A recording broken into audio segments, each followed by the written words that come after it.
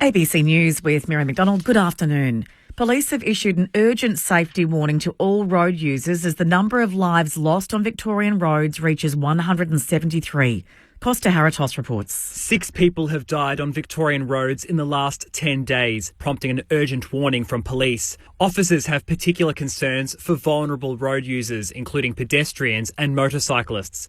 42 motorcyclists have been killed this year, up from 23 at the same time last year.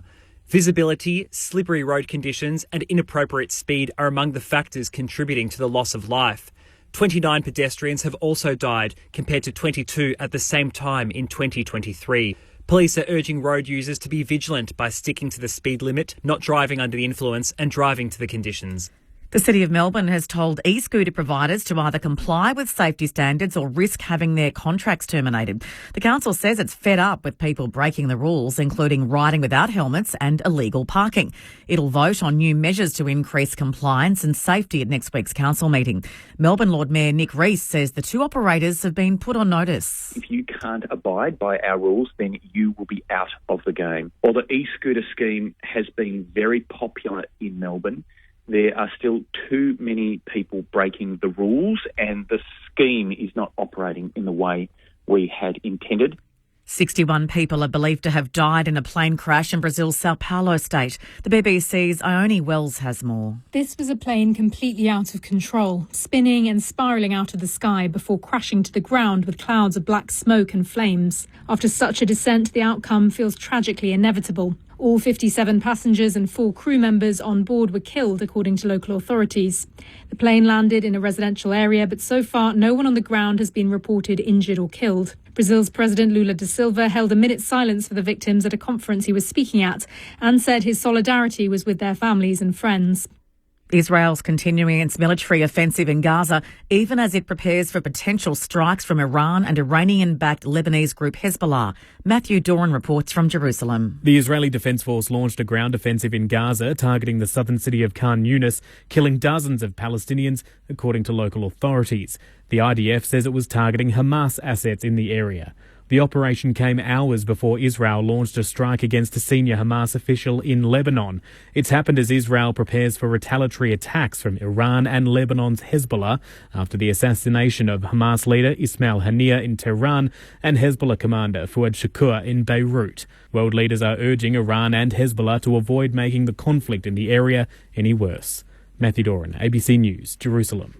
Australia remains in 3rd position on the Paris Olympics medal tally after more silver winning performances on day 14 of the competition. Ali Crew reports. Australian cyclist Matthew Richardson fell just short of Olympic gold, claiming a silver medal in the men's sprint after a track duel with Dutch great Harry Lavreysen at the Velodrome. 28-year-old diver Madison Keeney also won silver in the women's 3-metre springboard diving, Australia's first ever medal in the event in Olympic history. Tom Green and John van der Westhuizen have taken bronze for Australia in the men's kayak double 500-metre sprint, finishing 3rd in a blistering final. Australia goes into the 15th day of competition with 18 gold, 16 silver and 14 bronze medals. And Algerian fighter Iman Khalif has won her country's first women's boxing gold medal amid a Paris Olympics marred by speculation over her gender. Tom Maddox reports from Paris. A huge contingent of Algerians turned out to support Khalif in her gold medal welterweight bout against China's Yang Lu.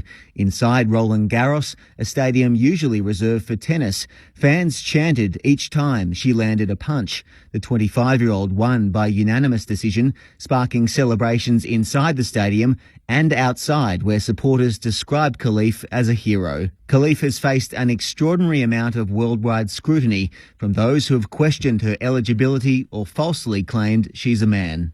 Meanwhile, Australia's female representative in the new Olympic sport of breaking has gone viral for her performance at the Games. Ray Gunn, real name Rachel Gunn, was unable to win a point against her international rivals. The 36-year-old's performance, which involved, among other things, an impression of a kangaroo, didn't connect with the judges.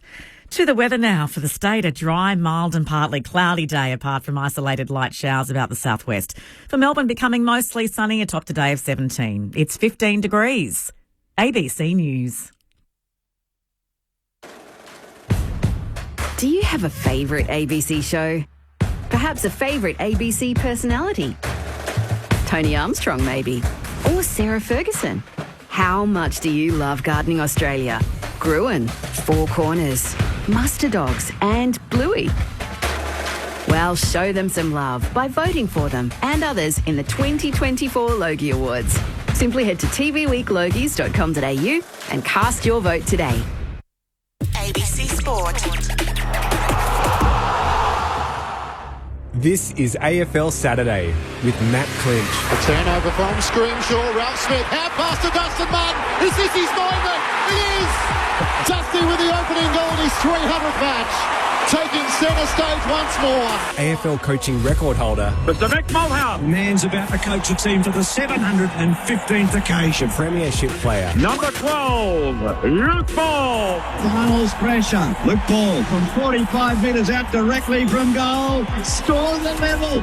AFL Saturday with Clinchy, Mick and Bally. AFL Saturday on your radio, ABC Sport Digital, and take us with you on the ABC Listen app. 3 rounds to go in a home and away season like no other, which has us guessing each and every week. The Swans reignite their season with a thrilling final quarter turnaround to end Collingwood's finals hopes.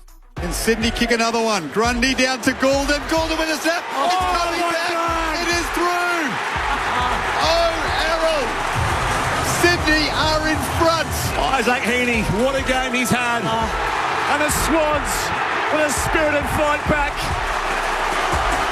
Regain top spot for at least one more week and land a knockout blow on Collingwood's premiership defence. A pair of the all-time greats of our generation, Richmond star Dustin Martin and Geelong's Tom Hawkins, announced their retirement during the week, and the lead-up to September intensifies with a mini-elimination final on Sunday, Carlton and Hawthorn from the MCG. Hi everyone, Matt Clinch with you for AFL Saturday on ABC Sport. Sydney midfielder James Jordan and Richmond President John O'Rourke to join us throughout the next hour and a half's time. Round 22 today, North Melbourne and the West Coast Eagles, Brisbane and the Giants, Fremantle and Geelong in the twilight, and take your pick tonight, Essendon and the Gold Coast Suns, and Melbourne and Port Adelaide. If the game you're looking for is not on your radio, the ABC Listen app has you covered. The NRL is on the ABC Sport button, so just click on the ABC AFL button or AFL Extra if you can't find the game in which you're looking for. The coaching icon Mick Moldhouse is here and ready to go for another Saturday. Welcome to you, Mick. Thanks, Matt, and Bally, and all our listeners. Interesting when your comment was the elimination this afternoon. I wondered whether we had one last night. I know it's close, and percentage now starts to play a bit of a part, but I reckon there might be a couple of clubs or a few clubs just breathing just that little bit easier given the last 5 minutes of last night. That would have been heavy breathing up until around about 5 minutes to go.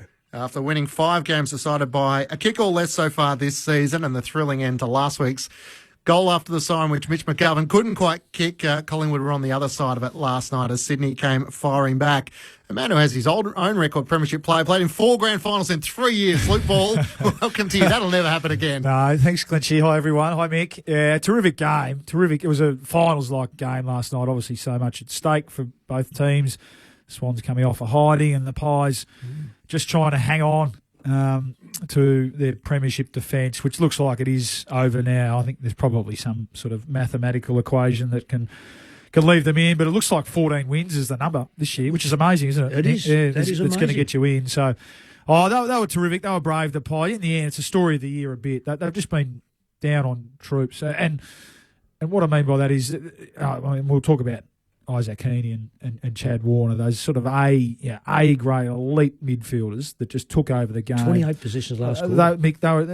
Heaney's last quarter was just a sight to behold, and Warner not too far behind. They were magnificent. They won the game for them, and there's still question marks around the Swans too, which we'll talk about.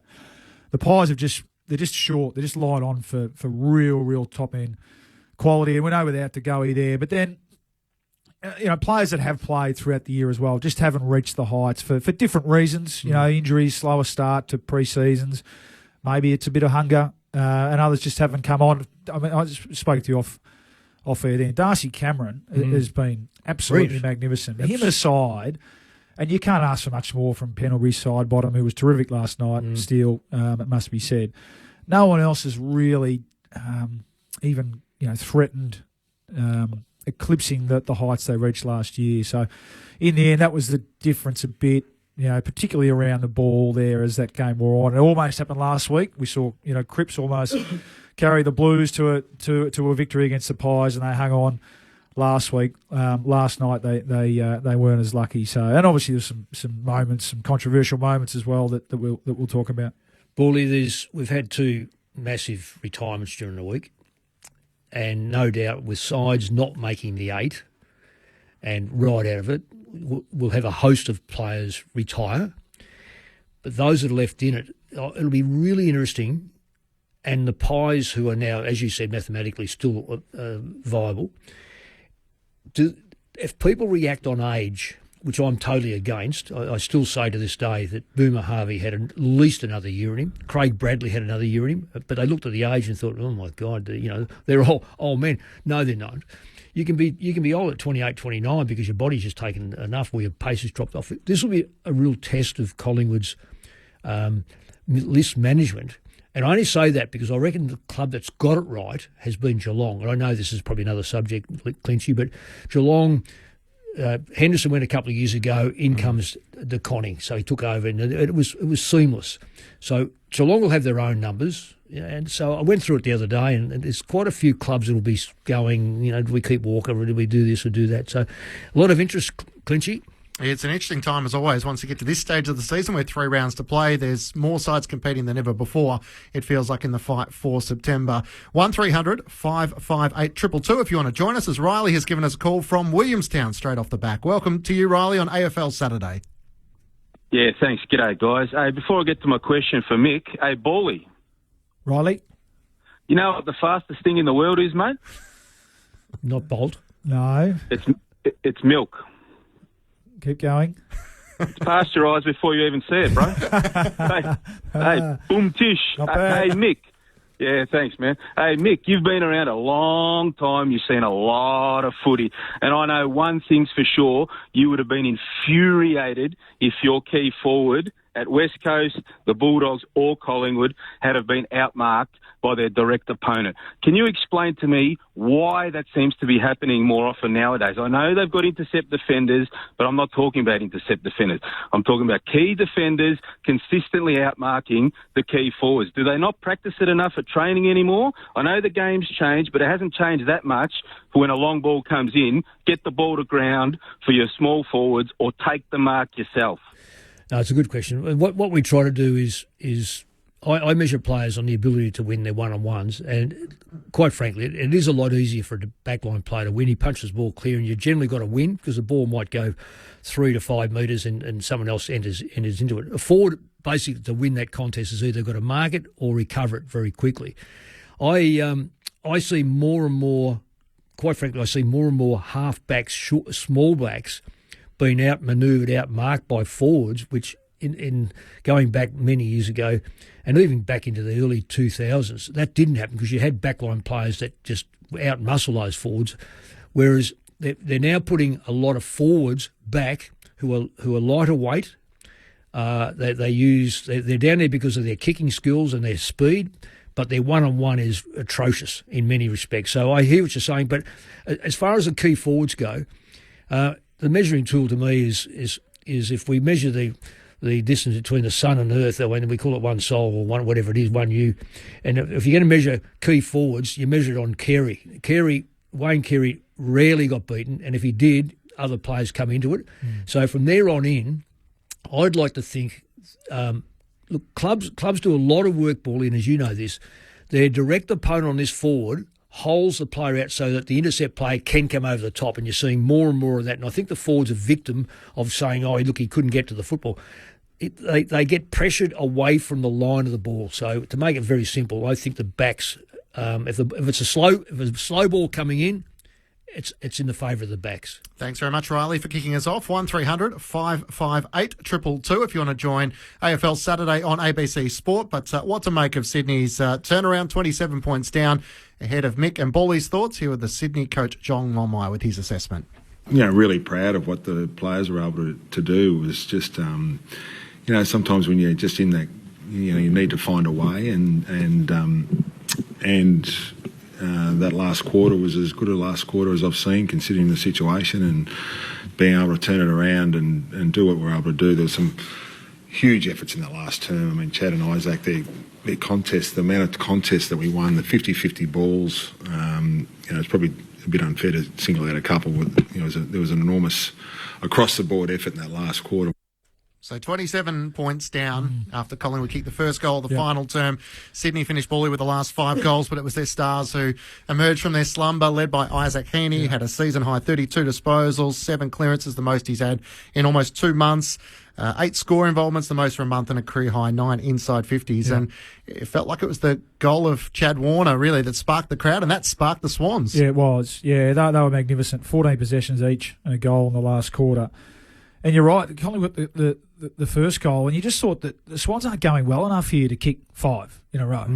It's going to take something quite extraordinary, and that's what came. And we've spoken about their challenges either side of the ball, and then Goulden, who'd been pretty well held, just found a way to bob up and kick the winning goal with a couple of minutes to go. So I mean, you could hear the relief in the coach's voice there, and you just saw the stress and the pain both on the coach's box throughout the night, Mick,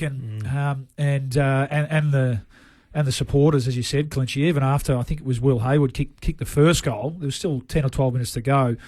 The crowd didn't really get involved. It wasn't a feeling like, we're a bit like that. We're not going well enough here to reel these guys in. And Collingwood had their tails up. Their pressure was good. They had 21 tackles inside 50 throughout the game. So it just felt like, surely they're far enough ahead to hold on. But he made a couple of coaching moves, Mick, which I'm interested in your view on John Lamaya. Luke Parker, who'd been playing, I think, a defensive role on Jeremy Howe, threw him into the midfield, got the first clearance. Isaac Heaney got a clearance early, had a little fumble, but it felt like by putting Logan McDonald forward, all of a sudden they had a bit more confidence in how they were trying to move the ball. Yeah, he did. Yeah, but then you heard Longmire say it then, and we had a chat again before coming on air too, Mick. Was there a lever that Craig McRae could have pulled once he realised, hang on, these 2 stars are motoring here? Can we put... And I think just watching the game, I'm not sure that it was... I didn't find myself screaming at the screen, who's on Heaney or who... They just won. They just won contest after contest. They just won 50-50 balls. And McRae dipped his cap after the game. He said sometimes... he said Heaney was just unbelievable. You won't see a quarter like that again. So... There'll be on reflection, could we have been a bit tighter there? Could we have recognised the fact that these guys are their match winners? Can we lock on a bit more? Even that last goal that Heaney Gordon kicked was a forward 50 changeover. Quaynor just got caught ball watching, half a second, Gordon goal. So there'll be stuff that Collingwood rue, and then there was some officiating stuff obviously that had an impact. But I think you've just got to take your hat off to a team that through their stars just found a way to win a game they had to win. I think, Paulie, it's a remarkable effort when you've lost 5 of 6, and the last loss you had is 112 points. Without a great, yes, he made 4 changes, but they were all bottom end changes. They weren't. We're not going to throw out the better play. It was players that can be replaced, and would they give him a kick along? Because it wasn't. I don't think anyone returned. Rampy returned from injury. Yeah, okay. So we got one back. When I say they got one back, but it's a remarkable performance. Very rarely are you able to recover from 112 odd points. I know it's away, but you can do it probably, and I've seen sides do it if they've won the previous game or been competitive, but. I know that they've lost a couple of games by single kicks, but their last few weeks has been really dismal. And to lose Papley, who's a live wire, he just seems to energise them. That to me was all the indicators to me. And watching Collingwood play last week, they're not scared of travelling. They're not overawed by the occasion. And for all intents and purposes, now my honesty here is. I was patchy last night. I watched bits and pieces on the way through because I was watching the Olympics.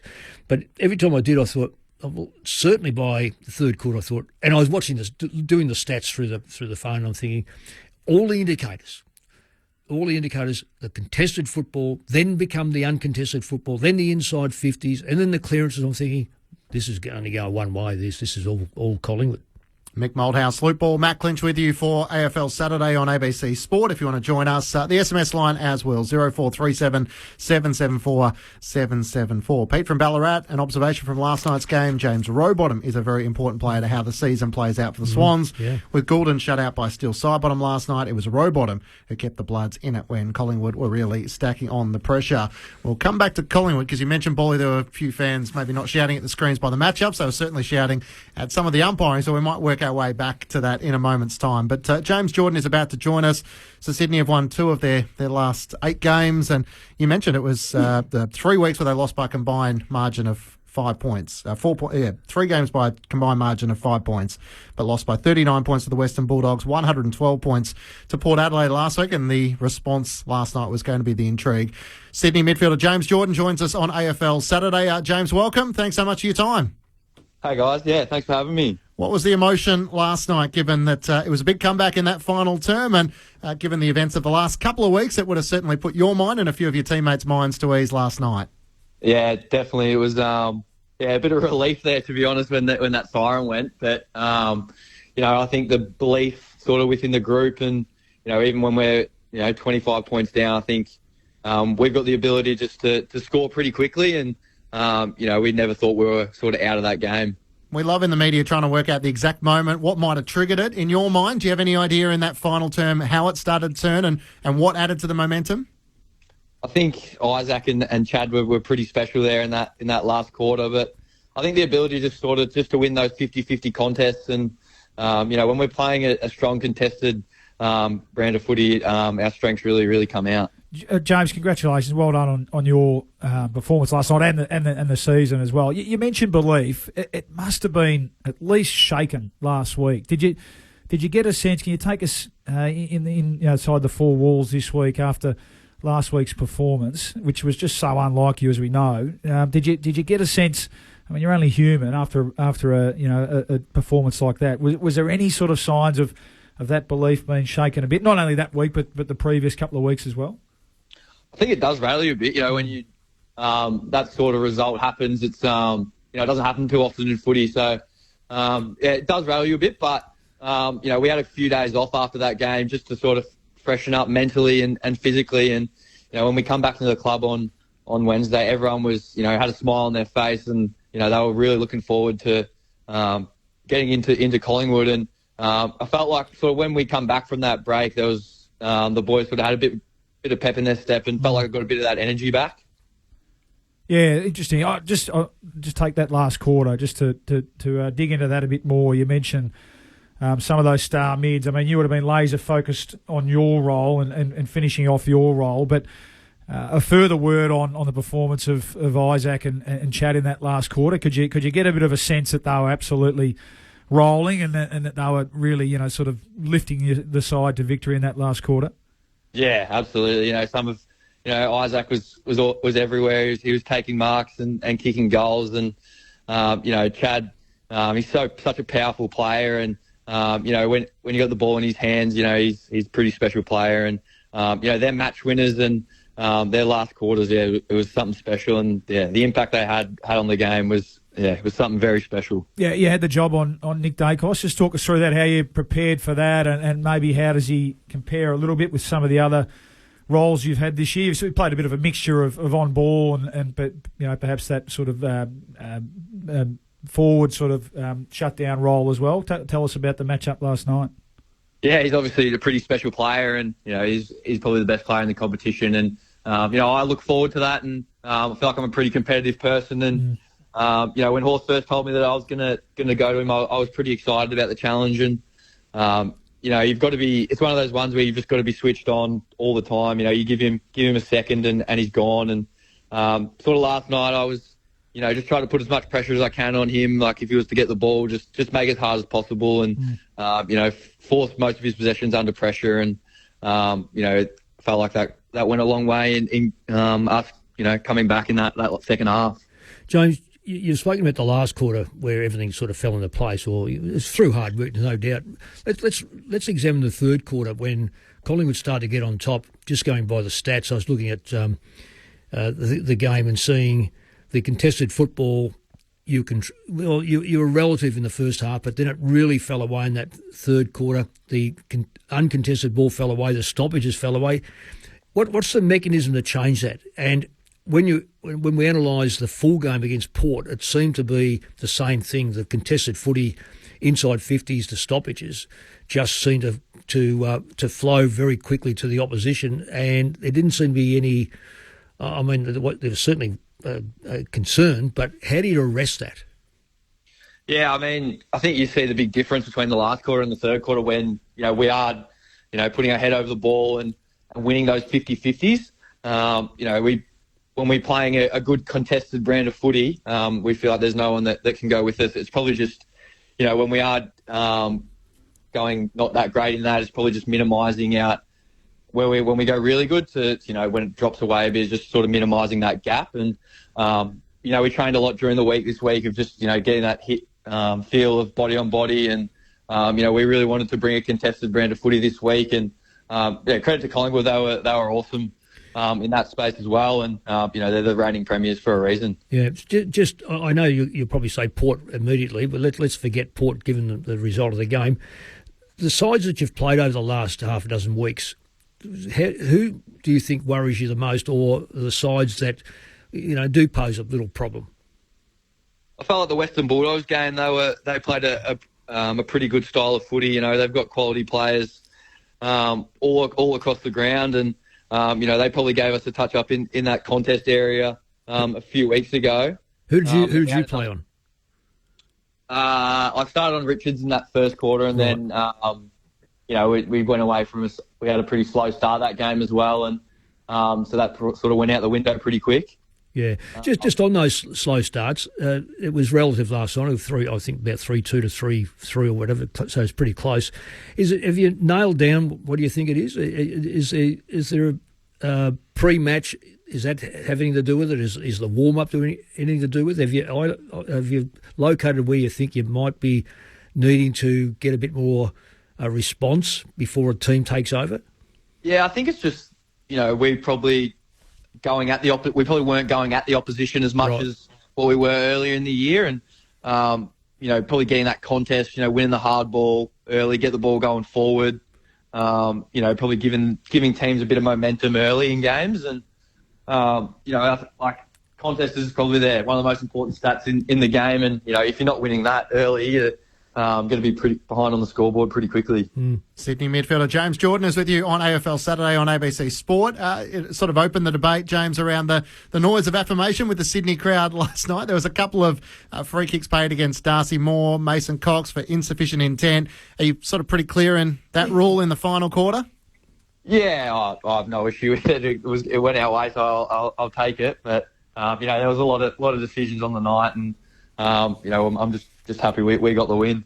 And how have you sort of addressed your recent form? You spoke about having the extra couple of days off, returning from Adelaide, and John Longmire has been around a long time, so I might pose it to Mick after you. But how's he sort of handled your recent form to trying to, I guess, spark the team back to life? Has there been anything sort of left of centre done to just try and remind you of how good you were in the early stages?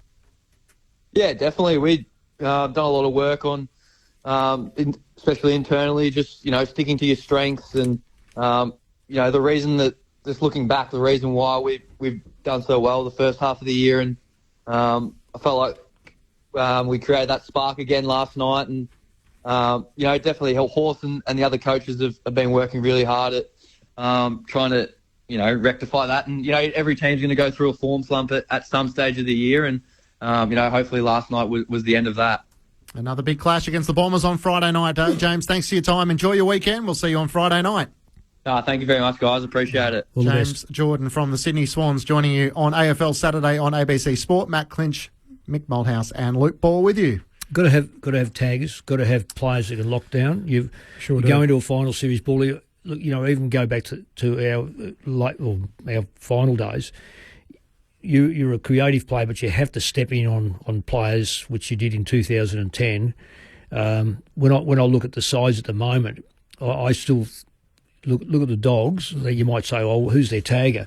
Their tagger is the inside player who's going to cause the most mayhem for the opposition. And what Richards has done is been able to sit on half in and half out, which means Liberatore can now just focus in on solely on getting in and do all the grunt work in the middle. And that's why I reckon Richards has changed the dynamics because of that. If you go to, say, Hawthorn, there's no question. They've got their playmakers and they've got their stoppers. And that's what's created a side that was going to finish bottom four. I had them bottom four. They are a real chance to step into the eighth or certainly level off with the eighth side this weekend. They've still got a bit to iron out, the Swans. It feels like, doesn't it? Still at both ends of the ground. We know there's a few to come back in at either end of the ground, but Adams, Jordan, there's still that midfield mix. Adams just dropped off. Parker was almost full-time forward last night. As you said, he spent a pinched hit in the middle a bit. I still get the feeling they're not quite sure. Are they maximising their team at the moment? It feels like they're still trying to work out with Callum Mills coming back in. What's the best role for him? Yeah. You've got Taylor Adams and Luke Parker. I mean, both of them would normally be in your starting midfield, and yet they're trying to find different roles and whether they can play that high half-forward pressure role. With Jordan playing that right, I'm not sure. Can't do it. They can. Yeah, I'm not sure that. Logan McDonald, is he a defender or a forward? Oh, gosh. I mean, no, he's a forward. He's a forward. He's a forward who'll pinch hit down the back end. But the worry about Sydney really has got to be Taylor Adams, because do you keep playing him because we just got him, and what Sydney are like, they really do turn players' careers around. Not that it needed turning around for Taylor Adams. I thought he was still a very good footballer. But at the end of the day, if you have Heaney going through there, Parker last night demonstrated that you need a big-bodied crash and bash player. So there's no doubt that Mills coming off a shoulder, Clinchy, let me say, that a lot of players who come off a shoulder like that, they have to find their way through the game. They have to, because there's still a slight worry. Do you punch the ball clear and what happens to your shoulder, or do you tackle? So he's part of their better side, but he might take 4 or 5 weeks, and it might be just on the cusp of the finals before he starts to hit his form. On the SMS, John from Rosanna, 0437 774 774. Hi, panel. Is Longmire the best and most underrated coach ever? Always gets his team up there in contention over a long period of time, and some of them have been pretty ordinary sides talent-wise. Well, I don't think he's underrated. I think he's pretty appreciated, John. Oh, he's certainly not underrated. I think if you spoke in the football community, John Longmire is very, very well respected, and the way they've done it, I stand corrected here. I don't reckon he's been out of the finals more than once or twice since he's coached. Yeah, he and Chris Scott have had incredible records. The other controversy, as we spoke with James Jordan about, was some of the umpiring calls and the insufficient intent, which is no longer deliberate. It is, you have to try and keep the ball in play. Craig McRae was adding voice to the confusion last night. I reckon if it was at the MCG, it would have been paid. Yeah, there's definitely an advantage for a home crowd. Yeah, I thought it was a 50-metre penalty to the letter of the law. I'm sure the AFL will come out and say it's a free kick or a 50-metre penalty. There's a lot of deliberates tonight too. That was a bit of a circus. So I'm sure they'll come out and justify that too. But umpires don't always get it right. On AFL Saturday. What do they reckon? They come to play marbles or football, or think they sat in their cars waiting for the game to start and go out there? This is Mixed Messages. Well, that's a lead into Craig McRae's comments about if that game had been played at the MCG, there would have been a different interpretation of that rule. He's spot on. That would take place. But for Craig's sake, that he's only coached in Victoria. I coached in Western Australia for 10 years, and I'm not saying for one moment, I don't think the umpires, under any circumstances, cheat. They are human and they will make errors. And sometimes with a massive crowd, if you go to the West and you get 60,000 people silent over something or loud over something, the umpire generally reacts, and he'll react away. Collingwood travel 4 times a year. So it's hardly, and if you analyse the cut and thrust of pros and cons, I can name a fair few games where the Pies have probably snuck over the line for a bad decision. So the message here is you're going to have to put up with it. It was a really bad decision. I think everyone in the football world can see that he ran over the mark for a start off and then didn't play on. But I can go back 2 weeks and see Mason Cox do the same thing. So, whatever. As far as the intent to get the ball over the line, the quicker we introduce, I'm not for changing rules, but this one has to take place. Last to touch it over the line between 50-50s, then it is straight away goes to the opposition. Inside your front one and your back one player goes directly out, that's interpretation. That the umpire still has got to have the capacity to say that is deliberate or not deliberate. So between the arcs, you're saying between the arcs, it is just large touch, which is the Sandford rule, kick. is it not? Is the Sandford rule. So there was the three controversial ones. There was the no 50-metre penalty for Dan McStay, who marked in the middle of the ground on the lead. Tom McCartan was right behind him. He swung around and kicked, and the umpire didn't pay a 50-metre penalty. And then there was the two insufficient intent. So Mason Cox, the umpire who was not in position, actually made the call as opposed to those most closest. And then there was the Darcy Moore one before that. So Rule 18.10, kick, handball, force ball over the boundary line, and you don't demonstrate sufficient intent to keep the ball in play, you will be penalised. So it's no longer deliberate, it's insufficient intent. That's been the case for a few years. Can I just go, Clinchy, I need you to quote that rule again towards the end where it says kick, hand pass or other. Yep. Now, the other would be a punch or a tap by a ruckman. So you have to demonstrate sufficient intent to keep the ball in play, which goes counter to the ruck just knocking it straight out of play. We interpret it as if it bounces, it's fair game. Well, that's not the rule. The rule is if you just punch the ball and it's going to go out, which time and time again ruckmen do, then that's got to be policed. No, but it is. Hang on. So you're seen that policed. You're saying from a stoppage, if a ruckman hits it straight over the boundary line? No, not over the boundary line. Into the ground and bounce over. There seems to be because marking contests you're allowed to belt to the boundary line. The two that you mentioned, I actually thought Cox was probably fair enough. I mean, he had an opportunity to paddle it. It was very clear what he was trying to do. I thought Moore's was very, very stiff. There was a player just there, and he was genuinely trying to. But they paid it all night. Yeah. They paid it consistently all night. They paid it with 50-metre kicks out of what the umpires. Is it right, Bully? Well, I don't know if it's right or not. I don't feel it's the rule. It's the rule, and maybe what you're saying is we take the grey out of it a little bit because I think a couple of those ones, and this is back to the 4 umpire discussion, which is another discussion. One of the umpires didn't think it should be paid. The other one did. They came and ended up being paid, and one of them actually got overturned. So that's another debate about that. But I think the players are aware of it. And the cue they look for, if you're standing along one line of the ground, let's say, and the kick goes directly towards the boundary line, they're going to pay it. So I think players know. Maybe take a bit of the grey out of it. A couple last night were in the last quarter, so they were contentious. I thought Moore was really stiff. I thought Cox was probably didn't disguise it well enough. But they did consistently pay it all night. And sometimes it feels like, in games, one gets paid early and they get on a bit of a roll and keep paying them. And that's what it felt like a bit last. And that's what McRae was referring to. It was a bit of a circus. And the majority of them went against Collingwood.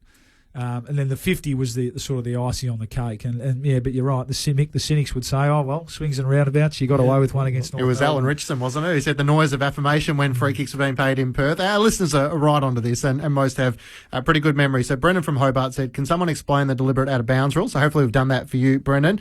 Wendy from Bendigo says, McRae wasn't whinging when their players charged the North player, and Collingwood won by a point. Exactly. Poor form from him.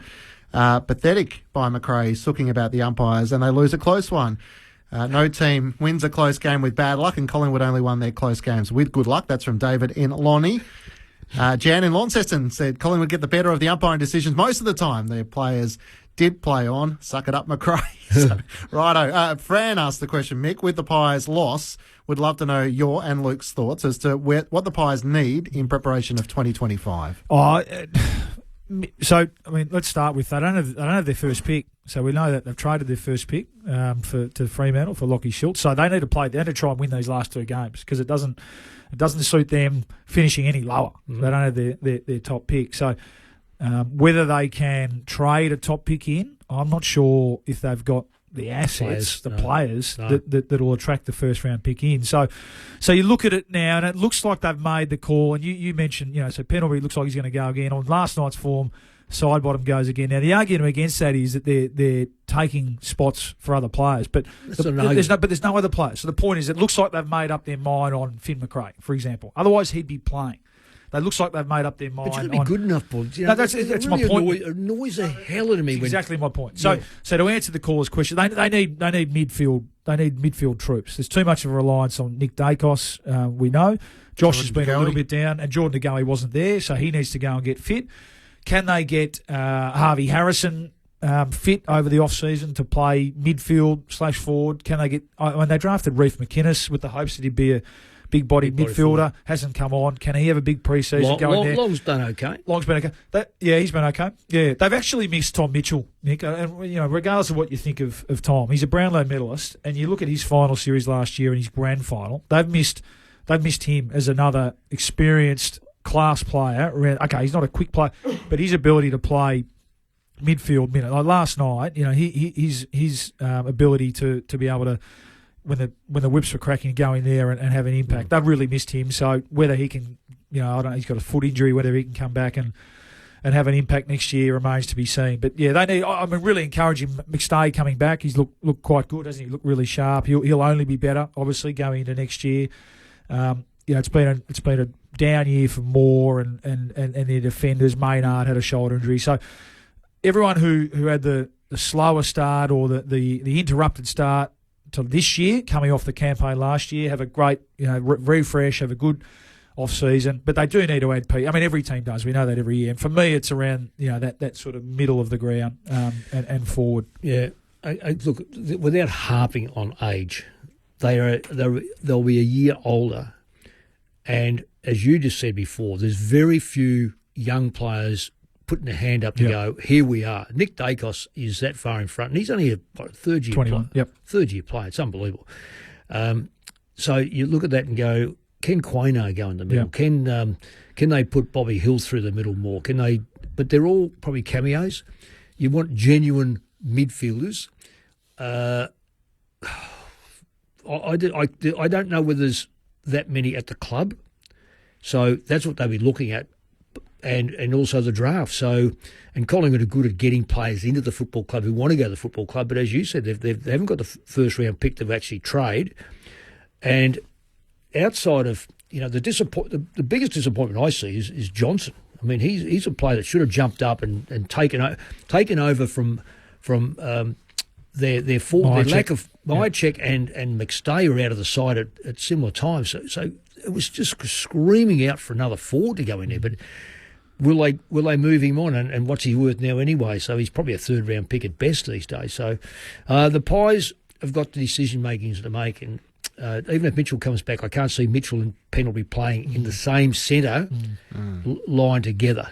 So 9 players over the age of 30 for Collingwood. Pendlebury 36, Howe 34, Sidebottom, Cox 33, Elliott, Myercheck and Mitchell 31, Will Hoskin Elliott and Jack Crisp are 30. So some of the decisions, Scott Pendlebury has already said he's been offered a 1-year contract to go around for another year, but decisions around Sidebottom, Cox, Elliott, Howe, Myercheck no doubt will continue on. He's probably the one they're missing, and they'll have to find a replacement for Nathan Murphy, who retired at the start of the season. AFL Saturday on ABC Sport. Matt Clinch, Mick Moldhouse and Luke Paul with you. It's been an interesting week with the retirements of Dustin Martin and Tom Hawkins. We might come back to that because John O'Rourke, the Richmond president, is going to join us after 1 o'clock, and there are some interesting questions to pose to the Tigers as they search for a new CEO and some of their players who are contracted, but they might be on the move at season's end. The news over the last sort of 48 hours, Paulie, that Taron Thomas, that Grubby Allen had sat down and had a conversation with him. Feels like they kind of read the room wrong, and then the AFL came out and just reminded everyone that Taron is currently suspended with a court case to take place in November, so he's not actually allowed to play at any AFL level until that is dealt with. But St Kilda came out and issued a statement and said this is what Graham Allen does. He has a lot of lunches, and this was just another one. Is it showing a degree of desperation for St Kilda, or is that just the level that all, I guess, list managers are going to turn over every rock just to make sure that there's nothing they're not missing? Yeah, I did feel a little bit like that, didn't it? I get it. Okay, so turn over every rock. Maybe they read the room a little bit there in terms of the timing. They've done it so many times, the Saints. Yeah. And Gubby's done it a few times with it. Yeah, they're just trying to be a bit cute as they've had a really good record, particularly with Indigenous players. Can I just jump in there, Bully? Yeah. That effectively says Thomas is not going to get picked up, doesn't it? Yeah, absolutely. Yeah, I think the AFL have been pretty clear on that. And I think the general feeling around the industry is that it's, if anything, it's far too soon. The thing that really, to be even considering that. Yeah, Mason Wood, for him to say that former teammate of his, that is a massive call by a player. There's the indicators more so than any journalist, any from outside recruiting managers, whatever you want to say. When a teammate says something like that you've got to sit back and you've got to take notice. That's incredible what he has recommended. Yeah, so they'll say that it's been overblown a little bit, but they probably had to know that if it was to come out that it was going to be news. So meeting on Lygon Street is probably not the most secretive place to have a catch up. Exactly. So they read the rumour a little bit wrong there, potentially. But as you said, that's Gubby's way a bit, and they'll move on to the next target. I mean, they're clearly another team who needs to get talent in. Ooh. I just think that they're probably better off looking elsewhere. Where's it coming from? It's really drying up, isn't it? Free agencies, they're all being signed, and it's really going to the draft or getting someone. So the great thing about good recruiters, if you look, and I look at Collingwood, for instance, and perhaps Geelong and Carlton to an extent, certainly Cameron. How fantastic has he been for a player, for a club that needed a ruckman? All of a sudden they lost a ruckman, and they not only lose him, he's a premiership player, and he's probably there. He's a shining light last night. Cameron, I think he'll push Nick Dacos for the best and fairest this year. There's no doubt about that for Collingwood. Well, who's the ruckman of the year? McInerney? McInerney. Cherry or McInerney on numbers, yeah. You'd probably go for someone in the 8, wouldn't you? Yeah. But Cameron's up there. He's really terrific. Yeah. He has. Oscar McInerney is an interesting one.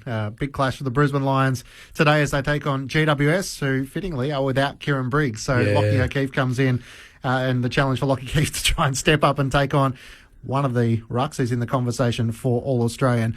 1300 558 822 if you want to give us a call, as Ray has done from Waverley. Ray, welcome to AFL Saturday. Yeah, g'day there. I went to bed at 3/4 time. I don't follow either side, but I thought Collingwood's halfbacks were defending really well right up till then, so I didn't think the scores would change, but I'm shocked now. But the perseverance of the Swans in that last quarter, or basically it came to a point where the defence of the halfbacks mainly were breaking down that little bit more for the Swans to get victory. No, more of the former, I think. Yeah, Ray, good call. Yeah, you're right. The Pies were defending well, and we saw that last week. It's been a criticism over the last 4 or 6 weeks of, or probably across the year, given how good they were last year. Is it defence? We've spoken about Nathan Murphy, but Moore hasn't reached those heights. Maynard, Quaynor, and Noble and the like. The last couple of weeks they've really just got back to basics and just defended one-on-one and stopped worrying about coming off and supporting and being loose. Stripping it back to first port of call is defend and beat your opponent, and they absolutely did that. You're right, in the first half, 3 quarters, and in the end, as we spoke about off the top, it was just that perseverance and then a little bit of brilliance from the Swans mid-forward. I think particularly around the ball with their ability to win contests. But then Heaney went forward and won a big contest forward. Warner tracked from a stoppage forward and kicked that great goal. And then Gordon, a stoppage goal as well, which has to be said. Isaac Quaynor would want again, that moment. So, good call. A bit of the latter, but more of the former. Swans' just ability to persevere and find a way to win. Thanks, Ray. Thanks for your call. I was pondering as I was calling the Essendon Fremantle game at the MCG last week, and Jai Amos put the Dockers in front, go back to the centre circle. There's a clearance with the game on the line, and Zach Merritt breaks away, gives it away to Sammy Durham, who Jake Stringer spoke to us post-match on the radio, thought he was on for the lead and thought it was going to be his day, but he gave it back to Sammy Durham rather than giving it back to Zach Merritt and kicked the behind that put them in front. But in today's era, Mick, in the 6, 6 and 6, it feels pretty impossible to defend in that scenario. It basically comes down to a clearance where your best midfielders are on their best midfielders, and that was a set play for the Bombers, which some of the TV guys did the work during the week. They'd done before against the Adelaide Crows, but this time it was successful. The old sweeper release. Yeah, you've got to be too much press that. That's been happening. That's been around forever? Yeah, of course it is. One of Mick's ones? Well, you've got to have, I don't care. Yeah, the coaches sit on their hands, which is a real shame that you can't now coach the side when you're a point in front or a point behind. You basically just hope you've got the right players in the right position. But you can manipulate your wingers and your half forwards. Your half forward has to just really just motor in to cover your forward tap. That's number one. So let's work on 3, 6 and 9, 3 o'clock, 6 o'clock and 9 o'clock. So for those that are listening, if your ruckman's facing 12, then you've got to have a player at 6, which is your defensive player. He has got to hold his ground and cover anything that comes out the back, or a squat by a ruckman like a McInerney who'll squat the ball straight at you. You go 9 o'clock and 3 o'clock, so you can cover either side. But also what you've got to do is get your winger. I know he's got to stand on the wing, but he stands as deep as he possibly can on that line so he can get cut in and cover as a double layer in front of the big rush that the opposition might have. And you can do it with either 2 wingers or 1 winger, and you generally do it with on the wingers where the ruckman is. If he's a right-hander, he's going to hit it to the left, and that means that the player's going to come out through the left-hand side.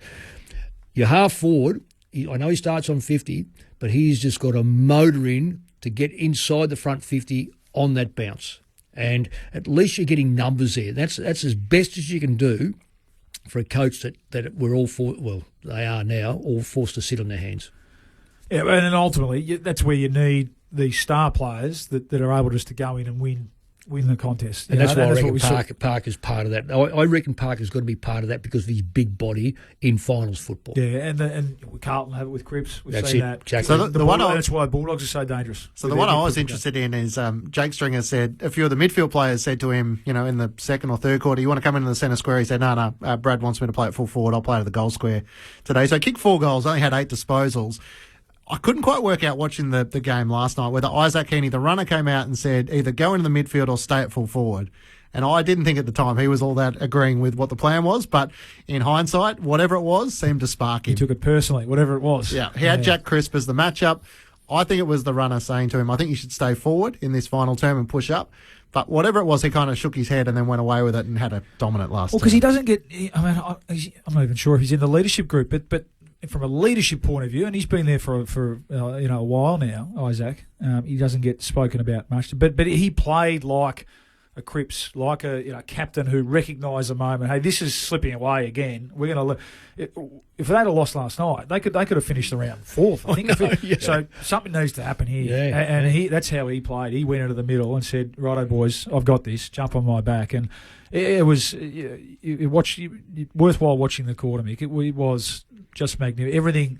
He was in everything. He was in every score, either kicking it himself or setting it up. Even the Gordon goal to go ahead was him creating the confusion with the handover and in that forward stoppage. So good on him. It was a fantastic performance.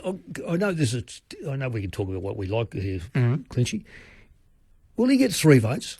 If he doesn't, we've got a problem. Yeah, right. Will he get we've seen this before where someone is ineligible tends to have the most cracking game of all time to get a 3-voter because the umpires are sort of... And again, I'll go back. It's an umpire's award, and they know that he's not qualified anymore. And I'd be intrigued to see what takes place after players become ineligible. Yeah, I don't think John Longmire and Craig McRae will miss him in the Coaches Association vote, so I imagine he's going to get the 10 votes when they come out on Monday. We've worked through some of the topics of the weekend, but Luke Ball always likes to bring something to the table.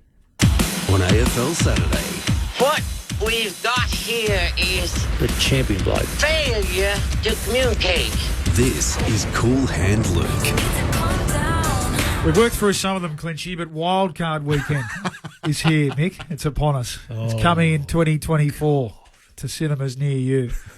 Now, look, I must say, I don't feel that strongly about it either way, but I can't help but think that it's, we've all enjoyed this unbelievably tight and close season. I'm going to continue to enjoy it for the next couple of rounds, but I can't help but think, and also we've got an extra round already this year. I can't help but think that there are bigger priorities, or if nothing else, let's just be crystal clear as to why, if any, we'd bring it in, and that would be to provide an extra little bit of content to broadcasters and for supporters to keep their season going a little bit longer. I just think we've got enough footy. I'm not going to lose sleep over it.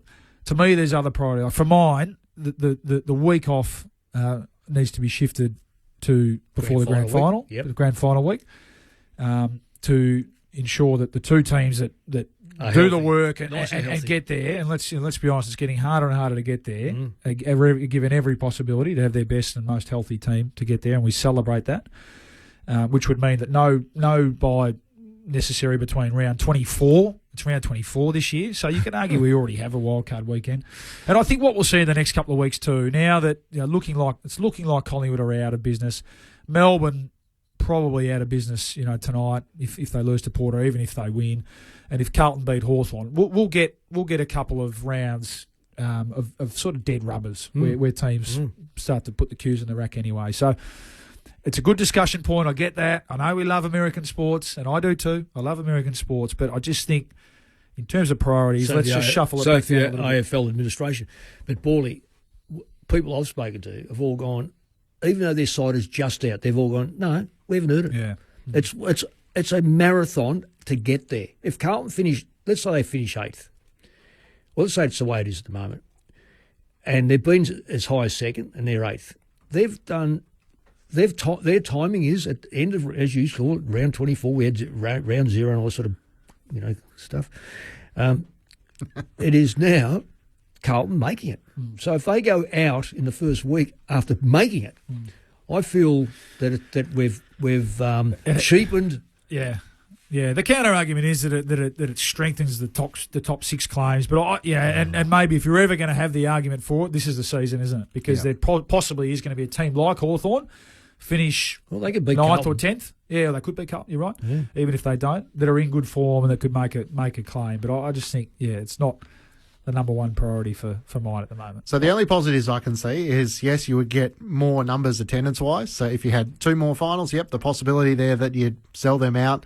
I'm not sure exactly how you could, sign that off and make money out of it, play it at a neutral venue if you've technically qualified to host one of those finals. But it just seems incredibly unlikely that a team that would finish 9th or 10th would get anywhere past the first week. And that's the point, isn't it? Yeah. Could you potentially have another bye in there the first week, so you play 7th versus 10th, 8th versus 9th, and then you do get your 2 byes? But, for me, it feels like it takes away from the enthralling home and away season, which has so many ramifications for sides that are fighting week in, week out to get there for September. Maybe when we have 20 teams, then half the teams make finals. So it works in the NBA, but they've got 30 teams. Yeah, we've got 18. Yeah. So, I think we get it. I think we get it naturally. I reckon what they probably bring in after this year, they'll probably best of 5 grand finals. Best of 3. Yeah, play through until end of November or something. I mean, fairly, can they just pull back a bit on the cash stuff and just look at players whinge and moan about the season going too long, as do supporters. Put it in a manner that it is a season where people can go to the end without being compromised over we're finished at round 11, 12, 13 or 14, which some of those sides have. The reason why it's 14 wins so far that will get the side in the 8 is because the bottom 3 or 4 clubs have been bloody pathetic. When you look at it, I think you've summed it up pretty well. Richmond have won. Richmond's first win was against Sydney. And you look at where Sydney is now, there you go, well, how in the hell they win that? Then you've got West Coast have won a couple just recently, and you've got North Melbourne who are battling. But that's where the extra numbers come from. Yep. I coached Collingwood in 2000, my first year, and we finished close to bottom. I don't think we finished bottom, but we had 7 wins. 7 wins. So when you start to have 7 wins as a second bottom side or thereabouts, clearly those wins come off sides that are, so we don't want 14 wins to make the top 8. We want a good even competition, which we say we have got. We've got a good 10 to 12, but that could be over this weekend, as you say. I tend to agree with you, Bally. I think it's coming in whether we like it or not. Wildcard finals in 2025. Our South Australian listeners are going to depart after the next edition of ABC News. So they're heading off to the footy. No late changes for North Melbourne and West Coast. So Dane Zersma for the Kangas. Andrew Gaff in his final match having announced his retirement. I think this is his final match, don't we? No, he's going to play 1 at home as well. And that'll get him to 300 total games, which is AFL so membership. 2 of the 3. Correct. Yep. Yeah. Next one at home. So he joins Tom Hawkins and Dustin Martin announcing his retirement. Interesting sort of career, given he missed out on that West Coast Eagles grand final with the suspension. Actually, to Eddie Brayshaw. Yeah. Got offered $1 million contract on the table per year at North Melbourne. It's a real sliding doors career, isn't it? Oh. Yeah, I mean, terrific player. Well, best and fairest, all Australian. And you're right, turned down big offers to come home, and then had that. And self-induced, it must be said, and he put his hand up for that act. That's interesting about that year that they won. Big Nick Nat missed out as well. Yeah. But it gave the opportunity for a two-ruck duel, which a combination, which previous to that you wouldn't have thought. Vardy and I'm trying to think of the big guy that went to Port. Lysette. And yet they did a fantastic job on Grundy, I think it may have been. So it is interesting, and sometimes you're defined by your premierships, which is sad because we know there's a lot of great games there, but Paulie, when your introduction is premiership player. So the retirement of Andrew Gaff, no late changes there, and Jackson Pryor for Brisbane and Connor Stone for the Giants. That's where our South Australian audience is leaving us. For everyone else, we'll continue on. We'll talk through some of the retirements of the week. Dustin Martin and his contribution to the game. Tom Hawkins as well. And so much footy to come on this round 22 of the AFL on AFL Saturday.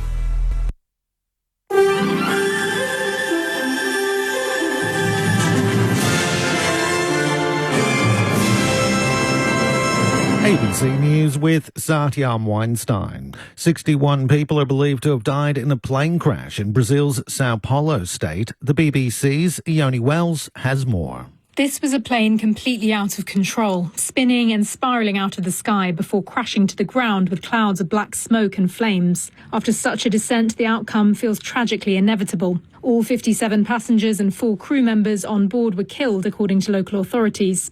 The plane landed in a residential area, but so far no one on the ground has been reported injured or killed. Brazil's President Lula da Silva held a minute's silence for the victims at a conference he was speaking at and said his solidarity was with their families and friends. Ukrainian troops are continuing their advance inside Russia's Kursk region. Ukrainian forces broke across the border earlier this week in a surprise offensive. Russia's declared a federal emergency in Kursk and has sent extra trains to evacuate civilians. This evacuee, who fled to Moscow, says the Russian president needs to do something to stop the advance. Vladimir Vladimirovich Putin, you should probably take more decisive military action, because I worry whether we will be next. Right now it's Kursk, and after Kursk, it can be Oriel or anywhere else. Meanwhile, the United States has announced a new $190 million military aid package for Ukraine. The package includes Stinger missiles, artillery ammunition and anti-armor systems. It's the 10th tranche of equipment for Ukraine since US President Joe Biden signed off on a national security package earlier this year. The Israeli military has confirmed it carried out an airstrike in Lebanon that killed a senior Hamas official. Sami al-Hajj was killed on the outskirts of the Lebanese port city of Sidon. The IDF says he was behind a number of attacks on Israel. Venezuelan President Nicolas Maduro is ruling out negotiating with the country's opposition leader, Maria Corina Machado, over the disputed presidential election. Mr. Maduro was speaking outside the Supreme Court shortly after confirming his re-election, despite evidence the opposition candidate, Edmundo Gonzalez, won by millions of votes. Nicolas Maduro says there's nothing to negotiate. Regarding the negotiation, I think the only one who has to negotiate with Maria Corina Machado in this country is the General Prosecutor. She should surrender, face it, and answer for the crimes she committed. That is the only negotiation that fits her. Flooding has left 45 people dead in northern Yemen. Heavy rain has seen a number of areas cut off, isolating communities and making rescue efforts difficult. The disasters also caused severe damage to infrastructure and property.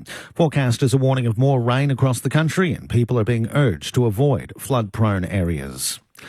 Closer to home, a man's in a critical condition after Queensland's third police shooting in less than a week. Molly Slattery with the details. Authorities were called to a disturbance at Kingaroy Hospital in the South Burnett region about 7:30 last night.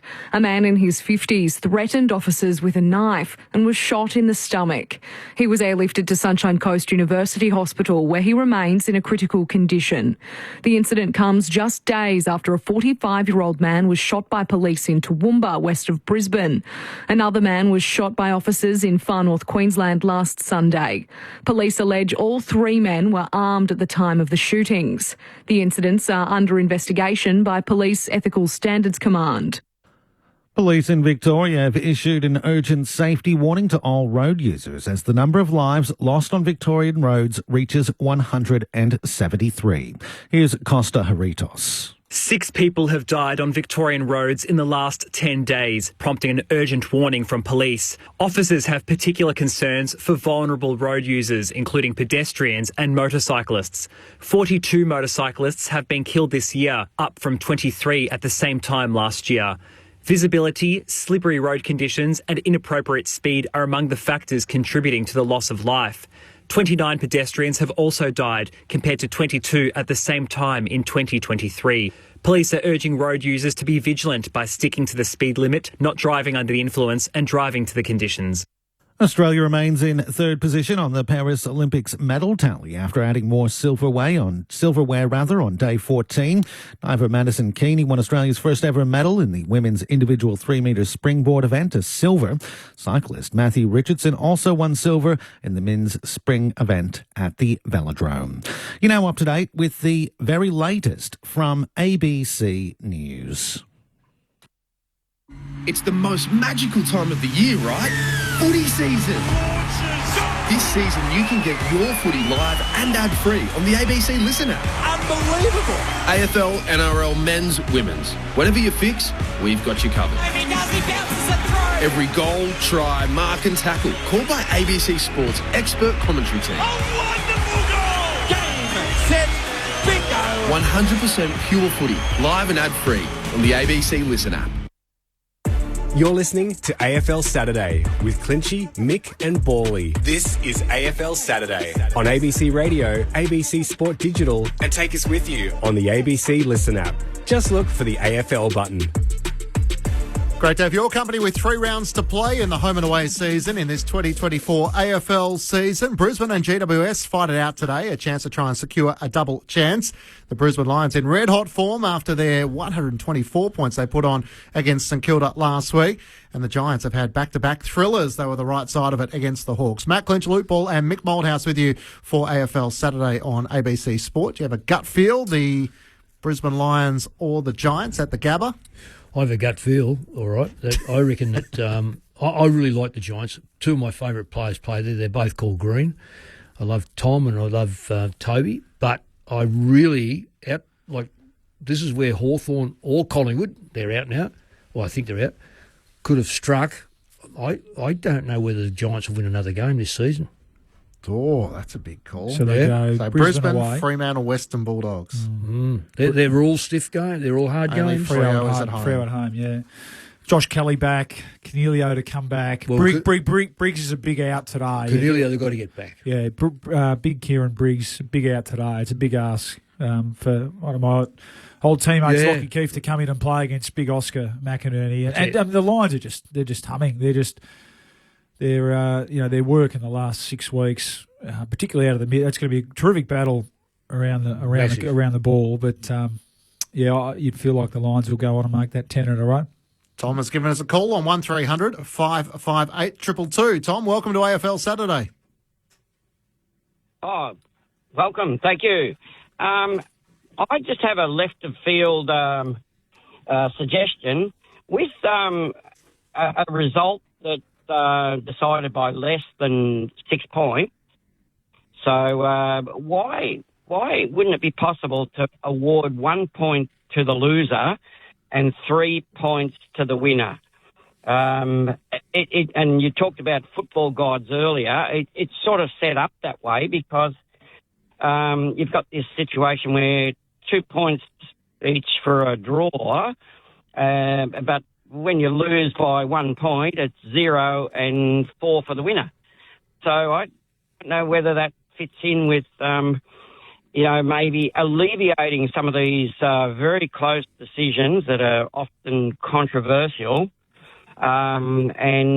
Maybe it would, if you go back through, even last year, it does actually change the opportunity maybe to be in the 8 or be in the top 4 or be on top. All right, Tom, it's a good suggestion. I'll put it to Mick Moldhouse. No, can't stand it, hate it. It's like losing the 100-metre final by a second and you get a bit of gold in your silver. So, no, it doesn't work. This is what elite sport's all about, is winning. Let's not confuse it with with other. I understand where you're coming from with the draw and that sort of stuff, but no, you get your nose in front. You stay in front. You win the 4 points. It's your job to be better than being beaten by a point. I'm not discouraging creative thinking, mate. It's great thinking. You mentioned winning. What's all this repechage nonsense at the Olympics this year? Is that a new thing in the athletics? Everyone gets a second go. Yeah, also the 1,000 metres down to cut down to 500 metres. Yeah. Otherwise, the Aussie wins. No, I totally agree. It's like giving. It's like school children getting a. How'd you go today? Oh, you look, I won a flag. Where'd you come? Oh, I walked home. Yeah. And what about the others? Oh, they all ran, but I still got a flag. No, this is not to downgrade what he's saying, but under no circumstances there should be any reward for losing. Yeah, I can't think of any other sport where the fabric of the game is decided with close margins, maybe other than when you have return legs in sort of finals where away goals count for more, but I can't think of too many other examples. But thanks for your call, Tom. Of course, we had 2 retirements of the all-time greats during the week, and one, of course, a Richmond champion, Dustin Martin, who we didn't hear from, apart from this moment in his 300th game. A turnover from Scrimshaw. Ralph Smith, hand pass to Dustin Martin. Is this his moment? It is! Dusty with the opening goal in his 300th match, taking centre stage once more, and every Richmond player comes to celebrate, living up to the occasion. And the yellow and black army at the punt road are going nuts. That's amazing. Disappointing result for the club, but I love the Tiger Army so much. I love the club so much. It means the absolute world to me. All the love I received this week has just meant the absolute world to me. So thank you everyone who sent me a message, social media, on the radio. I felt so loved this week. So I just want to thank you from the bottom of my heart. Appreciate it. A 15-year career, a 3-time Norm Smith medalist, triple premiership player, Brownlow medalist, 4-time All-Australian, 3-time Gary Ayres medalist and dual Jack Dyer winner. What legacy does Dustin Martin leave Mick and Bawley? A fantastic legacy, absolutely outstanding. Something that probably will never be done. And I know you've got to play in the grand final to win the Norm Smith medal, but go in there 3 times and 3 times winning it, and winning it under pressure. Yes, they beat the Giants easily, but the comeback against Geelong was all his, and that is an outstanding thing. And the other thing is too the legacy of. I think he seemed to be such a. And I liken him a lot to Dane Swan. They just never argue with the umpires. They get on with it. They cop. If it's a bad decision, as Swanee says to me, you can't change it. Dustin Martin just seems to turn his back and just go back into the play. And all kids wanted to wear a sleeve and also do the dusty. So when you've got that type of phenomenon with kids, you've had a great impact. So I couldn't speak more highly of a player. I could easily see that he's lost his grunt and his I'll say want this season. He's climbed. There's not many players in history or people in sporting history that will say that they've climbed the mountain. I reckon he could say, I've looked over the top of it. I don't need to go. There's no more mountains for me, and I don't need to come down the other side. Outstanding. Yeah, we walked away from last weekend's game, and I think before the game spoke about probably more hope than anything that he's just still got a little bit left in the tank, both physically and mentally, but and whether that was to continuing elsewhere. But yeah, walked away from last week, maybe he has just lost it. Then you need that, and he's a proud player. He obviously has come to that realisation. But yeah, well summed up, Mick. I think the legacy piece, you're right. I mean, the CV's there. That's there for everyone to see. But when you've had the impact on boys and girls, wanting to play the way that Dusty does, you can say it's been a pretty remarkable career. Every rock star has their signature move. For him, it was the fend off, and to see the fans in 2017 with the dusty haircut, I thought, goodness me, in the grand final parade. John O'Rourke is the Richmond president. He joins you on AFL Saturday on ABC Sport. John, welcome to you. Yeah, thanks, Matt. Good to be here. Now, we didn't get to hear from Dustin Martin as he announced his departure. Did you? Yes, I had I've spoken to him. I actually caught up with him yesterday. So he's, it's the end of a big week for him, but, he's in good form, and I think the overwhelming view and feedback from our fans as well is he's made the right call at the right time, and he deserved the opportunity to make that call for himself. So I think he's happy that he has, and as Mick summed up, just an incredible legacy and impact that he's had. So I think he's in a good space. So in that conversation, John, with you, without giving away any secrets, how long had he wrestled with it for, and was there ever a conversation around sort of doing any media, or was that sort of a given that he wasn't going to front a press conference? Oh, look, I think, it's been well documented. We know Dustin's a very private person and, he does it his way. But, as Mick said, he has an incredible impact without having to speak to the media. So I think it just sort of adds to the mystery. He wasn't going to do that. It was great that he made it to the 300th game. And, I think he really enjoyed that and appreciated it. That was an opportunity. And, to get probably, 50 or 60,000 additional fans there that were there just to pay tribute to him, I think was just absolutely, marvellous. So, he once he made his call, it wasn't about another farewell game for him. He just thought it was the right time. And to be honest, we got onto other topics like golf. So he's in good shape. John, was there any hint that he may have gone and joined his old coach? I'd never heard that, Mick. You never rule these things out in modern football. But look, from my perspective, he's a Tiger. He just loves the place. He loves his teammates, and that was his key focus was what contribution can I make here? And I think he came to the view that he's done, and it's best that he just goes on to a new chapter in his life. So I never really saw it as a big possibility. Outside of the golf and everything else, where will he end up? Look, I think he does need a good rest now and a break. But I would like to think that he may not be lost to the game. I do. Yes, he doesn't have the public profile or the media profile, and he doesn't say a lot internally either. But what he does say is highly valued, and I know his younger teammates love him. He was an incredible, elite athlete. The way he trained and prepared and sets a great example. So I think he could come back and play a role. What about New Zealand? In football, if he wants to. Is there a hint that he might go and spend a lot of time in New Zealand, given he's got one side of his relatives come from New Zealand? I don't know. I haven't explored that. He gets over there regularly and he enjoys that. But whether it's a longer term proposition for him, I don't know. John, I just want to come back to goal. I didn't have Dusty pegged as a golfer. How does he hit him? I imagine he hit a pretty long ball. I mean, usually guys who could kick a footy like that hit a decent ball off the tee. Have you played with him? How does he hit him? Look, he's typical of him. I mean, he's come at the game pretty late. He wasn't a player, so and I think with a bit of time, no doubt, he will get pretty good pretty quickly, I would think. And when he hits them, they stay hit. They stay hit, yeah, exactly. Yeah, no, terrific. Looking ahead, John, I think there's a general consensus that given the stage and the cycle that the club's at, that you're going to be one of the big players in the off season. We were just chatting off air before, and given the names that are clearly been thrown around and the standing that they have at the club, premiership players, how involved do you get at board level in some of those decisions?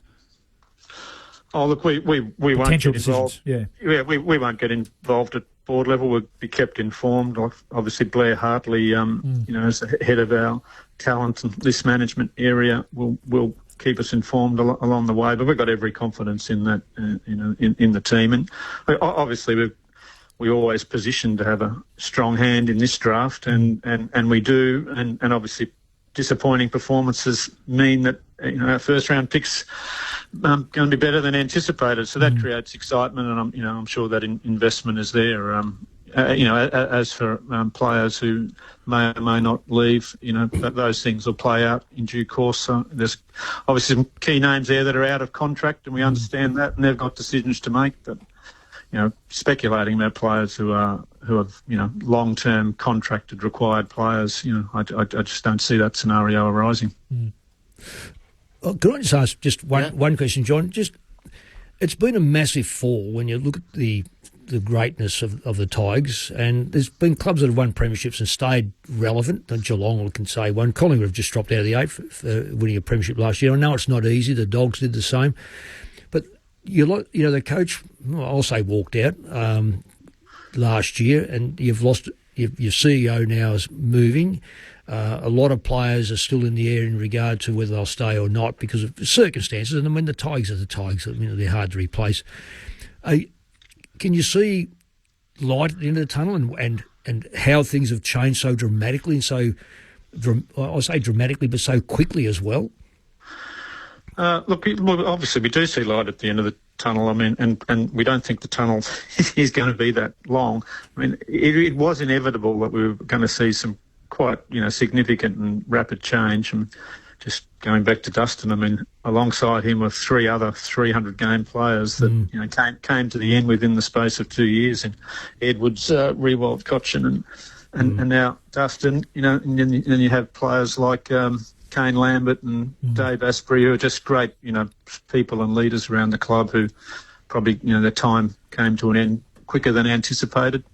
You've got a Dylan Grimes who's, had a terrible injury run this year, but, those things could be sort of predicted, and I think we're well prepared for it. And, we think we've still got some great experience, premiership experience still there, but great people and leaders who are going to be really good for a new generation of younger developing players over the next 2 to 3 years. And, we think we can come through that and another investment in the draft. So, I think Adams came into it with eyes open around that degree of change. Obviously, the run of injuries is you couldn't have possibly predicted the lack of continuity that we've had. But he's up and about. He's very calm, and he's happy with little bits of growth and improvement that he's seeing day to day, and that's what he wants through this year. And I think he's really looking forward to sort of really owning the space with a young crop and getting into next pre-season. Richmond President John O'Rourke is with you on ABC Sport. But I guess off the back of Mick's question, John, 13th last season, 10 wins, a draw, 12 losses. Yes, you've used 41 players and there's been injuries to key players. But I think the expectation from a lot of people is that Richmond would have won more than 2 games, and especially with the first-year coach Adam Uze. So has it surprised him a little bit that this has been the job that he's been asked to do, given the position of the list management and the team at the start of 2024? Look, I don't think none of us foresaw that we'd be sitting where we are, and it's been very disappointing. There's no sort of walking away from that, but I think there's not excuses, but there's reasons for it. But the silver lining in having a whole lot of core experienced players out for large blocks of the year is he's been able to get some game time into players that probably not quite ready, but that we think have a lot of promise. So he's been very encouraged by that. Players like Tom Brown, Seth Campbell, Steely Green, Kane McAuliffe. With Caleb Smith in the last few weeks been looks to be a really promising player. So I think he's taking a lot of positives about getting 6, 8, 10 games into these players that we otherwise wouldn't have. So I think it gives us a good platform for him to go forward into next season. And with Brendan Gale having announced he's stepping down after 15 years at the club, it feels like it's an important time to try and get that position organised, solidified, and then the direction going forward with Tasmania not too far away from coming into the competition. So where is that process at the moment, and when are you hoping to get a candidate into the chair? Yeah, well, we're well into that process with Brendan's announcement and the time that he gave us and the time that he could afford, given that his role with Tassie is not starting until well into next year, that we could run a really thorough process to search for the next CEO. So I would think we're coming towards the pointy end of that. It's going to be a very difficult decision, but good problems to have with strong internal candidates and external. So I would think by the end of August was our target date to make a decision there, and we're on track for that. And David Teague's departure as an assistant coach at the club, so does that open the possibility to potentially bring in some support for Adam Uze as well?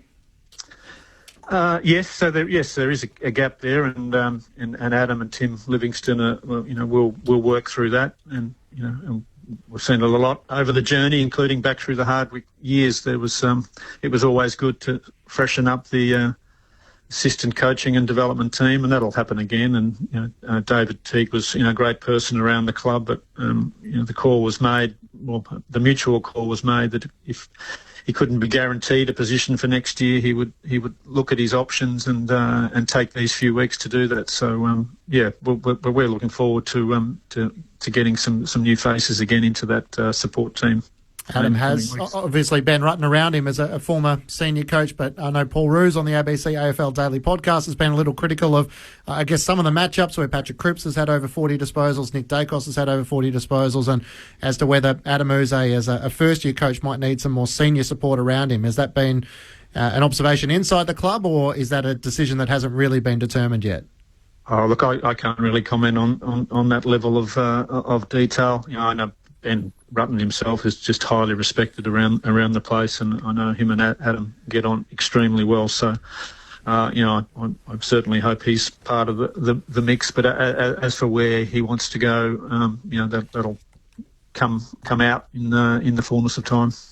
As always, John, we appreciate your time. As we let you go, Dustin Martin, will he have a statue next to Jack Dyer? Is he the greatest Tiger? I think we've got a great place for it. We're planning to get our redevelopment of Punt Road underway, and there'll be a beautiful new boulevard between Punt Road and the MCG, and I couldn't think of a better spot for a Dusty Don't Argue statue. Yeah, absolutely. Yeah, fantastic. Thanks so much for your time, John. Good luck against the Saints tomorrow.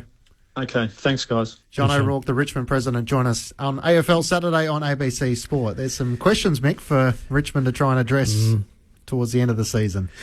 Well, there are, and there's no question he's spot on. The Tigers have never used it as an excuse for the injuries. They've been hit so hard with injuries. When you lose at Rewalt through retirement, then down goes your other key forward in Lynch. It really does leave you open, and then they bring in a young fella who does his knee. Gibcus, yeah. Yeah, and so you couldn't be any stiffer than that to lose three key forwards. One come back as a retirement, and without going right through it, I think they're better than what they are. I would have loved to have watched them live a couple of weeks ago. I would have loved to see them tag.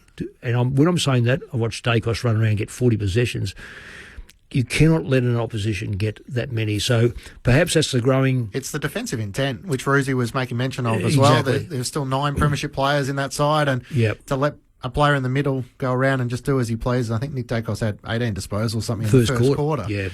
So whether it was a Tim Taranto or a Jacob Hopper, or to put someone to quell his influence. But Dustin Martin, 33, Dylan Grimes, 33, Marlon Pickett, 32. So like Collingwood, they have 9 players over the age of 30, with Sam Naismith, 32, Prestia and Lynch, 31. Nathan Broad just signed a 1-year contract extension. Camden McIntosh and Nick Vlosten are the other ones over the age of 30. Yeah, well, Vlosten, the way he played the other week. Oh, no, he's going, fantastic, Vlosten.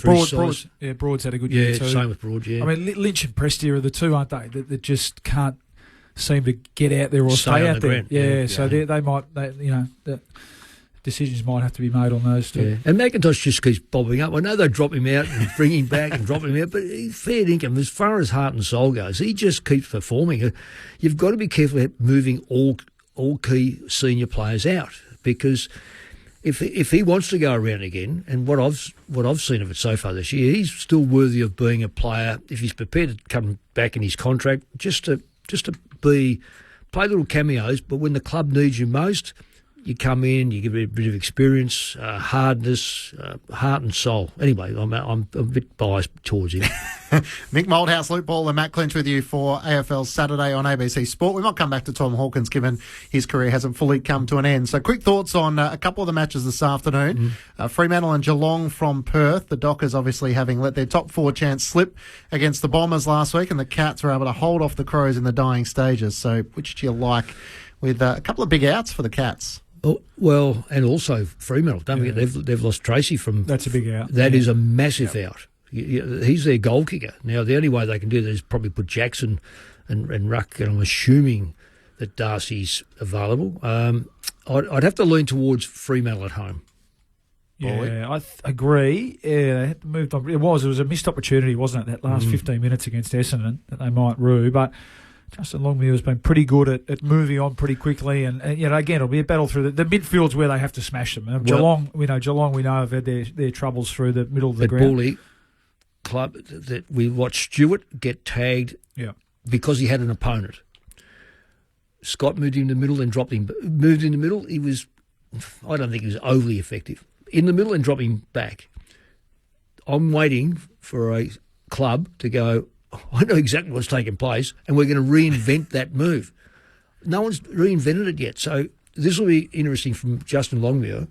Can he make sure that Stewart doesn't dominate the match again. I think Bailey Banfield's the obvious matchup. Well, of course there. he is, but he's got to move in and out with him. You can't just wander around. No, but he can do that. He's played defensive forward roles. He's played midfield roles. So that's actually a pretty good matchup. So clearly he's a key player. And they need to win. Fremantle need to win. They both do. Yeah, Duncan and Rowan come back for the Cats. Sam de Koning is out. Jed Buse has lost his spot. Nat Fyfe comes back in for the Dock, as you mentioned. Josh Tracy and James Aish being out. And Jeremy Cameron celebrates his 250th game. The Bombers and the Gold Coast Suns. Essendon just have to keep winning to keep their season alive. The Suns haven't won away all season, yet it would be rather telling blow to the Essendon fans if they won for the first time in 2024 to end their season. Found their edge, didn't they? The Bombers last week need to continue on and just need to go and win this game. It's just a team that they should be beating here in Melbourne, regardless of records. And I like the fact that Damien Hubbart's made a bit of a statement at selection too. This is round one for next year, almost starting. Well, they couldn't beat Springbank away, so.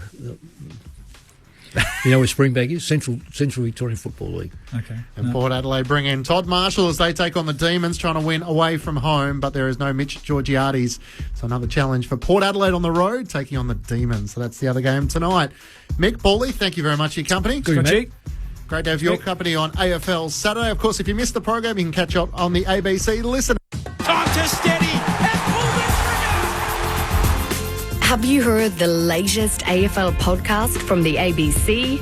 Join myself, Catherine Murphy, and AFL legend Paul Roos as we discuss all the big storylines. Feed your footy obsession or just learn more about the game as we bring you all the latest news and analysis. Find the ABC AFL Daily Podcast on the ABC Listen app. ABC Sport. We begin this broadcast by acknowledging the traditional custodians of the land on which this match will be played today and pay our respects to their elders past, present and emerging. We extend that respect to Aboriginal and Torres Strait Islander peoples listening. The moment of truth has arrived. If you think you have anything other than a split second in this game right now, you're kidding yourself. It's all to play for. Every single bloke has stood up. They are leaving nothing out there. I wouldn't want to be anywhere else on earth. Welcome to ABC Sports coverage of the 2024 AFL Premiership season. From 55, Sidebottom launches, goal! The Crows Magpies are on top of the AFL world. They win a spellbinding game of footy. Collingwood are breathless.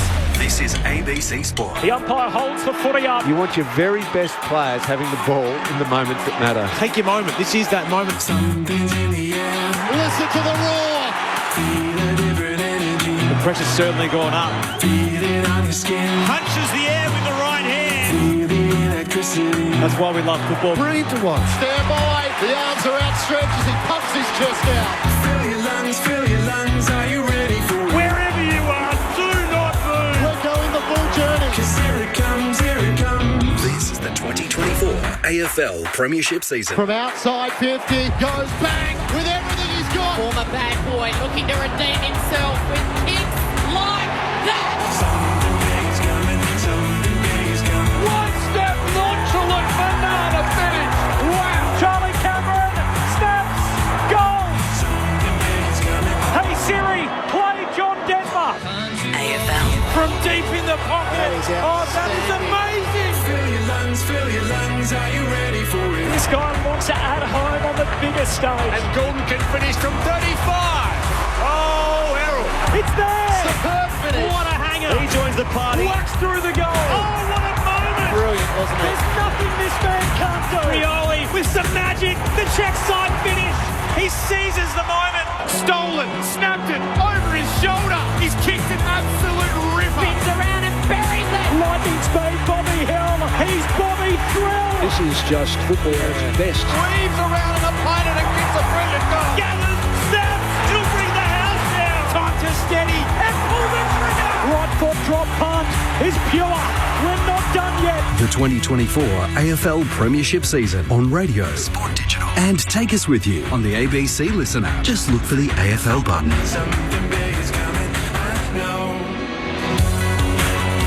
It's a massive day at the pointy end of the ladder today as the travelling Giants take on the hottest team in the competition at the moment, the Brisbane Lions. Brisbane, currently premiership favourites, but slip up today, and amazingly, they could be outside the top 4 by the end of the round.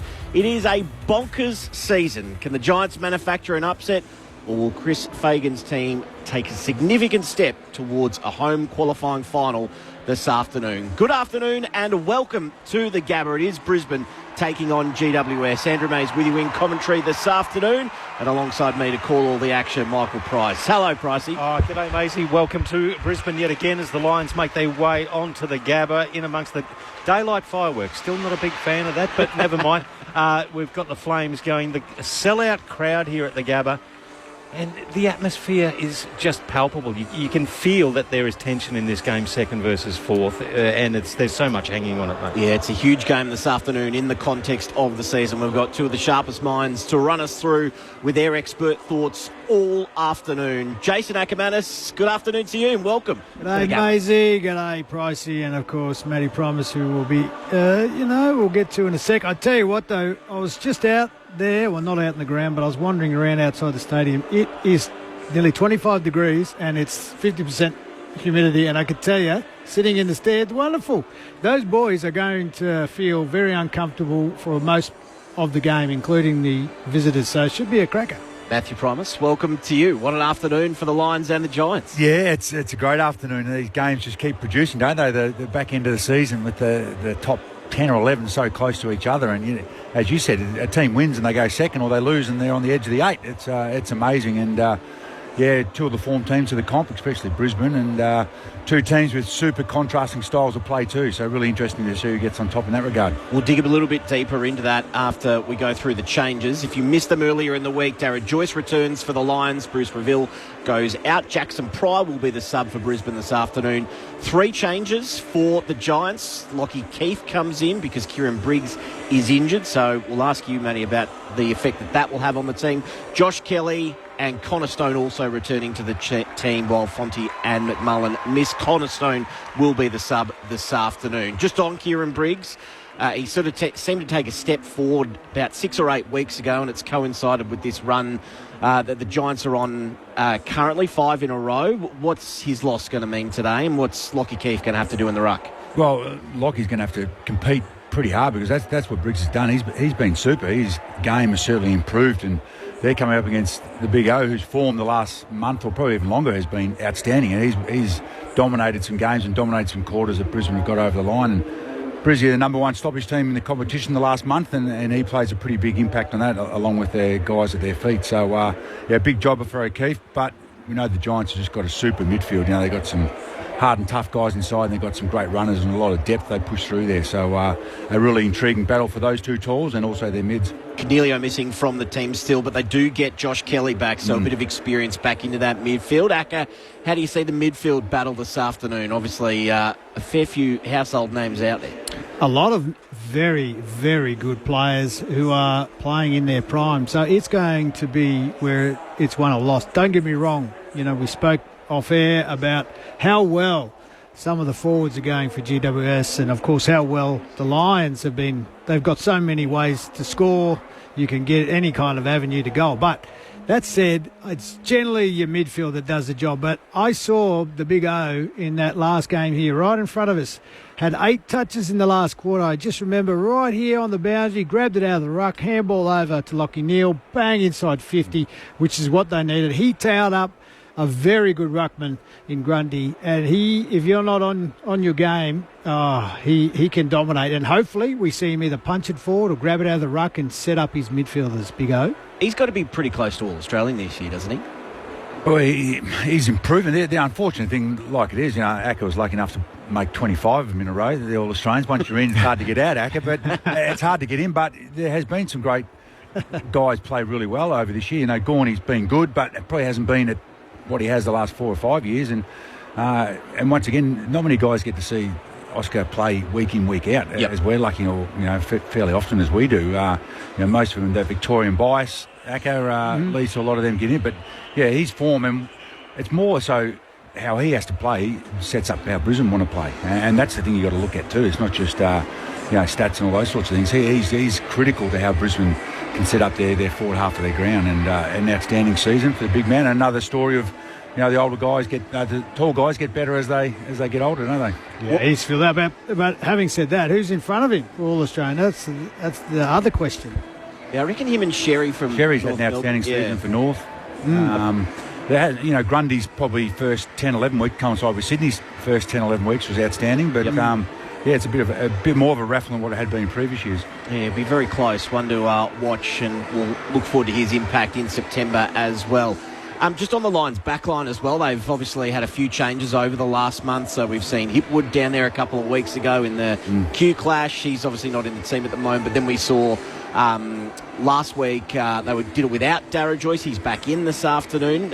What do you think they need just in terms of that tall defender? Do you think they'll lock in now with Darragh Joyce for the rest of the season? That'll be their preferred setup, or would they be tempted to try Hipwood back again? Because he was actually really good in the Q clash when he returns. Well, he was good. I'd probably worry if he was back in a finals game when the pressure's ramped up here. He played well, and he was a beneficiary of some great heat up the ground. Brisbane made it really hard for the Suns in that game to transition the ball, and he was able to drop off and position himself, which is a little bit harder to do in finals when it gets to the real pointy end. But look, the pleasing thing for the coach is he's got a couple of things up his sleeve, hasn't he? And the ability to have a team that can play at different ends. You've got players who can play forward or back, or you can throw in the midfield. That certainly holds you in good stead. And Brisbane have been tested that this year because they've had so many injuries to key players, and they continue to stand up. But I would think that this back line is probably the one that they'd be keen to go with when the crunch comes. Ak, I want you to put your Brisbane Lions hat on at the moment. It's always on. If you're coaching them today, what part of GWS's game are you most worried about?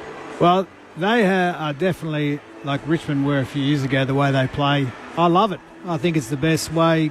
Craig McRae does a version of it. Of course, it's not only the way Richmond play. A lot of teams like to play like that when they're playing good, hard, running football. I think the key with them, a bit like the Swans, if you saw the Swans up here, great game, close loss, but their ability to go through the middle and transition as quick as they can, you are heavily reliant on super foot skills. But when you've got a talented squad like they have and the Lions, that's exactly what you need to do. The Lions, on the other hand, can play slow and spread the field and make you work on defence, and that's a great tactic. It's worked so well most of the time because it just tires out the opposition. So at the end of quarters, end of games, they often get a goal or two when they run over the top of you.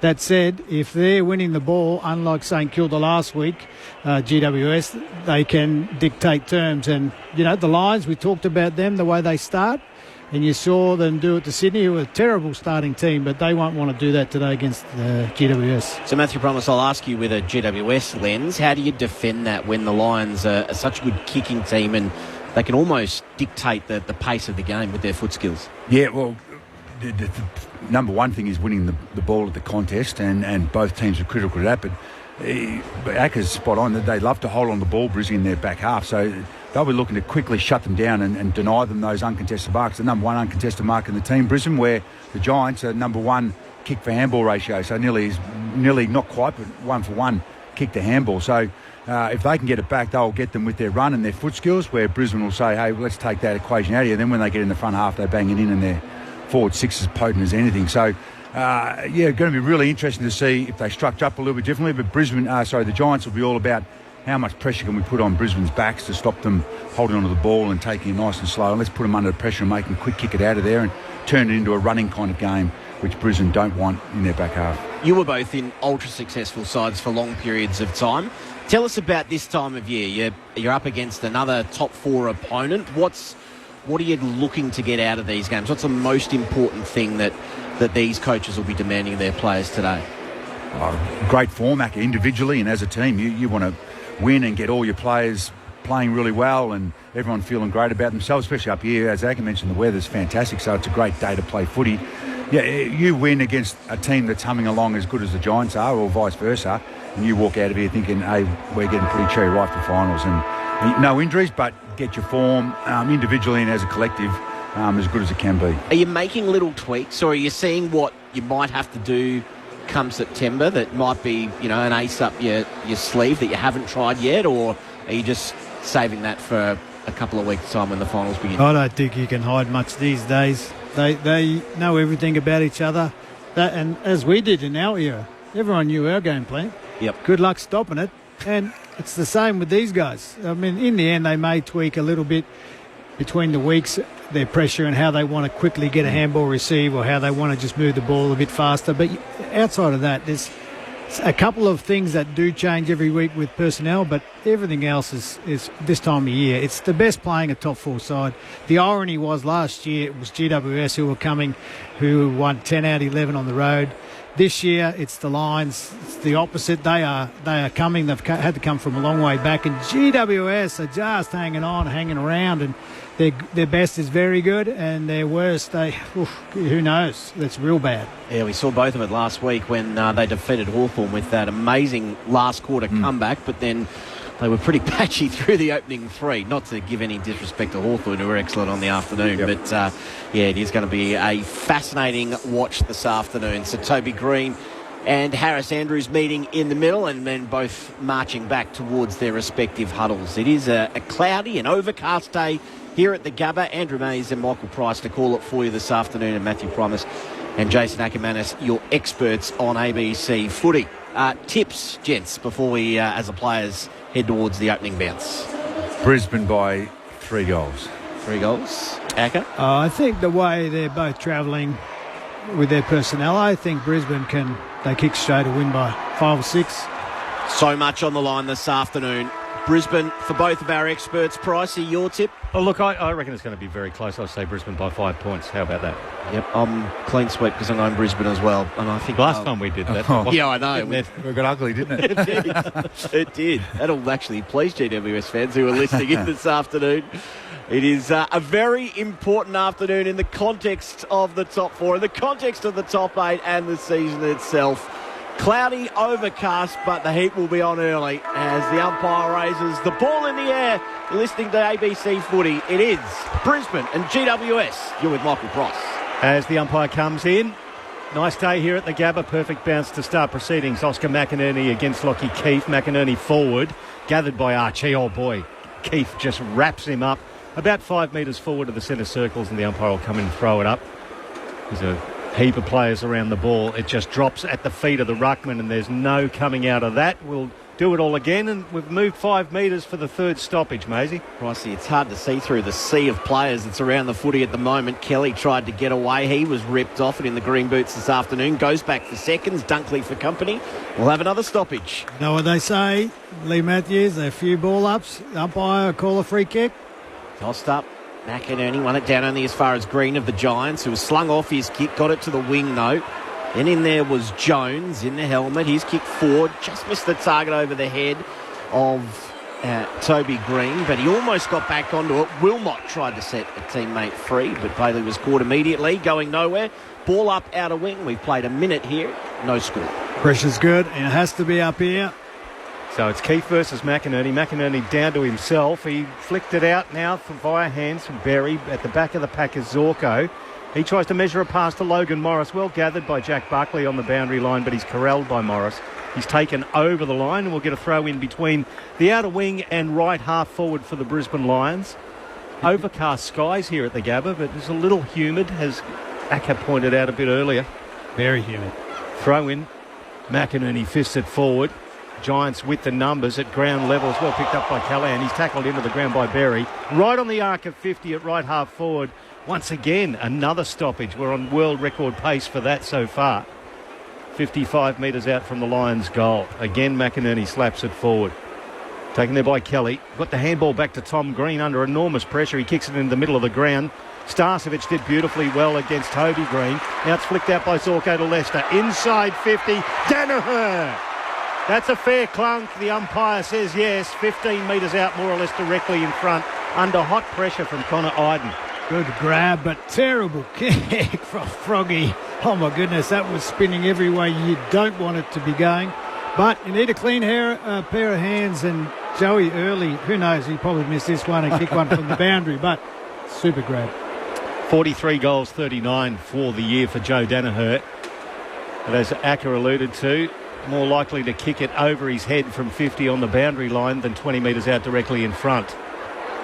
He's got the latter right now. He comes in.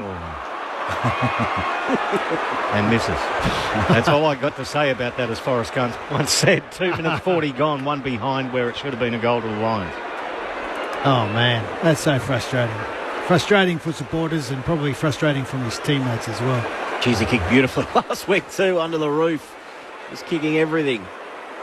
Whitfield out of defence for the Giants. Cadman rose high, and then Fletcher at ground level. He's mobbed by a couple of Giants and pinned to him, going nowhere. Ball up to take place. Left half forward here, about 10 metres inside the boundary for Brisbane. Danaher behind is all that separates the two teams so far. Knocked in the McCluggage direction. Hand pass was okay to Fletcher. Bought a bit of time for Dunkley, who was then tackled. Umpire said play on. Bailey scrubbers a kick forward. Rayner, forward pocket, snaps, misses. Near side, couldn't quite bring it back far enough. One behind, doubles the lead. Let's hope his purple patch continues, Acco. He's been amazing the last month, 5 weeks, hasn't he? Breaking games open. Oh, dangerous play back inboard from Lockie Ash. He ended up running well and got the ball back. It's a helicopter kick towards the outer wing. Darcy Jones in the helmet has got the toe. He has a bounce, goes forward to centre wing, gets it inside 50 looking for Cadman. It bounces into the big man's arms. He curls it around from the boundary line. Oh, the bounce is sublime. What a snap from Aaron Cadman. The umpire's going to come in and review it. It's bounced incredibly close to the goalpost.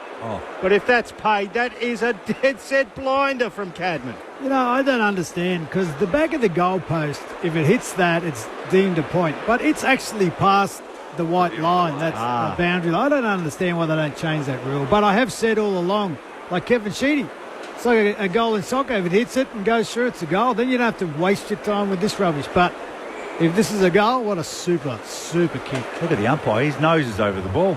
Yep, the goal umpire is in absolutely perfect position. Snickermeter? They'll need the snickermeter, wouldn't they? Well, we saw that come into play last night in the Swans Pies match, and it was crucial. Soft call is a behind too.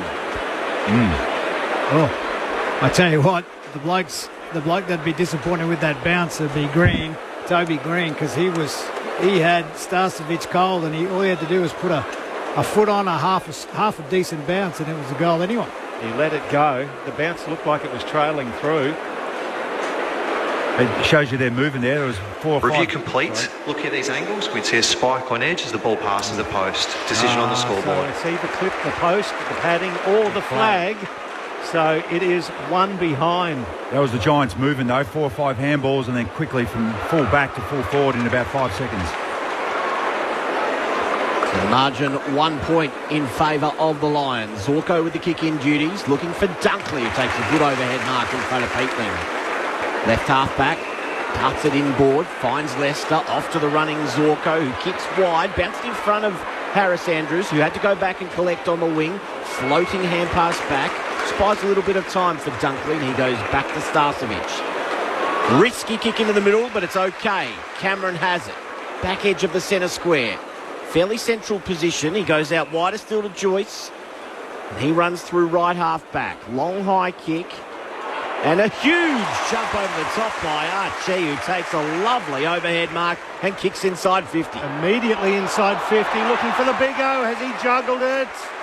Over the boundary line. Touched over the boundary line, so it will be a throw-in 40 metres out. So Austin McInerney is a forward target. And the contrast there, Pricey, that was all just kicks. Kick mark, kick mark, kick mark the whole length of the ground, but they still got it inside 50 also. That's been their go all year. The Lions controlling the tempo and keeping hold of the footy. Is that off hands from Berry. He's tackled into the arc. Gets the handball outside there, attacking 50. Picked up by Shadow Brain now. To a dangerous spot. Danaher spoiled there by Taylor. Ball hits the deck. Now Thomas, the diminutive one for the Giants. Handball off to wide, and he bounces it now. It's picked up there by Daniels. Long kick to right half forward. It's Darragh Joyce versus Cadman. Joyce did well to spoil. Cadman still being very annoying, getting in front position. He's dragged it underneath, has he? No. It was Leicester who came in, picked his pocket, gave it back to Zorko for Brisbane. Numbers winning out in the end. Zorko to the wing. Mark taken by Dunkley has been prominent early. He goes short to Fletcher. Oh, Logan Morris is out. He hasn't seen him. Got to look a little bit further up the field there, Fletch. from the AFL logo. High kick inside 50. Where are the Flyers? From the side, Morris went at the end. Bailey onto it. Tried to hand pass back to Cameron. Couldn't quite find him. Ran out of space. Ball in to take place 30 metres around from the Brisbane goal. They lead 2 behinds to 1 behind GWS. Good work over here too with that. The umpire just let it roll. He was on top of it, but they wasn't coming out. 2 on 1, and he just let it go. So good work. The hit-out's 8-zip at the moment in favour of McInerney. Gets it down this time to Dunkley. Tackled off the ball. It's just hacked out of there for the Giants by Kelly. Starcevich in front of Toby Green. Tries to handle the ball, but Green handled him. He lets it loose. Picked up by Hogan now. Green kept running, but the ball bounced into the arms of Darragh Joyce. Now Toby Green confronted him. That's a great tackle. Should have been rewarded. Agree with you, Matty Primus. It's towed off the deck. Kicked centrally back towards the logo on the wing. Fisted forward now. Whitfield back to Callan Ward to Tom Green. Intercepted by Rayner. Handball off to Cameron. He kicks it in the Danaher direction. Gets out the back, Joe. Can't quite pick it up off the deck. Has he shinned it through? He has. He didn't kick it. He shinned it. 1-2-8 plays 1 behind. 8 minutes gone of the first term here at the Gabba. The Lions lead. And that's where the handball from Giants can come unstuck. If your heat's really good on them, as Brisbane won there, I think Rayner caused a turnover. If you can get at them and shut down their handball, they get the front half turnover, and Brisbane and the Masters have been able to score off that. Great pressure on the ball carriers and the receivers by Brisbane. And that's the other thing we spoke about. No one's really noticed the change in role from Charlie. Charlie's way more up the ground, putting pressure on, around stoppages. And that, look at him there, he ended up with the ball in his hands. He doesn't always get it. It actually was a pretty good kick going into Joey, and Joey with the big fumble, but not much else. All he had to do was just lay something on it. I think he just got that too. Good goal. Smart goal, team goal. Yeah, not many turn Sam Taylor inside out, so good goal there by Danaher. Back in the middle. It's Brisbane by 7 points, and a free kick going the way of Ashcroft. Yeah, Big Oscar's pushed down because his opponent's holding the mark here, so they've got an advantage in the air if they can kick it in long. That's where Ashcroft goes to. Deep and straight out of the playbook. Well called, Matthew Primus. Big O rises, takes the mark, 40 out directly in front. Not only that, Matty saw it and he was working hard, but it was his teammates who noticed it as well. Yep. Protected the space, giving him all the room he needed, and in the end it was pretty much uncontested. I know that one of the Giants players did get there, but in the end that's super play from Big O. So much spoken about. We spoke about him in the pre-match. He's having a wonderful year. And Oscar McInerney can go back and try and kick Brisbane's second in a row. Kicks from 40. Does it hold its line? It does. He's got his first of the afternoon. Brisbane have 2. Margin 13 points in favour of the Lions after 10 minutes. Yeah, great. Just awareness. Free kick and then just bolt forward. And that's the weapon you've got to have. You just can't be a guy who just gets hit outs, and he does more than that, but then become a weapon forward. And I'm not sure how many he's kicked this year, but 5 was a price. 7 for the year, which is a pretty good return. He's probably had a few other shots too and set some up, but yeah, we just watched the replay. He just bolted out of there. And as Acker said, the forwards knew he was coming down, so they pulled back, blocked to make sure the Giants defenders can't get a hand on him, and the big fella took a clunk. Yeah, Danaher's you can see Danaher's already pointing at him and just protects him as well. But I'm sure Chris Fagan, one thing he would always want more of is any midfielder kicking goals. So that's always a great sign. Good work, Big O. And he's an accurate kick too, the Big O. Another perfect bounce in the middle. McInerney gets this one down again. It's contested right in the middle of the bullseyes at ground level. Several players, including Tom Green, who gets up at the agate. Umpire quickly throws it up. McInerney again down into the path of McLuggage. Once again, there's so many players around the ball. It's very congested. At the back of the circles, it's Leicester. Tumbles it forward. Kai Lohman. He did well. Ashcroft helped him out. The 1-2 with Lohman. Back to Ashcroft again. The pressure from GWS is excruciating at the moment. They can't get it out from a couple of metres away from the circles, and it's stuck underneath several players again, and will do it all again. The umpire, he's got cramp from the stoppages so far. Plenty of them in this opening term. Tossed up again. Ashcroft, without hitting the floor, was able to get it forward, and a nice mark taken by Smith, who can go inside 50. Danaher had to pause on his run. Taylor pushed him underneath the ball, got a hand to it. Iden was knocked off it. Then a blind hand pass forward. Ashcross run forward inside 50. Got the hand pass away to Smith. Showed a bit of dexterity for a big man, and his flying shot at goal just missed across the face. In fact, it hit the behind post. We'll have a ball in the left forward pocket for the Lions. Those last 2 kicks to Goey haven't been great. If they fix that up, he's going to have a big day. So very congested. Every player at the Gabba is forward of halfway. The Giants with the majority of theirs inside defensive 50. Throw in, left forward pocket for the Lions. McInerney out of the ruck. Handball to Morris. Off a step, Dunkley from 45. It's going to go wide, very wide, in fact, out of bounds on the full.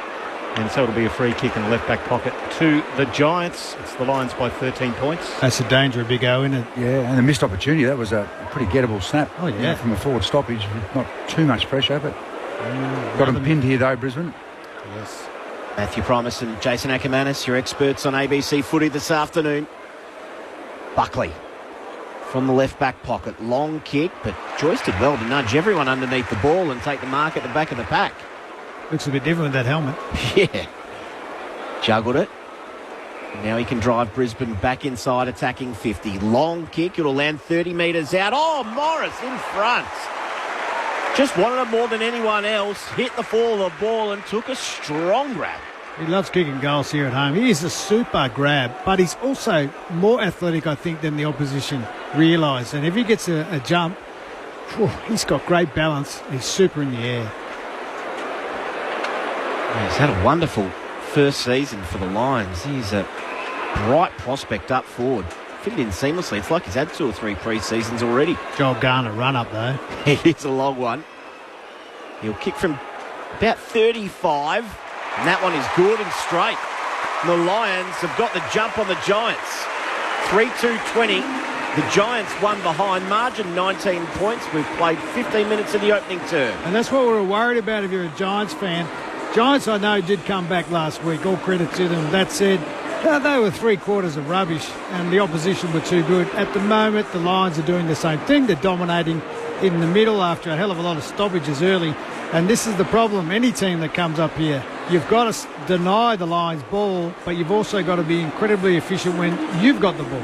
Yeah, and that's what you're exactly right. And that's where the Giants have had amazing quarters over the last 5 or 6 weeks, where they've kicked, like last week in the last quarter, 7 goals through. And then Carlton 3 or 4 weeks ago, they got smoked in the first quarter, then had an outstanding third quarter. But they can't get their hands to the ball. And when they are, Brisbane are just making them cough it up and making them pay on the scoreboard. Plus 25 in the disposals. Brisbane at the moment. The inside 50s 8-1. Henry Smith into the ruck for Oscar McInerney. He's going to get a free kick. And no, it's McCluggage at ground level.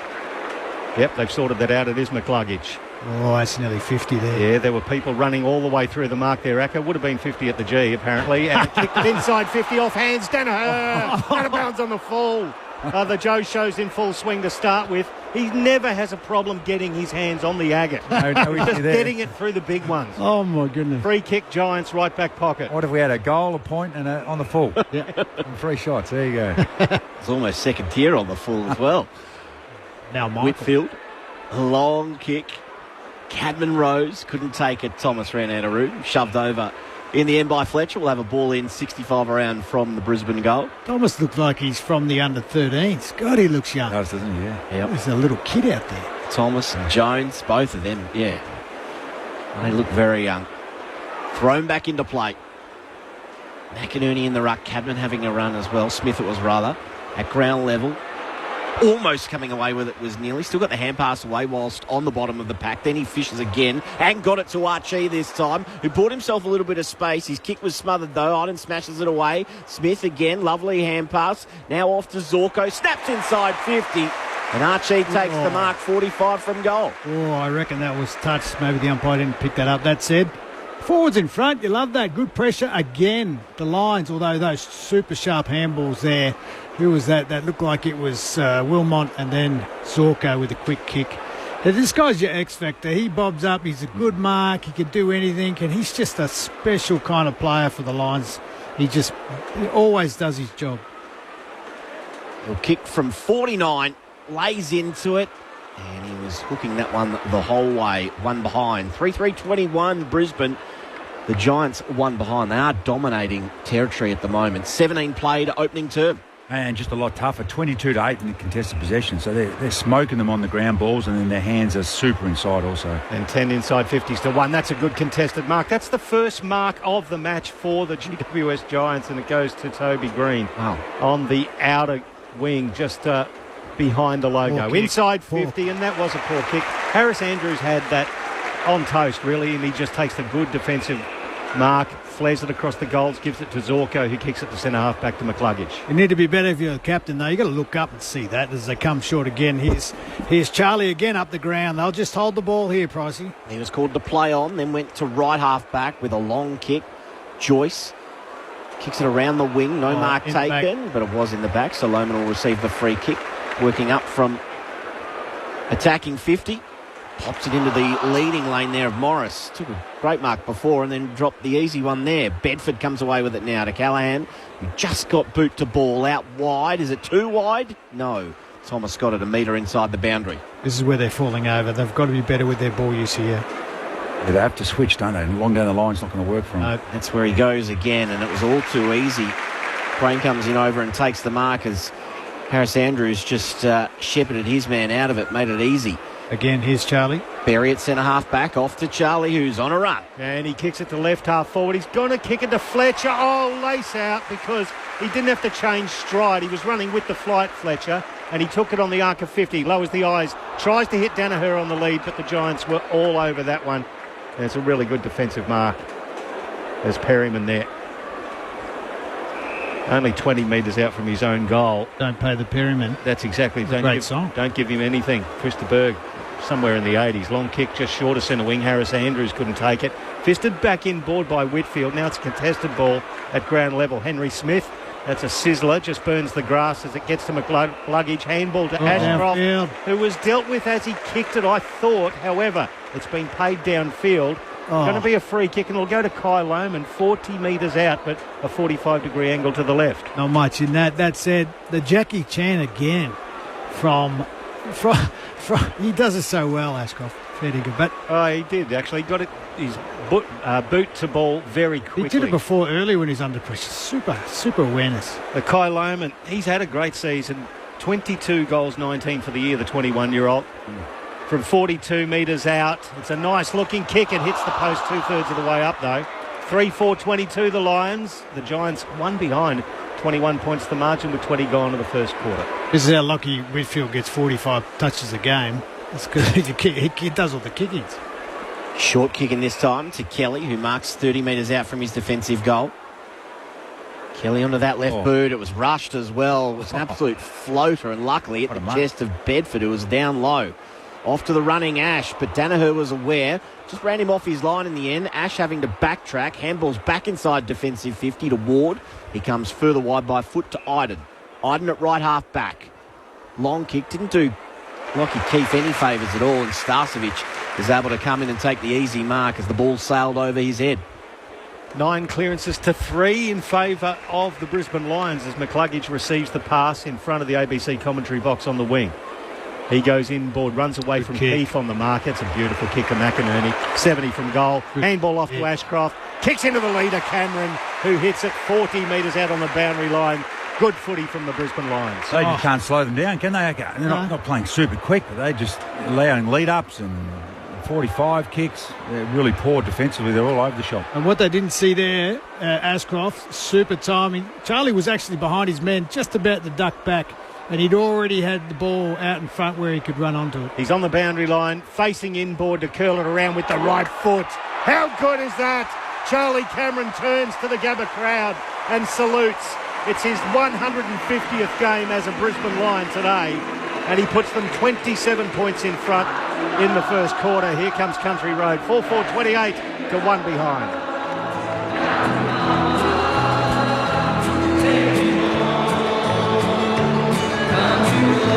They're just not doing anything good enough to stop these kicks. Even the half chances they're not been able to stop. So, GWS, I don't think they're going to get a big talking to at quarter time. If you're the coach, you'd be saying, fellas, get your hands on the ball, play on, come back through the corridor, be daring, because at the moment we're doing nothing. 13 inside 50s to 2 to open this one as well. It has been a domination so far. And that's their issue. Everything's generated from the back half. So while they're good at it, Brisbane's heat is causing them a lot of turnovers and they can't get anywhere. In the middle now as the crowd finds their voice, a free kick. Just tugged on the jumper. Umpire saw it. The Cluggage wanted the runner. It was Zorko. It was forced into a quick kick. End over end ball inside 50. No mark taken. Smith at ground level did some good work. To Cameron, who has to get back. Kicks on his right. Raider! Held the leap, held the air and held the footy. What a half a hang, Matty Price. Just the strength in his legs, wasn't it? Whitfield knew, and then all of a sudden Whitfield panicked and thought, I'm not going to be able to get around this guy, out muscling him, I've got to go in the air, but he's just far too strong. And he actually sort of jumped over Whitfield and held his balance in the air. I've been saying it all year, Pricey. This guy's a star, and we want to see it, and we're seeing it.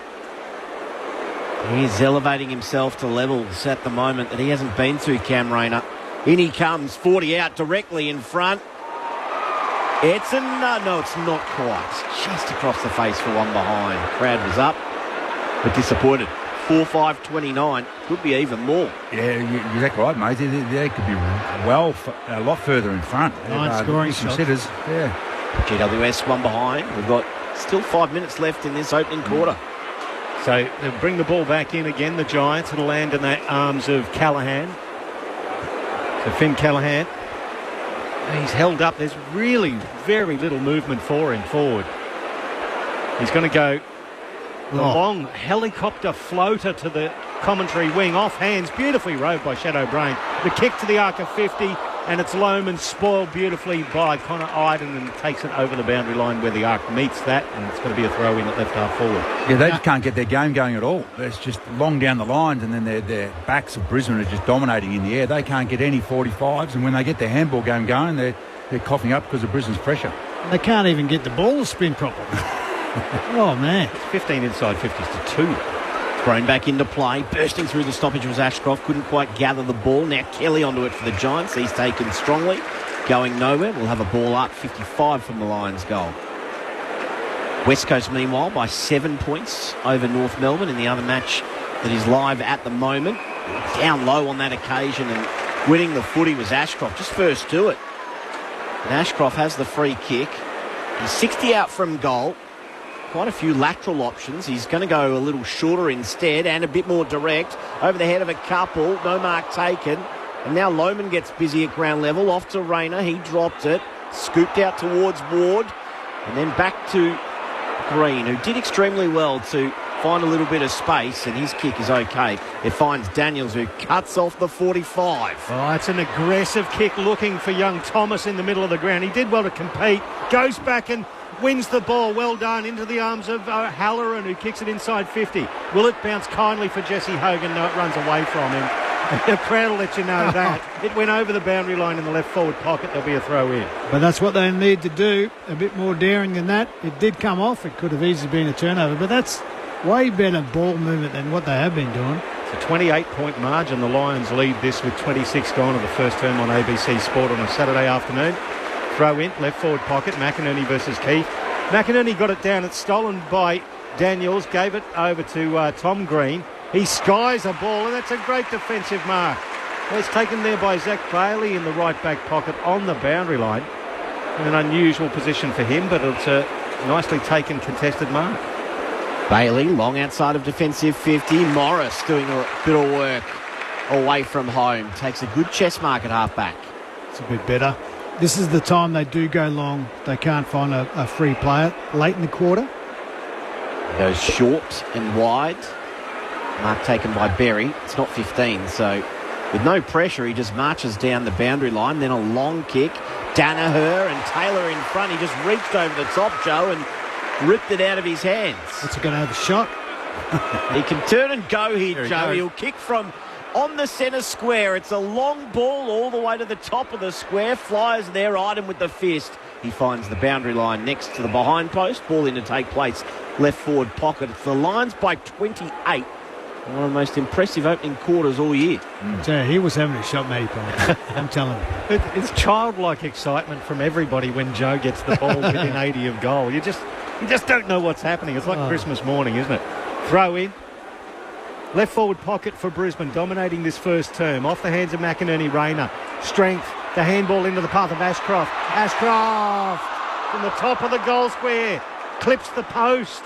The crowd moans. 30 plays 1. It's a 29-point margin with 27 gone. Again, the strength of Rayner just to put that handball out in front of Ashcroft as a shot on goal. Kick out short to Iden, who goes long to left half-back. No mark taken. Brain front and centre. Able to rove. But the hand pass away to Bailey. Forced into a quick snap on his left. Iden tracking it back with the flight of the ball. Takes the mark. Running back inside his defensive 50. It's a horrible turnover. Luckily for him, he had support. He goes in to mop up his mess. Hand pass to Perryman. Over still to Peatling and then to Callahan, who kicks wide. It's a good kick too, as Keefe was out on the outer side. Keefe onto his left, inside 50, didn't quite reach Toby Green. Well done by Starcevic to stand in the hole and take a good overhead mark. They were certainly on. Green was out. That said, just dropped short. Starcevic, he just never drops it. And he chipped it forward to find Jared Berry. Flared it out to the right back flank to find Will Ashcroft, who started the game very well. This is his 10th disposal, 11th in fact. He kicks it to the outer wing to find Josh Dunkley in front of both benches. Both benches displaying the 1 minute to go signs. Yep, spot on a minute now. Dunkley to right half forward. Danaher at the back of the pack has it fisted away from him. At ground level, it's the Giants' Perryman. Ball knocked out of his hands by McGluggy. Now it's forward to Berry. Berry to Neal. 55 from goal, Lockie Neal. He goes to goal, and it's all the Giants there. It bounces awkwardly, though. That Giants player tackled by Bailey. He dislodged the ball. He could have got a free kick against Josh Kelly there. It went over the boundary line, though. We'll get a throw in the left forward pocket for Brisbane. Oh, that's all duck, no dinner. That's a bad sign for Brisbane. They were all stuck on the defensive side. Lucky turnover. One of their players, teammates, got a hand in the ball, and they were out. That said, what is Lockie Neal thinking? He had 3 blokes around. He could have just kept running. And his 5th possession, Lockie Neal. Toss back into play. McInerney grabbed it out of the ruck. Then he was dispossessed. McCluggage back at the stoppage. Off to Zorko, who had an instinctive shot and hit the post. Another one. Jeez, there's been a few chances for the Lions. 4 goals, 7 now. We had a game, we hit the post 11 times in the game. I think that's the record. I reckon there's 3 so far. Yep. 31 plays 1. The game high 30 points. They're very late. They're on track to beat our record. It's a chipped forward there by Whitfield. And once again into the arms of Perryman. That's barely the distance. Outside defensive 50 to Lockie Ash. And there's the siren for quarter time. The Gabba crowd satisfied with their home team's performance. 4-7-31, the Brisbane Lions against the GWS Giants. 1 behind. It's easy to go through the goal kickers. The Lions, their singles. They're Danaher, Cameron, Morris, McInerney. And none for the Giants. There you go, Maisie. Quick run through. And the other game at the moment, it is North Melbourne leading West Coast by 5 points down there in Hobart. So that's all over there. Yeah. It's all over. Keep you across that one this afternoon. What have the Giants got left in the tank? They have been belted in this opening term. 5 goals the margin, but it could be so much more. We'll dissect the thoughts of our experts. You are listening to Saturday Footy on ABC Sport. Looking for an easy way to find out what's happening in the world of sport? Stay up to date with the week's best sports stories, highlights and analysis with the ABC Sport newsletter. Oh, that is amazing! It's sports content to make you think or allow you not to. Delivered to your inbox every Saturday. Game, set, bingo! To sign up and get the latest sports news each week, head to abc.net.au/connect, scroll down and select ABC Sport. This is ABC Sports coverage of the 2024 AFL season. Every match on the ABC Listener. Look for the AFL button. Now Whitfield back to Callan Ward to Tom Green. Intercepted by Rayner. Handball off to Cameron. He kicks it in the Danaher direction. Gets out the back, Joe. Can't quite pick it up off the deck. Has he shinned it through? He has. He didn't kick it. He shinned it. Where Ashcroft goes to deep and straight out of the playbook. Well called, Matthew Primus. Big O rises, takes the mark, 40 out directly in front. And Oscar McInerney go back and try and kick Brisbane's 2nd in a row. Kicks from 40. Does it hold its line? It does. Long kick, it'll land 30 metres out. Oh, Morris in front. Just wanted it more than anyone else. Hit the ball and took a strong rap. He'll kick from about 35. And that one is good and straight. The Lions have got the jump on the Giants. Key from the mark. That's a beautiful kick of McInerney. 70 from goal. Handball off to Ashcroft. Kicks into the leader, Cameron. Good footy from the Brisbane Lions. He's on the boundary line, facing inboard to curl it around with the right foot. How good is that? Charlie Cameron turns to the Gabba crowd and salutes. The 2024 AFL Premiership season. On your radio. ABC Sport Digital. And on the ABC Listen app. Quarter time here at the Gabba. It has been a procession so far. Brisbane 4-7-31. GWS one behind at quarter time. It could have been so much more as well with 3 posters in that opening term. Meanwhile, just updating you down in Hobart, it is North Melbourne by 5 points at the opening break over the West Coast Eagles. We'll keep you updated on that one throughout the afternoon. But now time to dissect the opening term. The thoughts of Matthew Primus and Jason Ackermanis. Matthew, how was that? Yeah, that was outstanding footy for Brisbane. And I just borrowed your binoculars to get a look on the Giants huddle. And normally AFL teams break up in their lines, but Adam Kingsley just got the group together and he had them for about 5 minutes. And I would think that would be all about, it doesn't matter, structures and ball move and all that kind of garbage we can waffle on sometimes. 14 to 15 contested possessions, 13 to 3 clearances. So their midfield just got hammered inside. You don't like to use the word soft because no AFL plays soft, but they aren't hard enough and they are just getting destroyed, putting their defence under pressure. Their forwards aren't getting a look at it, so he won't change too much, but I dare say he would have been giving it to him about that and also about the contested marking stuff. But if their midfield don't start sharing or getting half the contest their way, this game's going to get out of hand real quick. There was nothing that they were good at that quarter, if you're a GWS fan. The other thing too is they were just going last week.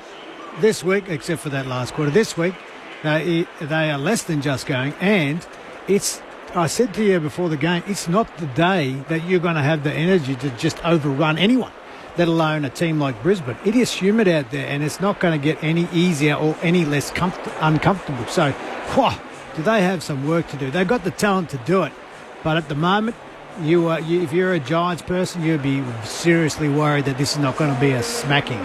This sounds like a simple question, but how do they get their hands on the footy first?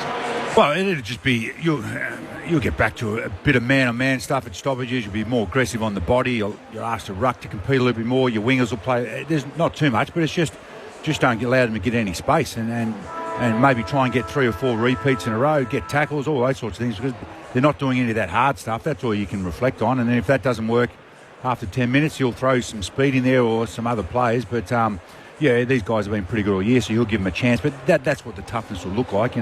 Centre bounce, they're getting flogged. And then when they do have the ball, they cannot handle Brisbane's pressure at all. So, you got a good 5 or 6 minutes to see how they respond to his talk. The easiest thing you can do if you're GWS is just, you've got to get beaten in the ruck most of the time. So just read it off Big O's hands. That'll give you a better chance to get it.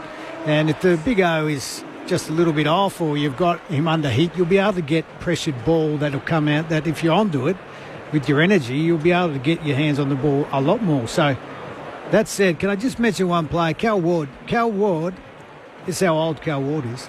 He played in my 300th game, which was in 2010.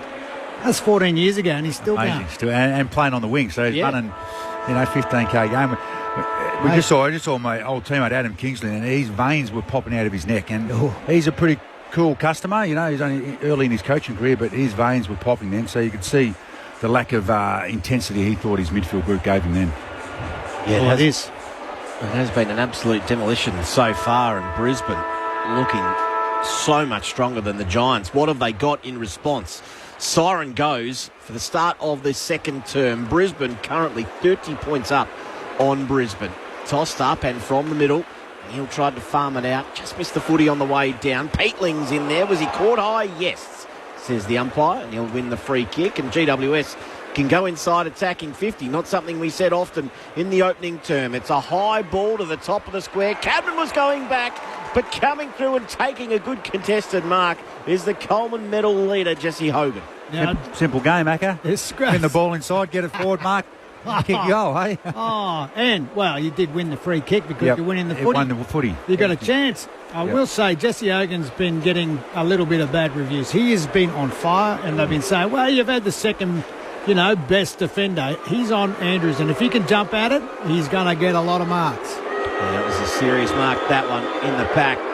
He's actually going to go the snap in the end, almost like he changed his mind halfway through. Oh. Did it make the distance? It did, I think it did by metre. Just. Jesse Hogan gets it over the line, and the Giants finally have their opening goal. 1-1-7, Brisbane 4-7-31. Only needs a centimetre. Talk us through that, Aka. I reckon Lee Matthews would run down from the box onto the field and slap me if I tried to do that. That is, what are you thinking? Just kick it straight. You've got it's not even a difficult angle. Jesse, my goodness. Do you reckon he changed his mind halfway through the run? It looked like that because he's got that stutter, hasn't he, that goes on for a while, and then he just he did. right angles. Definitely setting up for a drop punt and changed his mind halfway through. That's amazing. Oh, well, I suppose if they go through, then no questions asked. Back to 24 points. Again, I agree with you, Maisie. I reckon he did change his mind halfway through that. Yeah, good call. Halfway through the delivery stride, so to speak. Back into the middle of the Gabba. McInerney got it down. Peatling did well. Explodes away. The handball to Green. Another clearance for the Giants. Inside 50. Going back with the flight, Toby Green. The ball evades he and Brandon Starcevich over the line. There'll be a throw in the left forward pocket for the Giants. They're trailing by 24 points. Just like that. Bang, bang. 2 inside forward 50s looking a lot sharper. Got a question for our 2 experts on the rules in a second. Just at that stoppage there. Toss back into play. Deep inside, the Giants attacking 50. Berry takes it, and then he's taken. He just got the hand pass away. No, he didn't. Oh, that's not a free kick, umpire. Give him a chance. I thought he had disposed of it, but the umpire said he took too long. He stood up in the tackle. The tackle dropped down. He had enough time, I think, to handball, and he did. Yep, he cleanly disposed of it. Toby Green will end up with the free kick here, and he's only 15 metres out, slight angle to the left. I reckon he'll kick it around the corner, Matty Palmer. He is. He is. Oh, God. Toby, normally a bit more trustworthy, and he bangs that one through for his first of the afternoon. So GWS with a little bit of a fight back here. The opening 2 goals of the second term, 2-1-13 GWS. The Lions 4-7-31. Now, question on the rules. At the start of that centre bounce, there were 2 GWS players and their opponents in the goal square. Are you allowed more than one of your forwards to start in the goal square? Or That's a good question. You have to have one, don't you? Yeah, but can you have more than one? I think you can. Right. I think. And what I watched in the first quarter, unfortunately didn't get down there, but Cadman is all about trying to get to Andrews to stop him assisting and trying to take his attention away. Now, in the first quarter, didn't go down there, so we didn't see it, but that's all he's down there for, is continually try and roll to Andrews and see what the young Lions defender wants to do. So they've only got one now, but it's an interesting watch if the Giants can continue to get the ball in there like they have early in this quarter. If you're wondering what the boos were for, Toby Green just appeared on the big screen. That was enough for the Gabba crowd. Off the hands, it's Tom Green. Got the handball back to Peatling. He started the second quarter very well. He tumbles it to right half forward. Nicely gathered by Darcy Jones. He gets it back to Callaghan. Inside 50. Off hands. A chance for Daniels. He gives the handball off to Kelly. It's going to be outside of the right boot. Tumbling towards the goal square. Leading the charge, Dara Joyce in front of Cadman. Takes it over the boundary line. And there'll be a throw in the right forward pocket for the Giants. They're attacking the Lions and they're back within 18 points. No, Pricey, they were burning because they had the replay on the screen and they didn't think that was dropping the ball from Berry. Thrown back into play. Deep inside attacking 50 here for the Giants. Palm down on as far as Fletcher, though. Tried to get boot to ball. He was tackled. No prior. And we'll have a ball up. Held to him underneath that stoppage. Callaghan applying the pressure. Tossed up. Another stoppage inside attacking 50 here for the Giants. Oh, good hand pass by Keefe over the top. Set play coming the way of Ward. He snaps and goals. What a start in this second term for the Giants. Margin incredibly back to 12 points. They've kicked 3 in the opening 5 minutes after going goalless in the opening term. Yeah, 5 zip clearances and 6-1 contested possession. So just reversed what happened in the first quarter, and they've got enough talent down there to hit the scoreboard, and Brizzy are a little bit asleep. But Adam Kingsley was just saying, hey, what was going on in our warm-up pre-game. We come out of sleep and I've had to give you a spray quarter time and look at the result. And this is where the inaccuracy have hurt Brizzy in the first quarter. They've had a couple of gettable shots and instead of being another 5 goals in front, all of a sudden the scoreboard's tightening up. Was that Bedford just got forward? Like that, talk about smart and got out in front. Daniels got in front.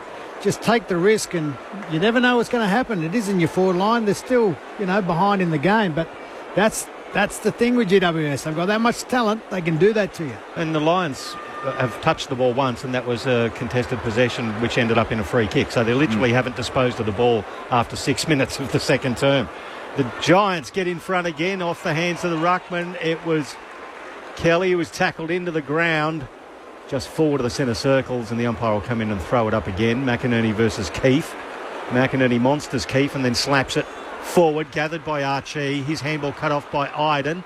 He gets it further out. A bit of volleyball from Peatling was clever to Perryman. His kick wasn't measured towards Thomas, and it was punched over the boundary line, and we'll get a throw in on the Vulture Street wing.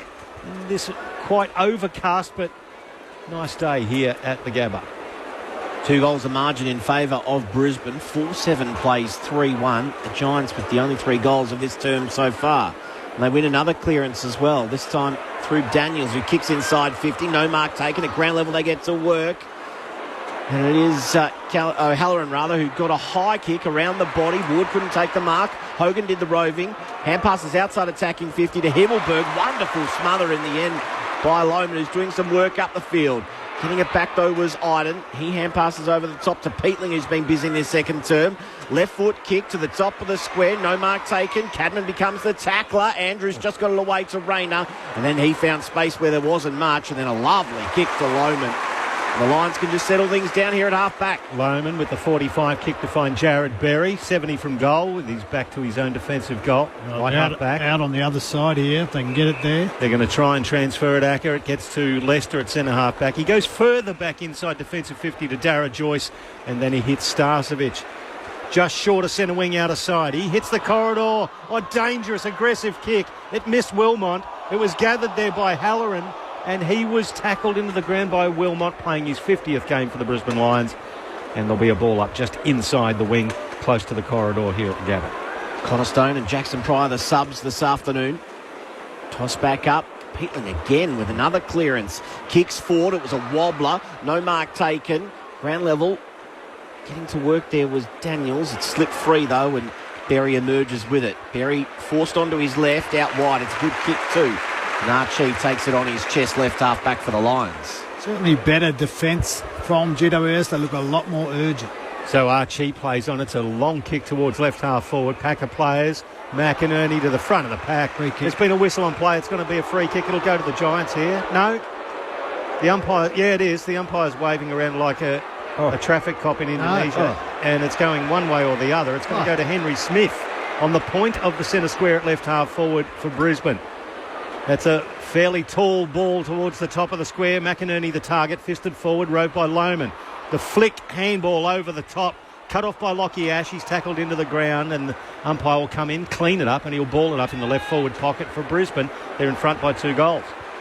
Tossed up. Keefe, McInerney. A couple of players went the ground off the ball there, and it's held in for another stoppage inside attacking 50. Nearly did it again, Big O. Grab it out of the ruck. This time he tries to palm it to the outside of the pack. Rayner running through, wanted the free. Peatling, another free kick and another clearance going his way. Kick over the top. It's a little dicey, but it's okay for Iden, who hand passes to Perryman, takes a bounce. Left back pocket. Interesting kick coming up. Lester was leading his player, but then lost him. O'Halloran is able to get it, although it's a free kick. In the back. Going the way of Berry, and he can fire Brisbane inside attacking 50. Lucky they're out here for Brisbane because the Giants were away. It's a kick inside 50. Iden fists it back outside onto the arc via hands. It's cut off by McCluggage. He takes it 70 from his own goal. Gets away from O'Halloran. The handball to Danaher puts him under pressure. Joe just escapes that pressure. Gets a dangerous handball away. It's cut off by Perryman through the hands of Taylor. Back to Tom Green. He measures a kick into the lead of Graszewski. He dropped the mark. I thought he might have been paid with the close attention from Joyce, but the Lions win it back through hands. McCluggage. Now Berry. Back to the corridor. Nice from Leicester. McCluggage tries to lower the eyes. It was beautifully read by the Giants defence in Jack Buckley. Cut it off, and he sweeps the handball across to Iden. Iden, important kick this one, and it's okay to Wash, who wants to keep going. Hand pass over the top to Himmelberg. Put him under a little bit of pressure. Had the boundary line in his friend, and he's tackled over right in front of the Brisbane interchange bench. Left half forward here for the Lions. Great defence by Brisbane. Once they switched the ball, they quickly found their opponents and stopped that handball chain. Even though they got it away, they were able to get tackled and keep the ball in their forward 50. Great defence. That's either holding the ball or it's deliberate out of bounds. Yep. Can't be just a bally. Thrown back into play. McInerney down to Neil, who's given a bear hug there by Bedford. Going nowhere. Another stoppage, this time a ball up. We got 9 clearances to 0, mate, to the Giants this quarter. Umpire tosses it up. McInerney, Green wrestling for it. Tom, that is, not Toby. And it's going nowhere again. We'll have another stoppage, another chance for a clearance. And James Peatling, you mentioned he started this quarter well, 6 disposals and 4 clearances as the Lions win one here. Fletcher inside 50, tries to measure it, but the defence of the Giants is up to it once again. O'Halloran flares it out to the left-back flank. It bounces kindly for Callan Ward, the veteran. Here they go. Numbers on him. Oh, they're out. That's a beautifully measured kick to Darcy Jones in the helmet and the speedster, but he holds it up. Just come on the ground too. They didn't pick him up. They actually, him and his opponent were changed off the ground. No, Darcy Jones. Big kick. It just makes it inside the arc of 50. Joyce spoils. Front and square was Brain for Brisbane. Handball to Berry. He gets it off to Zach Bailey. His kick misses the target in Loam, and they were out otherwise. It went over the boundary line right in front of the ABC commentary box and we get a throw in. That's very frustrating if you're Kai Loman. It is. I'm watching Zorko. He's getting Daniels or Jones as the matchup. So he's got these 2 running speedsters, the old fellow, but he's doing a good job of it. But he's got his hands full today when they get out. Ball spinning back into play. No ruckman reached it, so it bounced on its point, and then there was a secondary ruck contest. McInerney won the tap, but it's the Giants with another clearance. A chance here for Perryman through the middle. He overcooked the footy. Now a chance for Zorko, who gets the hand pass away. It's a little awkward for Brain, and his hand pass was a turnover ball. Now the Giants kick inside 50. Hogan on a lead. It'll bounce in front of him. Right forward pocket. Goes the hand pass instead to space. Kelly tried to run onto it. Joyce coming the other way to fumble at last moment. Just got the hand pass away to Andrews. Dump kick is no good. And Callahan takes the mark. 40 out. Slight angle to the right. Worrying the Lions here, GWS. They have got very, very quick players all over the park. So if they get their hands on the ball, which they're doing, all of a sudden they're out and their foot skills are starting to come into play. And great pressure. That turnover, it's a poor kick from the captain. Just the 1 goal for Finn Callahan so far this season. 19 games in 2024, and he comes 45 out. Distance not an issue, and neither is the accuracy. And the Giants are fighting back. Brisbane 4-7-31. GWS's 4th goal of the term, 4-1-25. Margin back to 1 straight kick. And all of a sudden, after 13 minutes of the second term, they are right back in this. Well, and it allows their talent to flourish once they get their hands on the ball. I think Price had 10-1 clearances. It's about 15-6 contested possession, and now all of a sudden Giants run, and their talent in their front half can do some things because the ball's coming in freely, unpressured, and now we're seeing what they're capable of doing and putting Brisbane's back line under a lot of pressure. It's a simple game, but it is great credit to Giants midfield to be able to get their hands dirty and get the ball going there and down their end. That's the one thing about Harris Andrews up against Jesse Hogan. The leg speed of Jesse will worry him if he's one-on-one. So all of a sudden this game's turned on a dime. 1 goal the margin. It was 5 goals at quarter time. The Lions just blown away by the Giants. The Orange Tsunami has awoken here at the Gabba. Callahan with the free kick from this ensuing stoppage. He kicks it out wide. That's a nice looking kick. He measured it beautifully to Perryman, who went forward to centre wing. Barely the distance, but it's to Tom Green on the point of the centre square at right half forward. They're taking their time here. Every player, apart from Joe Danaher and Sam Taylor, forward of centre. It's a long kick inside 50. Top of the square. Back of the pack was Hogan. Fisted forward by Harris Andrews, though, at ground level. It's Bailey who's over the top of it. Dangerous practice in your defensive 50, but the Giants hold it up. The umpire's going to come in and ball it up 20 metres out from goal. 2 goals the margin in favour of North Melbourne over West Coast. From the stoppage, Hogan won it out wide to Kelly, who snaps but misses near side. One behind. First blemish of the quarter for the Giants, who've been accurate. 4-2-26, plays 4-7-31. It's the Lions by 5 points. This is what we're seeing. Once they get their hands on the ball, repeated entries, if they can get this one back in there. Another shot on goal. Well, Darcy Wilmot played on. Very short pass to the lead of Starcevic, who did well under enormous pressure to gather. He dropped the mark. He kicked it to the arc to Charlie Cameron. His scrubber of a kick put Harris Andrews under pressure. He was clever enough to gather, but he had Jesse Hogan and Thomas, one either side, to tackle him and hold him up. Just short of centre wing, right on the commentary, in front of the commentary box here on the Stanley Street side of the ground. Off hands, Neal tackled by Bedford. Lets loose the ball, and the ball stuck underneath the arms of Darcy Wilmot, and another one more or less in the similar spot. It's those little things, Pricey. Drop marks, handballs not going where they should. Smith quickly got boots of ball. Well done by Danaher to tap it on. The advantage of Rayner. Paddles it inside 50. Tried to break 2 tackles. Couldn't quite. Got the hand pass away still. Lohman in there. Was he taken high? Yes. So Lohman gets the free kick. 45 out. He's only about 15 metres in from the boundary. Right forward pocket. Cam Rayner again. Just trying to break 2 tacklers. He could have actually got it to Lohman a lot earlier there, but that's Cam Rayner. When he's confident, he'll try and break the tackles. It's almost like the secondary hand there, just slipping a little high. Yeah. He was a bit unlucky. The power he hit him and knocked him down. Anyhow, the head sacrosanct, so free was there. So Lohman to line up. Will start his approach from about 60. This will take his best. He'll kick from just outside 50.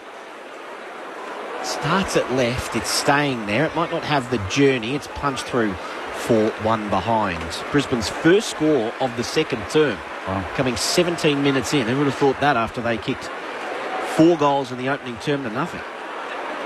So Lockie Ash for the Giants, standing inside the goal square now. He takes off to the right, gets into the pocket and launches one beyond half-back. Big Whistle kick. on play immediately. It's going to be to Jesse Hogan. It's a hold. The crowd don't like it, but it was pretty obvious. In big form, Jesse Hogan. Now he launches a long one down the outer wing. He's looking for O'Halloran. He's spoiled there by Darcy Wilmot. Front and square was Berry, knocked off the ball, picked up there by Peatling. His handball cut off by Charlie Cameron right on the boundary line. He's left footer towards half forward. Spoiled by Lockie Ash, but roved nicely by Archie. His handball cut off by Callaghan. Now he goes across half back to Whitfield. Gets the 1-2 handball. Good running from Callaghan as he puts the handball inside the centre circles for the Giants. They're off. Just sat for Cabin, who gets a hand pass over the top to Bedford and then back to Cabin. Kicks inside 50, but nice zoning off there by Lester, who took the mark. Yeah, they just had to go wide. Ward was all by himself, but they kept on playing too direct and played into Brisbane's hands then. Missed opportunity. Short to Ashcroft, pokes the kick over the top. Really just got over the man on the mark. Hand pass coming back to him was a little shaky, but he's able to mop up and flare it out wide to Brain, right half back. He goes to the wing, and Bailey has the footy. Bailey looks inboard. Back to Ashcroft, who wandered down the field, and he goes back to Bailey on the wing here, sharing the footy. Bailey then takes off. Kicks inside 50, looking for the run of Danaher. Couldn't work his way to the front. Lohman, though, classic roving, front and centre, has a ping. It turned into a pass anyway, and Archie takes it in the goal square and kicks the first goal of the second term for the Lions. It's taken 19 minutes, but the margin, 5-8-38 to the Giants, 4-2-26. It is 2 straight goals the difference. Meanwhile, 10 points the margin. It's North Melbourne leading on West Coast. Jason Ackermanis and Matthew Primus on ABC Sport. But that one there, they just held on to the ball. A little bit set up clunky there, but then Ashcroft, the skill of Ashcroft to just keep his calm, get it to our teammate, and then they sort of had options, but in the end, Bailey Smith just burned all them, went long. Joey tried to do the right thing and actually shepherd for Smith. Came to the back, and Kyle Lohman, he was definitely passing that, and that's a good option, and you love that. How good is that from Archie, just sneaking out there? You love those ones. So it was a beautiful piece of work in the end and a great kick to find Archie in the goal square as the Lions re-establish a 2-goal lead. Back into the middle, McInerney gets this one down. Toby Green into the middle, taken off the ball illegally for mine, but didn't get the kick. It lands in the arms of Josh Kelly on the outer wing anyway. He goes forward, inside attacking 50. Looking for Daniels, he's spoiled. Giants have got some numbers at the base, but beaten to it by Starcevic, who did beautifully. His handball back to Dunkley, off a step, he goes straight up and down the mine shaft. Fisted away from Bailey towards the boundary line. Well done by Darcy Jones. Handball back to Lockie Ash. Inside 50. It was Daniels who went down. He was hit by Starcevic. Crowd don't like it, but he was taken off the ball before the ball arrived. Look, let us know your impressions, Acker. What do you think? He dove. I don't like players doing that. Umpire got sucked in. You've got to be better than that. Like, if you didn't see it and he's on the ground, well, don't call it. That was not a free kick. Crowd not enjoying it. The man on the mark standing 40 metres away. He comes in, his right leg only 2 metres from the boundary. Daniels. Strikes it beautifully. And that'll shut the crowd up nice and quick too. They've got memories of this man destroying them in a final, running away. And he brings back the nightmare. 5-8-38 plays 5-2-32. It's back to a goal with 22 gone to the second term. Talk about taking chances, Matty Price. Matty Primus. Like, that was not a free kick. He bumped him in the back, Acker. Well, that happens all the time, but you push him in the back as well, but that's a super goal. Yeah, great goal, and they're showing us their efficiency. They've had a couple of times when they've locked them in, but, geez, they've been able to score pretty comfortably. And it's these small forwards. Yeah, Hogan's done some nice stuff, but these small forwards with power and speed and good in the air, they're getting enough look at the cherry and making it and capitalising. Brisbane by a goal. Margin was 30 at quarter time rather. They kicked 4 goals, 7 in the opening term, Brisbane, so wasted a lot of chances. Neil comes away with it. Hand pass to Rayner. He goes back to Neil. Inside the centre circles. Kicks off the instep. Archie again! Just read that one better in flight than anyone and took a good contested mark. I haven't called Lockie Neal's name. I don't know what stats-wise he's had, but Bedford's lining up on him. There hasn't been too many stoppages, and he's trying to get him on the outside, but he's doing an okay job, I think. Yes, but again, getting your hands on the footy. But that is a quality mark because Archie was looking at the play the whole time. Whitfield got lost, takes the mark, and here we go again. Can the class of a good player kick another good goal? 1 goal, 1 this afternoon for Archie. Comes in from 49, and that is as straight as an arrow. His second. And Brisbane get a steadier. 6-8-44. The Giants 5-2-32. 23 played. Second term on ABC Sport. What do you do there, Matty Price? Matty Primus, what do you do there? Just a good centre bounce win. That was all. It was some hands. And then Lockie Neal said, hey, we're absorbing too much pressure. Just kick it inside 50. And, Archer's taken a beautiful mark. He's terrific in the air. Yeah, lost his opponent, but he's terrific in the air, hard on the ground, and got the kicking boot on this afternoon. I think the other thing too is just how good Lockie Neal is in when he does get the ball and he is tackled. He still gives his teammates, he's been doing it for years, but he just gives his teammates a chance to get on the end of those little handball receives as we see him back in the middle, of course, with Dunkley and then Rayner. So let's see what happens in this centre square bounce.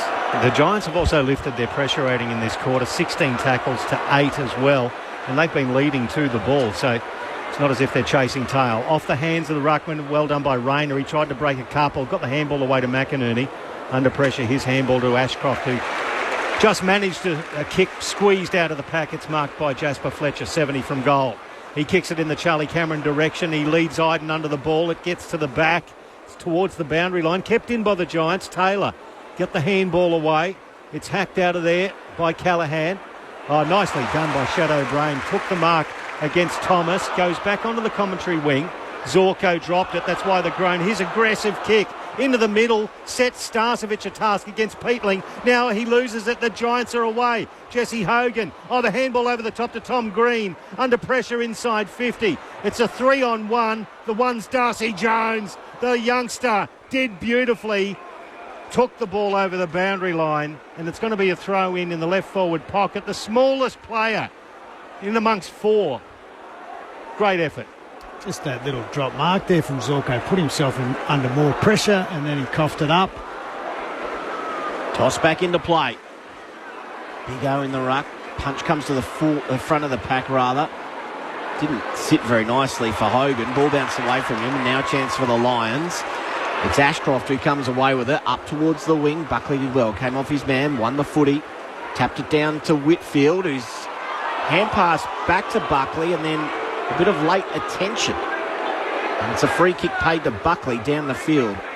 And he only gained about 10 metres as it was a hand pass from Whitfield. Short kick is okay to Tom Green. There's 2 kicks from goal, left half forward. Just sit this one up at the top of the square. Ask for his flyers off. The biggest flyer out of all was Berry, who took a wonderful defensive mark. He's been doing that. Generally from the wing he goes back and fills that hole. That's why you've got to be careful because Ward's getting off the chain, who's his opponent. That's a bit of a wobbler, that kick. Dunkley spoiled illegally there by Jack Buckley, but it's a free kick against Whitfield.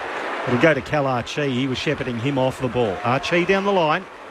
Now he hits Charlie Cameron right in front of our commentary box on the Stanley Street side of the ground. The Vulture Street side of the ground. It's Charlie Cameron. Goes back inboard to find Ashcroft. They're back to that chip and mark, Matty Price. Yeah, and the Giants are disappointed to let it go, but they've done a good job of holding them up here. But you can see what Brisbane want to do, and the Giants are trying to stop them. They were 1-on-1 ahead of the footy. I don't know why they just wouldn't go quick. Well, he's gone long now towards a massive pack, McInerney, and at the back was Rayner, but front of the pack was Danaher. He's buffeted off the ball. Taylor had his legs taken out. Ball still at ground level. Iden got the handball away. Now Taylor's got back up there beautifully. Gets it to Tom Green. Tom Green back to Taylor, who kept on running through half back. Was waiting for the hand pass. Bedford was there. What a tackle it was. Charlie Cameron ran him down from behind, and the celebration was almost as if he'd kicked one from 50. He's quick, but Charlie's quicker. He goes out wide to right half forward. Good kick to Neil. Full line pretty packed at the moment. Archie offers a short lead. That's ignored. He'll go longer instead, or pulls the kick at the last moment into Dunkley. It slipped through his hands. Crowd disappointed. He has to go back and fetch it. Ball was going nowhere. Umpire almost let Rayner get away with it as he extracted it from the pack. But it is a ball up, 30 out directly in front. Yeah, big couple of minutes here, so if Brisbane can manufacture a goal by pinning them in. Out of the pack, McInerney picks it up, gets his big slipper to it, and he kicks it out of bounds on the full. It's going to be a free kick to the Giants in the left back pocket. Looks like it's going to go to Jack Buckley. Not many people can catch Toby Bedford. He's still got wheels, Charlie. Isn't he? Yeah, absolutely. He's done that a couple of times today. As Aka mentioned, his pressure as a high forward has been fantastic this year. Well, that's how he's played himself back into a bit of form, is that pressure first. Not all the pressure to score all of the goals as Tom Green receives it for the Giants. They're held up, so the Lions have set up nicely in front. He comes long down the line. Hogan, let run free. Oh, boy, you can't do that. Yeah, he just clunked it. Yeah, just the blocks again. They're really important trying to keep Harris Andrews away from him. They're doing a good job of it. Brisbane by 12. Nice little shepherd while he had the ball there. Jesse Hogan. Gee, it's an odd kick. Just hit a 9-iron forward and into space, and Callaghan slides in and takes a good marker meter inside the boundary. He's a big boy, isn't he? Didn't have a lot of options, so good kick. So long kick from Callaghan. Inside attacking 50. Andrews there, but in front, floating in from the side with no one going with him. Cadman. Yeah, he's going to be some sort of player when he fills out into this big body he's got here. It's a bit long and scrawny at the moment, but his capability in the air and his running, he's going to be some kind of player in the future for the Giants. They really rate him. High draft pick, one of the best you can get out of a draft, but that's it. This is what, yes, he's got plenty of game time. You need to kick these ones no matter how old you are. Came from the side, took a wonderful mark now to finish the job. Let's just push that to the left for one behind. The Giants 5-3-33. Brisbane 6-8-44. We play 29 minutes second term. So the Lions play on relatively quickly. It's Darcy Wilmot, and he gets it over into the back pocket to Berry. Berry back to Harris Andrews. His back is to the goal, only 20 metres away. He's looking forward in both directions, now decides to go left, looking for Danaher. It was a big fly from Morris at the back, but the Giants got numbers at the front. Now it's with O'Halloran inside 50. Harris Andrews with the intercept mark and the height advantage over Darcy Jones. He kicks it to centre half back to Shadow Brain. Flares it out to right half-back Dunkley, and Dunkley plays on long. He wanted to go quickly because Loman had got out the back. Oh, how's that not front on contact? Thought Ash had given away the free kick. Umpire wave play on. He was able to gather. It's a good one-on-one win in the end. Hand pass to Wyden. Inboard is okay to Kelly. Quickly to Whitfield by hand. Maybe a late chance here for the Giants. Good kick from Whitfield to O'Halloran. They're on the build here. He finds Toby Green 60 from goal. Probably the last chance of this second term. Low and hard on, slip through the hands of Jones. And Brisbane get away with one there. Short kick is okay to Harris Andrews, who takes the mark. Siren goes. What an entertaining opening half we've had here. Brisbane kicking 4-0 in the opening term, and GWS responding beautifully with 5-2 to get themselves right back into this. Half-time here at the Gabba, Brisbane 6-8-44, the Giants 5-3-33. Let's go through the goal kickers for both sides this afternoon. Has been a hot start. Brisbane, 2 to Archie, and singles to Danaher, Cameron, McInerney and Morris. For the Giants, all single goal kickers, Callahan, Daniels, Green, Hogan and Ward. With their thoughts on the first half, time for a bit from our experts before we get to the latest from the ABC newsroom. Jason Ackermanis and Matthew Primus. Well, you can't say it's like the game of 2 quarters. That's not actually true, because it's just a game of whoever can get the intensity and pressure right and work rate. You're going to be in the contest. What I saw then was a lot of GWS that quarter, unlike the first, getting their hands on the ball. I also noticed they were outnumbering the lines at the front of contest often. That said, they did come through the corridor. When they did get the ball, Matty Promise with dash and dare. And what do you know? They get back, shots on goal, and they're back in the game. No, you're spot on. Exactly summarised it, what the first half's been, and you can see the frustration must be with Adam Kingsley when they can get their hands on the ball. Geez, they're a hard team to stop, and their defence is terrific.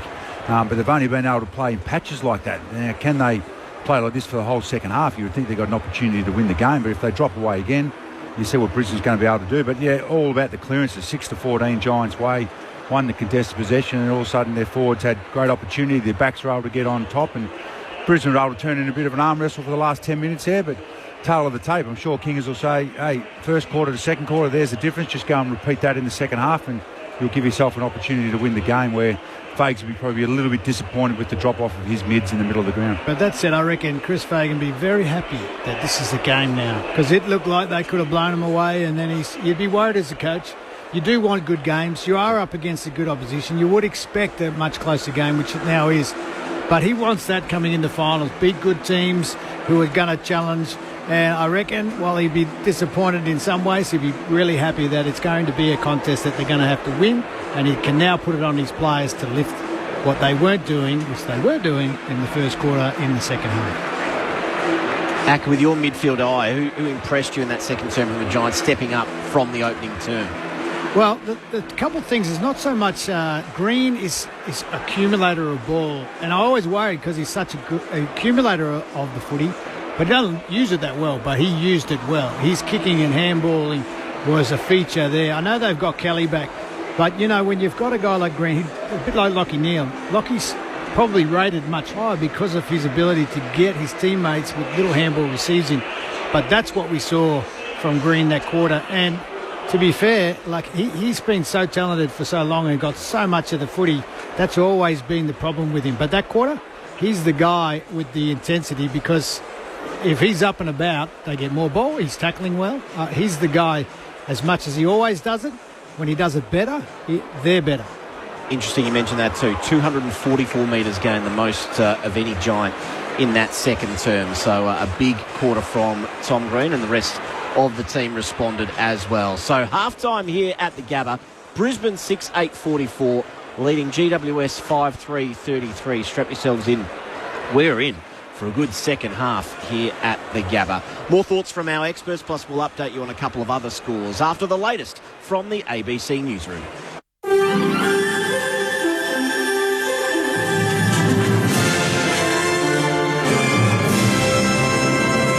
ABC News with Satyam Weinstein.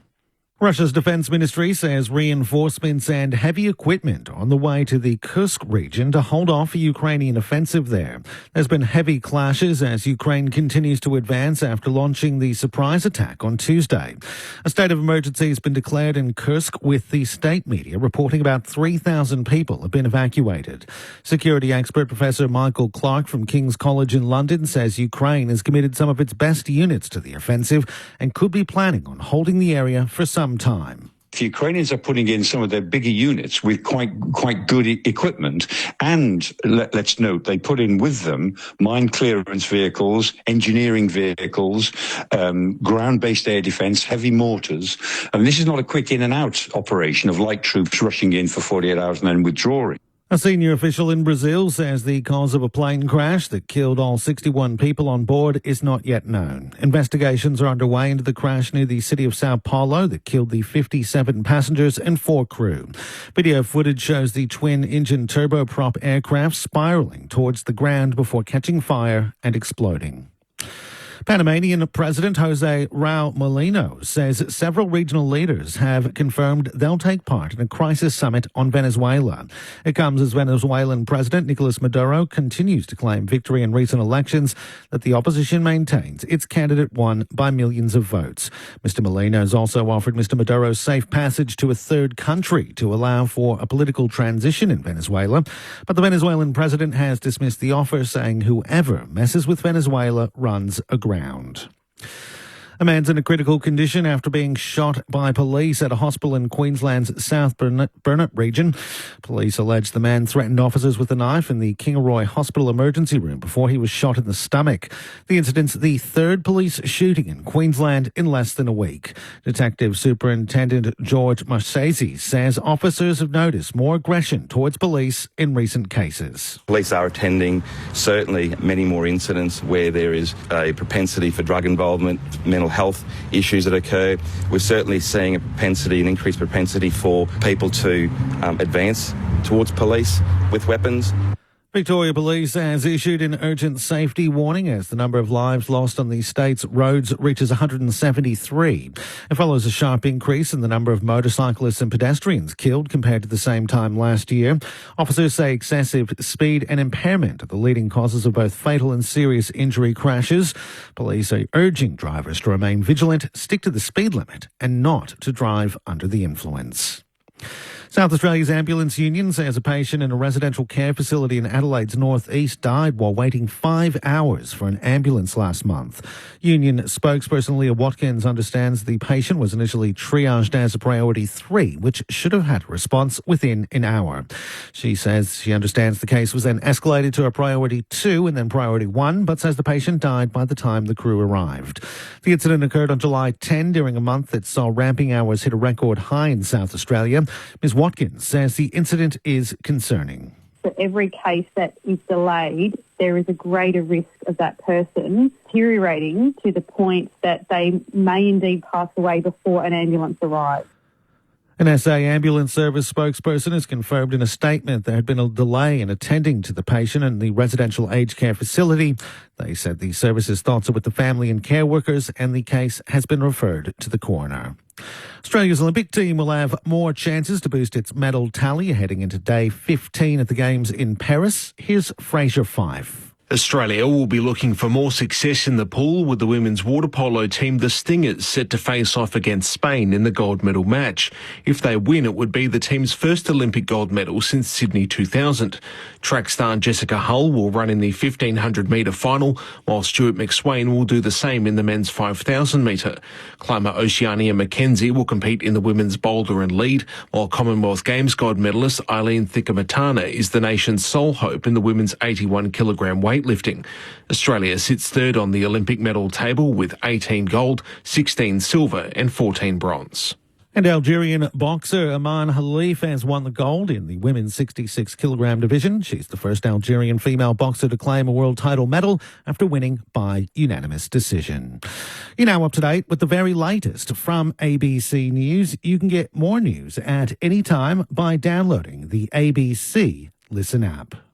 It's the most magical time of the year, right? Footy season.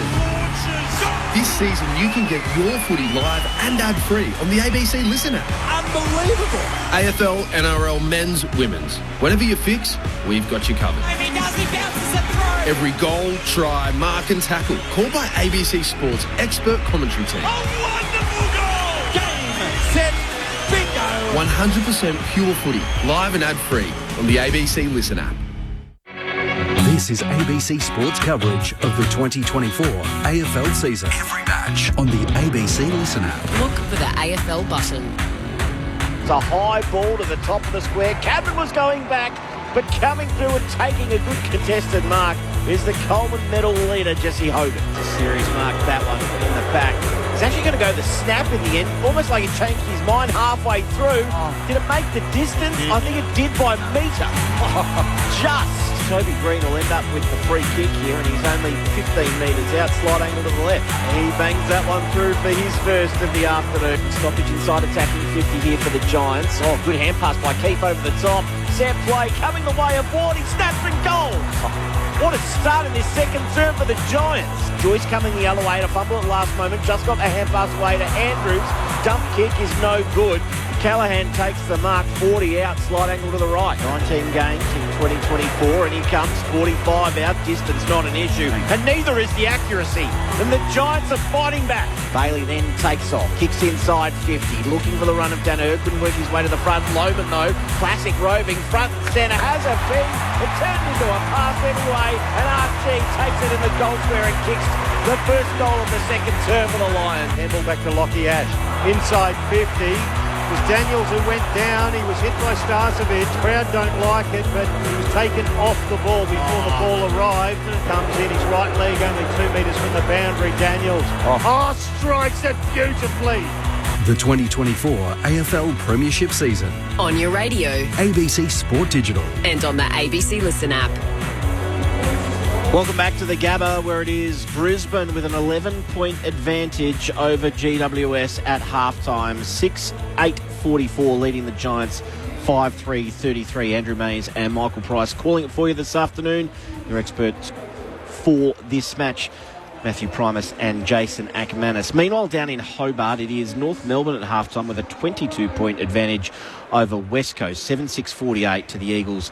3-8-26, who've been a little inaccurate in front of goal. All over. It's all over. Tom Powell, the only multiple goal scorer down there with 2 goals so far. So a big chance for North Melbourne to record another win this season. It would be their 4th under coach Alistair Clarkson in 2024. Plenty of other sport happening around the country and around the world as well. Of course, we've got the Olympics going on at the moment. The marathon, the men's marathon, starts this afternoon, so about 4 o'clock Brisbane time. That will begin, and then all through the night we've got diving, canoe sprinting, rock climbing, weightlifting, with Aussies scattered all over the place. There's more action from the cycling track tonight, and maybe the headline for the Aussies, probably our best hope for a medal on the track, is Jess Hull, who will be in the women's 1500 metre final. That to take place just after 4 o'clock Sunday morning Australian Eastern Standard Time. So a few alarms and a few coffees will be set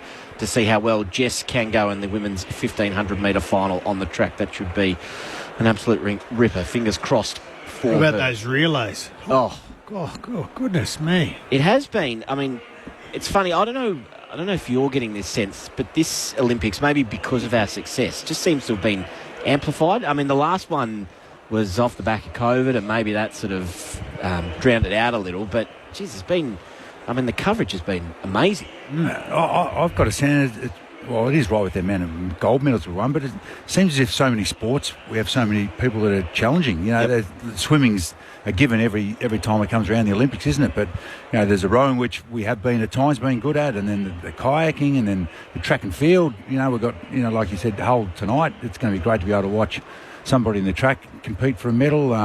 The horse ride, everything. Probably the breakdance has been about the only one. Yes, correct. But she became a viral sensation. Certainly viral this morning, wasn't it? Well, water polo too. Water polo, yeah. Diving. It's been terrific to watch. Yeah, it has been a magnificent game. So hopefully there might still be another gold medal or two around the corner for the Aussies. Already our most successful games of all time in terms of our gold rush. So it has been a wonderful campaign in Paris. Skateboarding, yes. Yeah. Claim both of those. Yep. We've done extremely well. The Lions 6-8-44, leading the Giants here 5-3-33. Adam Kingsley would be a lot happier with that second term. For those of us who are, or for those of our audience who are just joining, what can we expect in this third term? Can you see Brisbane steadying the ship here a little, or have the Giants got more to give after fighting back? Oh, I think it comes down to the stoppages and centre bounce through the middle. The first quarter was 6-0 against the Giants, and that quarter was 5-1 to the Giants, and that gives you your territory, and then you allow your forward six one-on-one to get the job done and give you shots on goal. And if they lose, they can put pressure on and lock it in. And that was the tale of the first and second quarter. And then, Brisbane were able to get a bit of their game plan going the last 15 minutes, hang on to it and get the ball nice and deep inside 50, but weren't able to hit the scoreboard. I think the Giants did really well to stop them contested marking the ball. There was, not sure how many there was in the first quarter, but they definitely brought the ball to ground a lot better, and that then enticed the Giants to get their run going, but Brisbane were able to tighten up in that. So a really intriguing third quarter, the first 10 or 15. Giants want to make sure they don't come out half asleep like they did at the start of the game.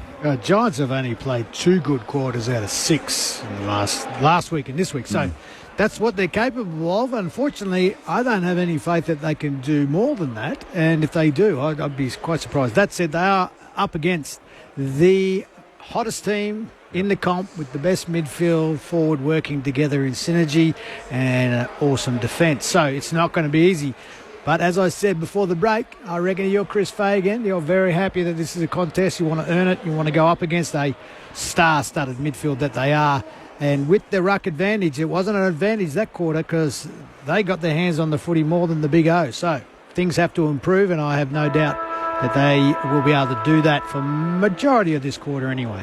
Jason Ackermanis and Matthew Primus with us on ABC Sport this afternoon. Sorry, the other score I forgot to update as well was the Rugby Championship down the road here at Lang Park, where it is South Africa 7-0 over the Aussies. That one 19 minutes in, so the Wallabies, it's going to be a tough task anyway, but conceding the opening try could be a long afternoon for them. But why not test yourself against the best? Just to put this into perspective, this result. So if Brisbane win, they'll be in second spot with 2 rounds to go. If they lose, amazingly, they can drop out of the top 4. So I know. Were you a ladder watcher, you guys, when you played from week to week, especially when it was tight around this pointy end of the season? Every meeting during the week, Lee would go, okay, this is where we are, and if we win, and you could see easily, really, this is what's on offer. So you knew. In the old 8-point game, you knew about that because Lee would talk about it probably on the Monday, and then you never talked about it again because you don't need to. You go, oh, yeah. It's funny how your mind thinks, yeah, we want to win that one, we can get up there. Yep. So, yeah, he did that all the time. Interesting. Every week. No, he didn't need to in Adelaide because it was on the paper or the TV or the radio. You wanted to escape it at the club, You didn't need it, especially if you were having a poor year. You didn't want to know where you were. But, but look, you can't hide behind it, especially in the modern day now, social media and everything. It's 24/7, so that the players will be aware about it, and you really wouldn't have to talk about it too much. But yeah, it is amazing. Where will the Giants end up if they don't get over the line? Yeah, so the Giants are on 52 points, so they're level with Port Adelaide and Geelong at the moment. They've got Fremantle just 2 points further behind them, and then the Western Bulldogs and Carlton with good enough wins. If they lose today, the Dogs and Carlton can both jump on top of them as well. So they could see themselves all the way down to 8th, losing this one if results don't go their way. So massive game. Geelong and Fremantle are after this. Yep. And then Hawks and Carlton tomorrow, is it? Or today? Yep, tomorrow at 1:10 big game. Yeah, it is. Wow. It's just some huge games as we go through this round. So tell you what, the Dogs, they have had a good spell. They are just as hot as anyone in the comp right now. Hard to beat at the moment. Absolutely. So, as you mentioned, big game to come this afternoon over there in the West. We'll get a preview of that at 3/4 time as well. Fremantle taking on Geelong, which has obviously huge ramifications. Essendon and the Suns, the Bombers still just hanging around. Port Adelaide don't want to slip up tonight against Melbourne either at the MCG. Carlton Hawthorn tomorrow.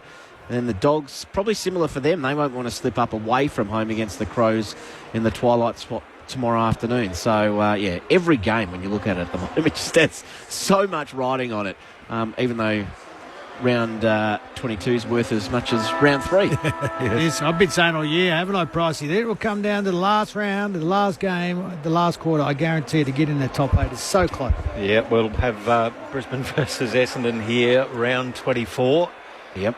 That should be a beauty as well. A packed house. Players getting back to their positions. Good crowd in this afternoon. Another sellout here at the Gabba. So the Lions are enjoying a great run with their fans as well, who have flocked to the Gabba to see their team, who has been on this will be the 10th win in a row today if they can get over the line. It has been a wonderful streak. Yeah. Last time these two played, of course, in Canberra was where they got embarrassed, and that's probably where the most pressure came on Chris Fagan. But how times have changed since then. So 60,000 members too, the Lions. Yep. That is a record. Hopefully most of them are, proper long-term members, or what are they called? Full members. A few pets in there. Full members. I hope there's not pets. Dogs and pets and two members. I know Eddie used to hate counting pets, and he's like, unlike Richmond, we don't count pets. 6-8-44 the Lions, the Giants 5-3-33. It's all on the line in this second half on ABC Sport. You with Michael Price. And another good bounce to start this third quarter.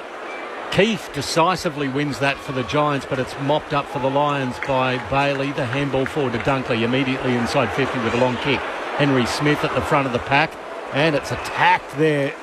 Beautifully done by Lockie Whitfield, who gathered the ball, but he was tackled, wrapped up 35 metres from goal by Kalachi. Immediately, umpire's going to come in and have another crack and throw it up. So it's McInerney who gets it down. Rayner just overran the ball. Iden flicked it up. Rayner back involved. 2 tacklers. Still got a handball away with some strength, but the Giants are going to sweep it away with Whitfield, who flares it out wider to Cal Ward. Wanted to go the hand pass, and he did too to Himmelberg. Was almost pushed off the kick. Up to right half forward, playing from behind, but fighting hard at ground level was Daniels. He's in there over the top. In fact, it might have been Toby Green in the end. And he gets to his feet against Starcevic. Yeah, they always have a good battle. Toby does have the leg speed on him, but Starcevic always seems to find a way. Find a way to be just beating. Heath won it down only as far as Neil, though, from the clearance. Hand pass to Zorko, to Starcevic back into traffic, off to Dunkley by hand, now to McCluggage, one dummy, bought himself some time, good chip inboard. He finds Lohman on the wing. Lohman inboard with an aggressive kick to Archie into the corridor. He goes a little bit backwards to go forwards to right half back. It's with Darragh Joyce wearing the helmet this week after a jaw injury. Took him out for a week. A long kick to right half forward, Danaher. Nicely spoiled there, good bit of work from Taylor. Takes the ball over the boundary line about 70 from goal at right forward flank. Archie Pricey had it in the middle. All he had to do was turn around. The man on the mark had disappeared. Instead he goes wide. That's not what you want. You want to come back down the middle. He was 1-on-1 with Joey Deep. Disappointing. Well, direct would have been the way to go. The throw in, good. It was picked up by Peatling, who had a monumental second quarter. He got tackled around the neck by McCluggage and wins the free kick.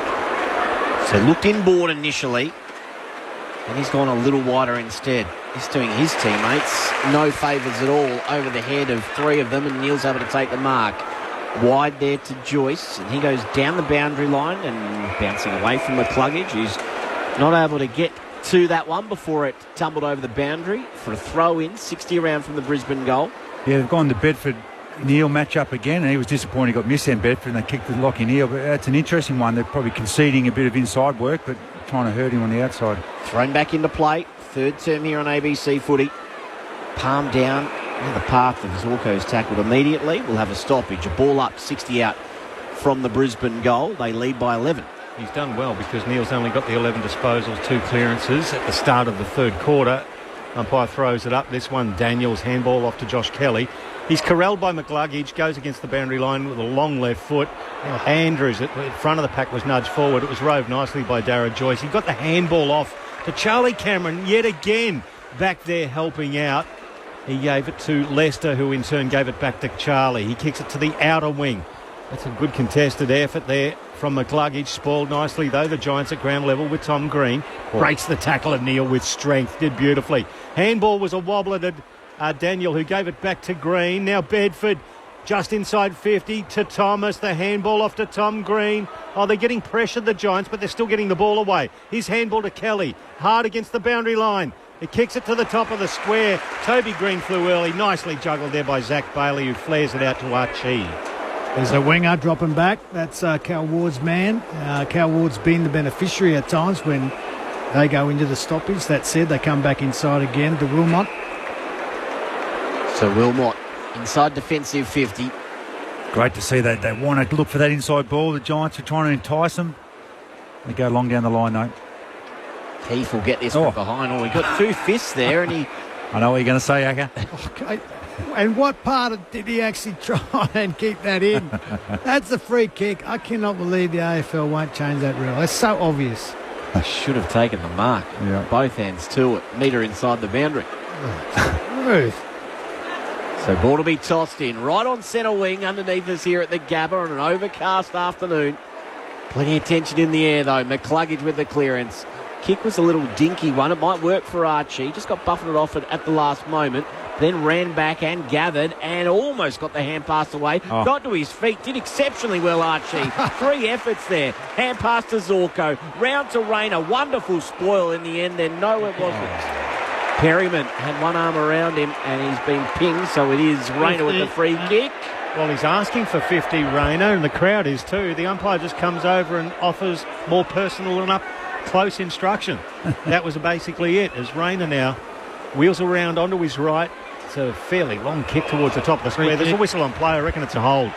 And it'll leave the goal. Play on advantage. Neil takes it, runs into the goal square and goes bang. It was a free kick that went to Joe Danaher, but Lockie Neal, sensing that he had the advantage, took it and kicks a goal for the Lions to extend their lead. 7-8-50, plays 5-3-33. It's a 17-point margin with 5.5 gone to the third term. There's no way you can stop that advantage. That said, free kicks that far out, I wouldn't even trust Joey would kick that. I'm glad that Lockie picked it up and ran into the open goal. But when you're not having a good day and you're being well tagged, you've got to take those. That's a great gift.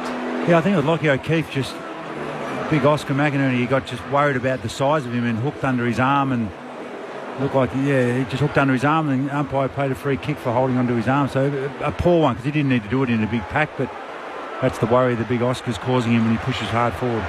Opening goal of the second half to Brisbane. 7-8-50, leading the Giants 5-3-33. 6 played third term, ABC Sport. Bounce in the middle. Chance there for Peatling, who squeezed under both ruckmen and almost came out the other side. High kick, it'll land inside 50. No mark taken away from Toby Green. Brain onto it, but Jones is on to him. Got the footy, and then Berry got him. Good tackle inside defensive 50. We'll have a ball up 45 around from the Giants' goal. Brisbane with the only goal of this third term so far. We've played 6.5 minutes. So it's propelled forward there for the Giants. It's going to go into the path of Darcy Jones, but he can't get it even with all his speed before it goes across the boundary line. Throw in 45 out left forward pocket for GWS. What's Lockie Neal kick for the year now, Price? He's certainly added that to his repertoire this year. Well, he's had only the 9 goals, so that was his 10th goal for the year. Yep. But he never been a massive scorer of goals, but he has lifted his rating so far in 2024. And as Jasper Fletcher takes the ball over the boundary line at right half back for the Lions or left half forward for the Giants, right in front of that little patch of Lions members who are very vocal indeed. They get right behind the boundary umpire here as he throws it across the arc. McInerney propels it forward. Cut off there by Callaghan for GWS. Gets onto his left foot. It's a high bomb to the top of the square. Lester fists it forward. Rove there by Daniels. Got a handball away. Tom Green, quick as a flash to Peatling. Now they're back outside 50 though. Keith hooks a mongrel inside 50. Through the hands of Zorko. Shadow Brain for the Lions mops it up. The handball to Harris Andrews. And his kick trying to clear it.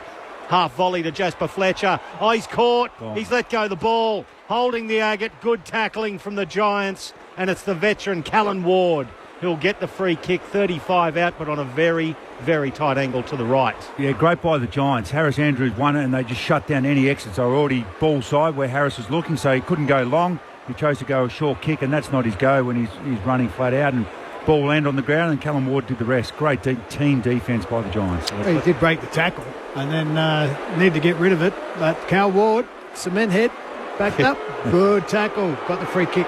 The veteran, he's already kicked one. comes in from 40, strikes it nicely, but it's to the left. It's one behind. 50 plays 34. 16 points the margin. The Lions lead with nearly 9 gone to the third term. Aggressive kick in two and a quick one from Zorko. It's a good one to right half back. Berry had the march on his opponent and takes a comfortable mark. Kicks over the top to Morris, who was busy in the opening term. That's better. Now he's looking for a way out. He's at right half back in front of the interchange bench here.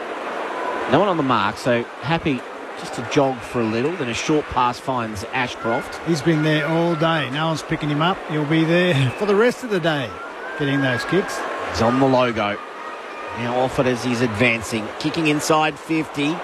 Almost a mark in the end of Dunkley. He turned around and asked a few questions of the umpire. It was slapped away from him and out for a boundary throw in 50 around from the Brisbane goal. Lachie Neale just the 3 goals last year, so... Yeah, he's, it definitely feels like he's hit, especially the back half of the year, I think felt like he's kicked the scoreboard. So, in at right half forward for Brisbane. Once again, the Giants have got the numbers here. Oh, that's a high shot, though. Peatland taken down. No, the umpire said it was a free tackle anyway. Picked up by Ashcroft, tumbling it towards the top of the square. Taylor gets in front of Danaher and fists it through for a behind. 51 plays 34. It's back to 17 points. The Lions lead. Looks sharp all day, Ashcroft. So kicking here for Ash. He finds Ward. 53 out from his defensive goal. Short kick on the 45 is okay to Perryman. Perryman keeps it low. Himmelberg's running. He hand passes to Whitfield, who goes inside attacking 50. Hogan with the jump here and just manoeuvred Joyce perfectly and takes a good one-on-one mark. He'll have to kick this from 50, 45-degree angle to the right. Having a real impact on the game, Whitfield now getting a lot of the ball off that half-back, and he is a beautiful advantage kick, as we saw on that occasion. Good long kick too. The umpire nearly paid a free kick against Toby Green, who's doing a little bit of dodginess off the ball, but Hogan has a shot on goal. No, he doesn't. He's going to pass instead over the head of Green and out. Didn't the crowd love that? He missed the target by 5 or so metres. It pitched inside the boundary, so it's a ball in right forward pocket. Toby's getting busy, and so is Starcevic. Interesting to watch at this stoppage. Yeah, it's like a middleweight title fight, isn't it, between those two? I absolutely adore it. They both give as good as they get as well. They're both male too, just saying. Yeah, oh, jeez. Zaka, that's off a long run. From the right forward pocket, it's off hands. Cal Ward puts it across the face of goal, and Harris Andrews beats Cadman and takes it over the boundary line. Left forward pocket, 17 points the margin, but it feels closer. The Lions lead it with 11.5 gone to this third term. Michael Price with Andrew Mays and your special guests and experts, Jason Ackermanis and Matthew Price. Throwing back into play, left forward pocket. Chance for the Giants. Big O won it down towards the boundary. Daniels is in there. Free kick. Starcevic on Green. Green got sucked in again. Starcevic wins the day. We'll be happy with that one. Short pass is okay to Ashcroft. Ashcroft flares it out wide by foot. Mark taken by Zorko. Zorko to the wing. Mark taken by Smith. And that was a good mark as well. Right up on the AFL logo. He can turn and go quickly if he wants. Just waits on it for a moment. Back to the running Zorko. Kicks inside 50. 8+ delivery right onto the chest of Bailey. He'll have to kick from just outside 50. Yeah, get it to you. Good users twice. He got the handball received and hit the target and made something up when it looked like it was going to be a slow ball movement. The Zork has certainly got the leg speed still to attack the game and are dangerous off that half-back line. He's certainly got the distance in him here, Zach Bailey. He is a long kick. And that said, he loves kicking goals here at the Gabba. So starts his approach. He'll kick from 53 in the end. Called to play on. Does it have the journey? Not quite. Punched through for one behind by Taylor in front. Second rush behind in a row. Margin is 18 points. 3 straight kicks, and we've played 12 minutes in the third term. Brisbane with the lead. So the Giants bring the ball back in. Sitting there with Himmelberg at full-back. He goes to the left and changes his mind. He's still inside the goal square. Now he saunters out, looking to measure a pass for Whitfield, spoiled by Ashcroft. Bringing the ball to ground. Cal Ward in front of Jasper Fletcher. And the veteran disguises it well as he knocks it over the boundary line. Right where the boundary meets the 50 arc. We'll get a throw in. And there's a little bit going on behind the play as well with Krzyzewski and Dara Joyce and Jesse Hogan and Harris Andrews. The four of them are just... All day they've been doing that, Price. Oh, it's just been... it's just fascinating to watch off the ball as off the ruckman's hands, Rayner. His handball almost picked off by Whitfield. Enter Darcy Jones. His handball knocked out of the hands of Kelly. Jones got it back, though. Did well, the youngster. Back to Tom Green now. Peatling measures a 9-iron and hits Cadman as he comes down to help out. Cadman right half back. Lovely left boot normally. Green of the Tom variety, that is, on the wing. He's ignored. Shorter still. He finds Kelly. Oh, Whitfield's just went for a run there. Looked like his calf or foot pulled up, very limp. Oh, no. Oh, dear. That's hurt him. Long kick forward. Smith might have infringed on Hogan there in the contest. He did. So Hogan with the free kick. Hogan can kick inside attacking 50. I think Whitfield's going to go off here. Long high kick. Where are the Flyers? Smith got a fist to it. Brisbane with the numbers at ground level. Then Starcevic gets Toby Green, and he will absolutely love that as he gets to his feet. Yep. Yeah, Lockie Whitfield stuck at centre-half forward at the moment. Trainer's out to him, and he's trying to push him away, but doesn't look all that convincing at the moment. So it's kicked by Starcevic, and in the direction of McCluggage. Kelly did well to intervene, got the ball down, rode by Ashcroft, and Kelly tackles him. 70 from the Giants' goal, and there will be a ball up. I think he's okay. He's staying out there, but it's unusual to touch your feet like that on your toes. It's a very unusual injury. Looked like a bit of a soft tissue problem there. Off hands Tom Green, just scrubs it forward. Zorko reads it best. Falls over, did it well. I'm pretty sure he did that deliberately. He just gathered, sort of like a baseball player sliding into second. He tumbles it towards the commentary wing, and it was a great battle between Logan Morris and Jack Buckley. Call it a draw as it goes across the boundary line for a throw-in right in front of us. Yeah, they've defended them really well, Brisbane. They haven't been able to they haven't allowed the Giants to play quick. It's been slow, ball moving inside 50, easier for them to defend. A really good job in their team defence so far this quarter. 1-0 in this third term, but Brisbane, you'd say, have had the majority of the play. Toss back in. Free kick. That's a free kick. It's a high free kick going the way of Peatling, who pulled up a little himself, and then Ward tried to get around Dunkley, dropped the footy, regathered, kicked inside 50. It was rushed, and a favoured Andrews, who took the chest mark a metre inside the boundary. Dunkley didn't even tackle him. He actually just slapped the ball out of Ward's hand. Very nice. And so Andrews, just the required distance to Ashcroft, who comes back out wider to left half back to Jasper Fletcher. They're like... He's having some game, Ashcroft, isn't he? Oh, he's having a cracker. They're just leaving him there. That was disposal 21 for him. Jasper Fletcher, the father-son, long down the line. Oh, good contest there from Cadman. Brought the ball to ground. He got back up. It was thrown back to him. Whitfield is in trouble. That's a soft tissue problem. He's very, very ginger. He can hardly get a gallop up as the ball's at half forward for the Giants. Cut off by Shadow Brain for Brisbane. Gave it to Zorko, and that's why he is being brilliant this year. They flared it out wide, and they're off on the outer side. Kick is okay as well. No, it's actually over the head there of Lohman, who competed hard at ground level, had 3 Giants for company, did well enough to run a bit of interference and get some time, but the Giants' numbers win out. Himmelberg, hand pass, along to Callahan, then he sold his teammate into trouble. Ball spills free, and now a big tackle on Starcevic there. Was it dangerous? Umpire says no. He will have it. I reckon Toby... There was a bit of anger in that tackle. There was a bit of sweetness to it. He's lucky he's bounced up. But it is a free kick going the way of Starcevic. I wonder if that's for the tackle or for the afters. Yeah. Toby Green could be getting frustrated because Starcevic has had 9 touches now with 4 tackles. Toby's had 3 touches. He has kicked a goal, but only 3 touches of the ball. Comes across now from Charlie Cameron. Aggressive kick towards the commentary wing. Dara Joyce with the flight, but that was courage from Cal Ward. You wouldn't expect anything else. Off hands, Rayner. Rayner tries to measure a kick, but he didn't measure it correctly. Henry Smith did well. He overran it, though. The Giants got numbers there as they turned it over the lines. At ground level, there's a chance. It's very scrappy in the pocket. Kelly, he gave the handball off to O'Halloran, whose handball was cut off over the boundary line. It was Himmelberg, in fact. Will be a throw in the left forward pocket for Brisbane. All of a sudden the game's amped up just a little bit emotionally. Yeah, it feels like a goal to Brizzy could really break a bit of the resistance here from the Giants. I know they'll keep coming, but they just look on the ropes at the moment. Constone is the sub for the Giants. Lockie Whitfield has made his way to the bench, so we'll update you on that as soon as we can. From the throw-in, Fletcher tried to get away from Green, who had him by the jumper. Just squeezed the kick away. Inside attacking 50. Archie, clean enough.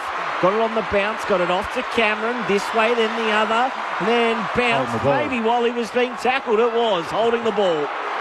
Connor Iden with a very good tackle. His jumper was in his fingertips and he couldn't let go. He gave it to Charlie afterwards as well. There might be a few in the crowd who didn't quite understand you're still holding the ball when the jumper's being extended. They thought Charlie was off to the races. All of a sudden the Giants to left half back. Well done again to Callahan, who's done some good things today. That wasn't one of them. He just dropped the agate on the logo. Well backed up there by Lockie Ash and towed forward for the Giants. Hogan with the set. Flying at the back, Harris Andrews brings it to ground for Brisbane. Joyce gathers, tried to gather and knocked it over the boundary line. It will be a throw-in in the left forward pocket for the Giants, desperately requiring a goal here with 20 gone in the third term. He's out the back too, Jesse, and he had the run. Not the best kick, but if he keeps doing that, he'll get some looks. Jason Ackermanis on ABC Sport. Toss back into play. Cadman tried to grab it out of the ruck. Spilt free at the last moment. And there was Dunkley. He was slammed in the tackle. Ball spilt free. Now Rayner. He got free of the tackle and got his arms free. Off to Neil by hand. Right half back. Kick goes over the wing. Out the back. Danaher tried to nudge his opponent underneath the ball. Wonderful follow-up there by Rayner. Kicks inside attacking 50. Charlie's one out in the cage. Takes the mark. And this to reverse the dose on Iden. Great kick from Rayner, just to the advantage side. Charlie had the sit in some ways. Iden had him just locked down, but Charlie was watching the ball and Iden was watching Charlie. Cam Rayner, great follow-up. He was in that contest down here and he followed up upfield, got that, and super play. So Charlie Cameron will start his approach from 40. He'll kick from 30. Pokes at it and misses. Only a slight angle to the left there. I reckon he was winding himself up for a good celebration too after winning the one-on-one.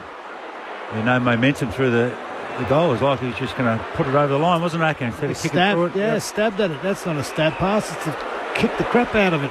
Kick. 7-11 plays 5-4, margin 19 points in favour of the Lions. Himmelberg by hand out to Connor Iden at right half back for the Giants, kicks it in the Hogan direction at the back of the pack. Well done, Krzyzewski. He did beautifully. Now it's handball off to Darcy Jones, runs to the arc of 50. I reckon he had 50 cents each way there, shot or pass. He tried the pass. It didn't work. The big man in Keith gathered and then tried to centre the ball. It was cut off by Shadow Brain for Brisbane. They torched a goal there, the Giants, as Lockie Neal has it to Leicester. Leicester back in board to Ashcroft. Ashcroft gives it straight back to him by hand, and then Leicester further wide to left half back. Loman has it, fights off the 45. Good kick to Wilmot. Now into the centre. Starcevic can go if he wants to. He's inside the centre square. Pokes it another 20 metres further forward to Berry, and they've worked their way through this beautifully. Berry laces out Dunkley, can line up from 50 out slight angle to the left.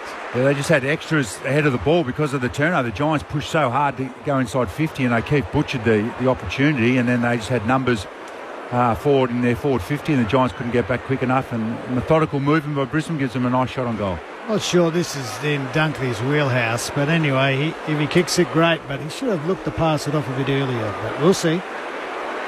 Starts his run up from inside the centre square. Kicks from 51.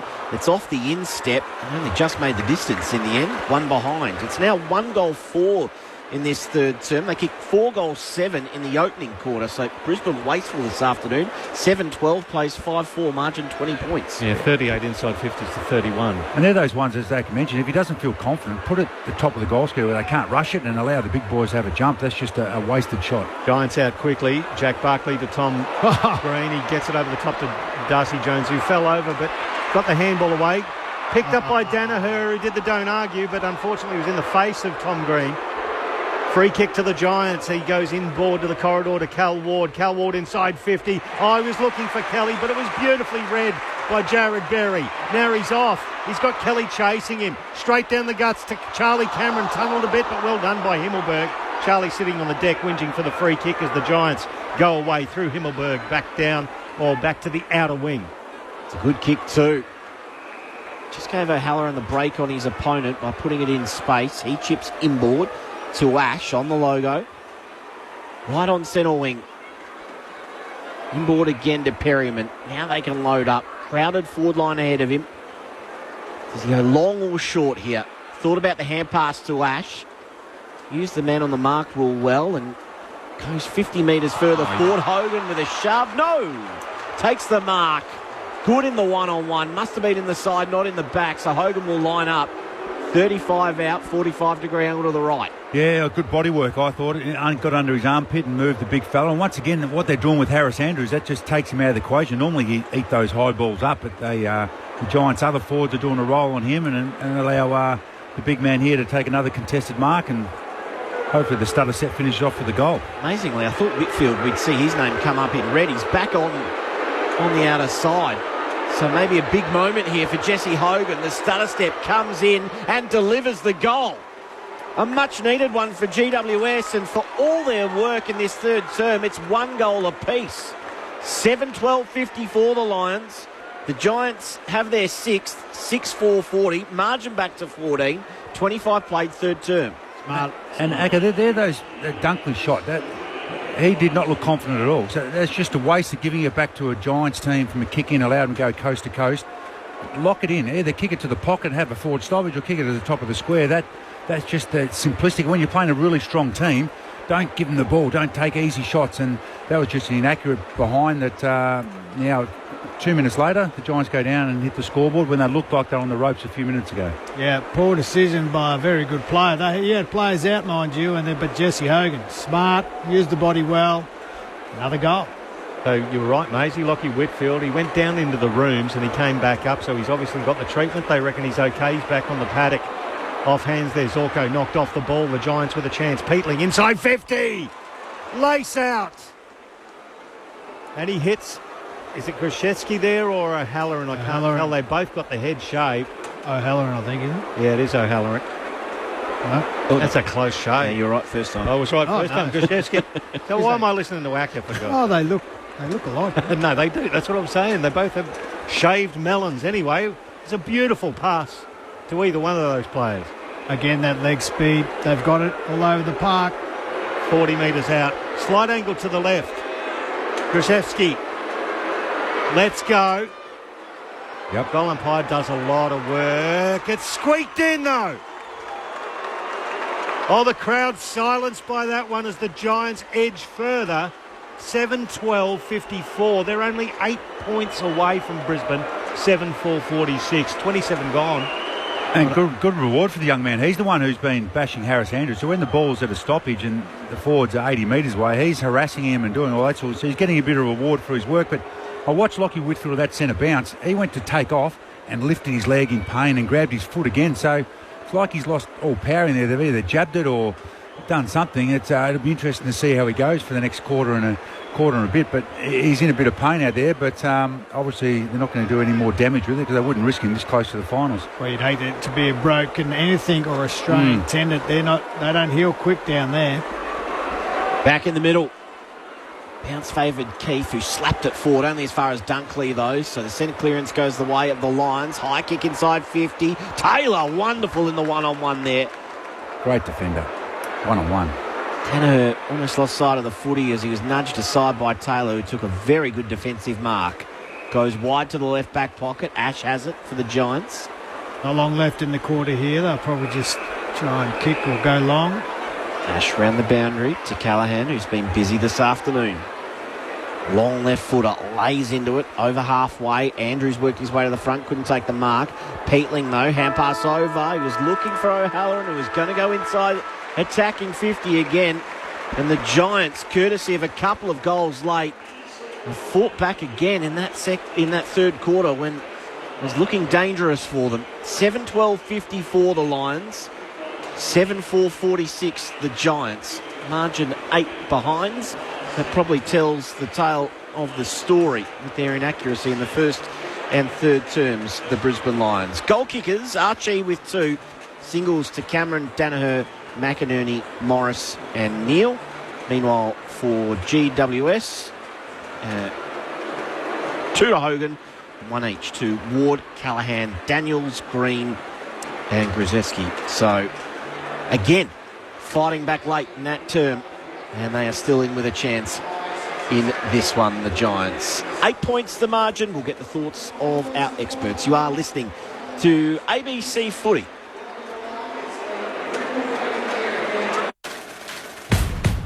Do you have a favourite ABC show? Perhaps a favourite ABC personality? Tony Armstrong, maybe? Or Sarah Ferguson? How much do you love Gardening Australia? Gruen, Four Corners, Muster Dogs and Bluey? Well, show them some love by voting for them and others in the 2024 Logie Awards. Simply head to tvweeklogies.com.au and cast your vote today. This is ABC Sports coverage of the 2024 AFL season. Every match on the ABC Listen app. Look for the AFL button.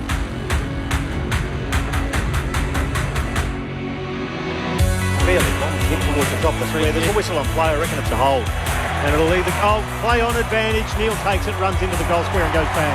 It was a free kick that went to Joe Danaher, but Lockie Neal, sensing that he had the advantage, took it and kicks the goal for the Lions. Forward again to Perryman. Now they can load up. Crowded forward line ahead of him. He's 50 metres further forward. Hogan with a sharp no. Takes the mark. So maybe a big moment here for Jesse Hogan. The stutter step comes in and delivers the goal. Off hands there, Zorko knocked off the ball. The Giants with a chance. Peatling inside 50. Lace out. Grzeski. Let's go. Yep. Colin Hyde does a lot of work. It's squeaked in though. The 2024 AFL Premiership season. On your radio. ABC Sport Digital. And on the ABC Listen app.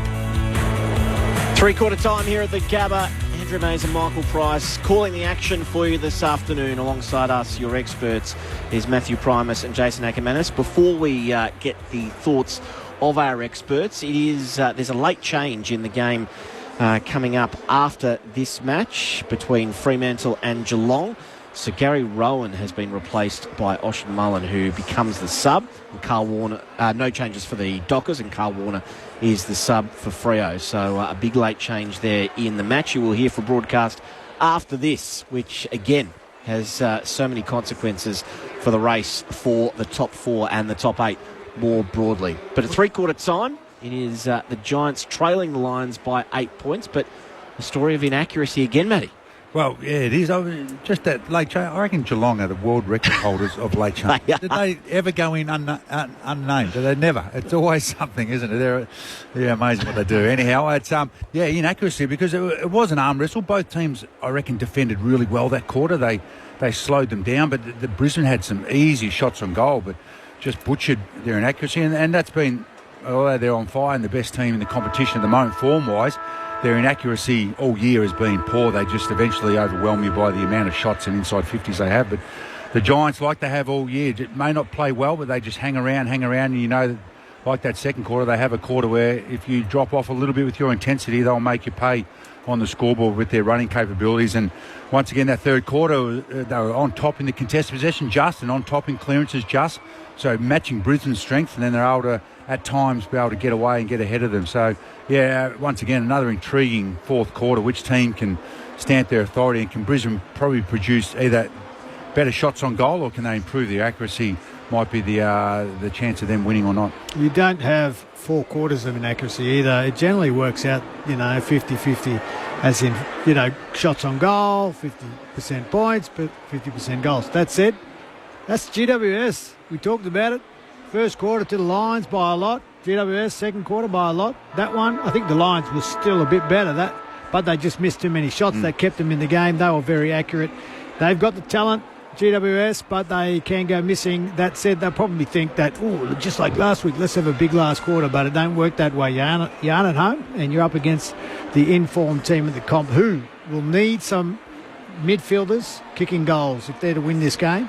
Don't worry about the forwards. They need the midfielders, not only to be on top, but to get forward and get a couple of shots on goal, because that could be the difference. Yeah, big half an hour of footy coming up. As we mentioned, the ramifications huge. If the Giants lose today, they could find themselves as low as 8th spot at the end of this round. And for Brisbane, if they lose, they can slide outside the top 4. Lockie Whitfield's gone forward to Maisie. All right. Yeah, I wonder if that's looking after him or trying to find a guy who can, win in one or a better inside 50 kicking, which costs him a little bit. But and they pulled the trigger too on their sub. So Harvey Thomas is off for the Giants. He has been subbed this afternoon. There you go.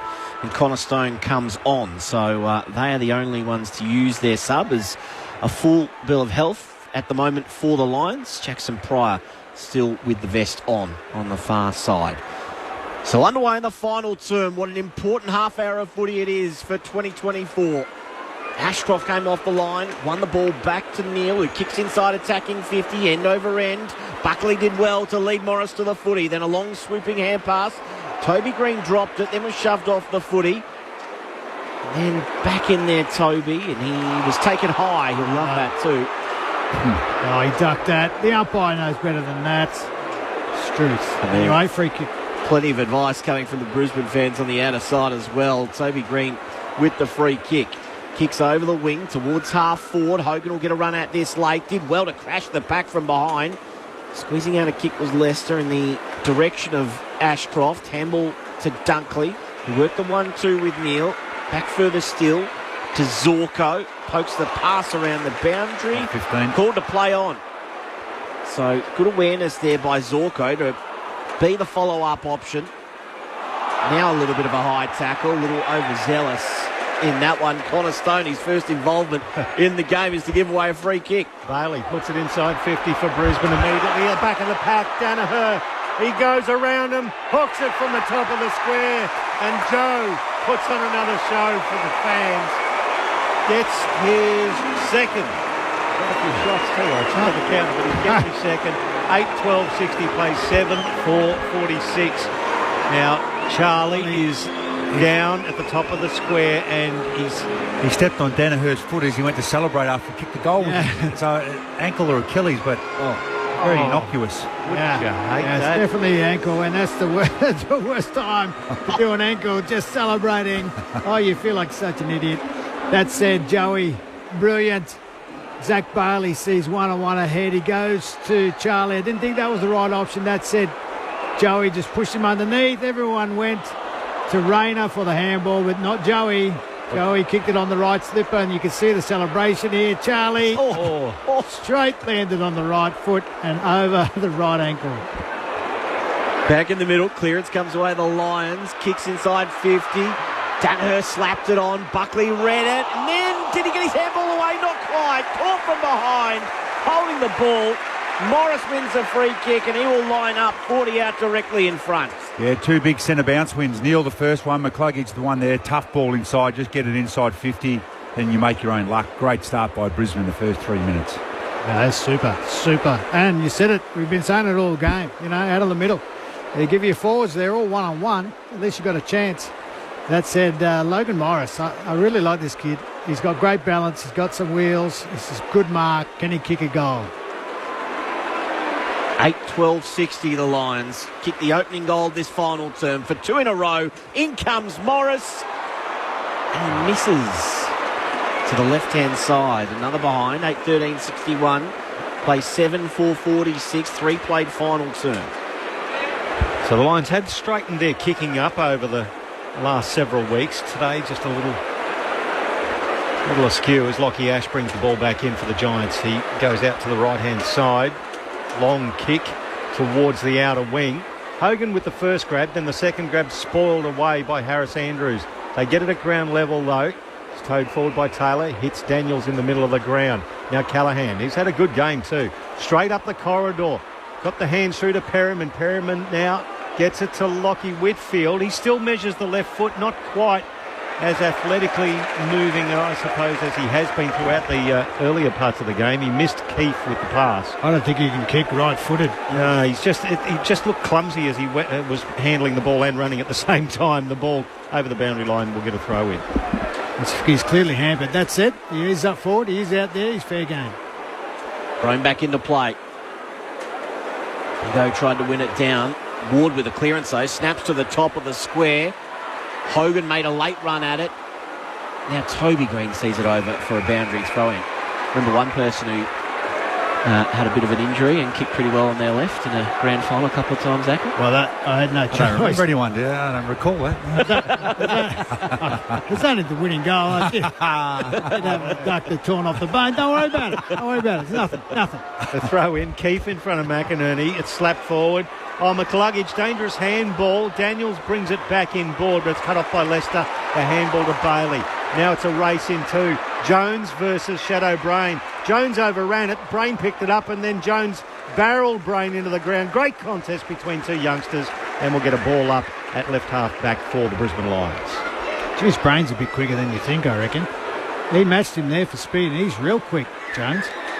Brisbane by 15. Keefe. Oh, what about Whitfield?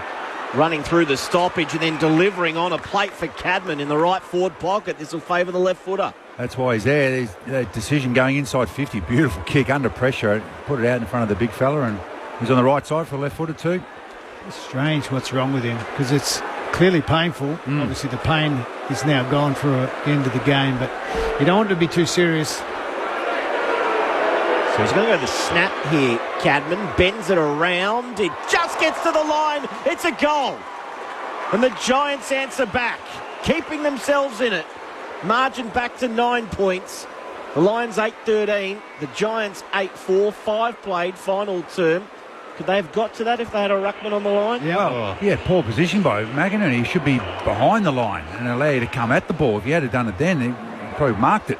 Instead, he stood at the top of the goal square and then tried to do a soccer goalkeeper, try and save it and knock it out of the way. It was really poor position. Harris Andrews was also behind the line. So, yeah, they let one go there, Brisbane. But anyhow, great finish by the young fella. It was just a strange decision to have them both standing forward. Yeah, exactly. But Cadman took advantage of that. It was a low curler. But all of a sudden, 9 points the margin again. They're not out of this, the Giants. They keep coming. Yeah, so poor missed shot, 35, 40 metres out front, directly in front, and they missed and go down again and score the Giants. It's 8 goals 13 to 8 goals 4. So, now to the middle. Bedford explodes, and then the sand wedge actually missed O'Halloran. It bounces kindly for him, though. He gathers. He centres the ball. Hogan takes the mark. 25 out, directly in front.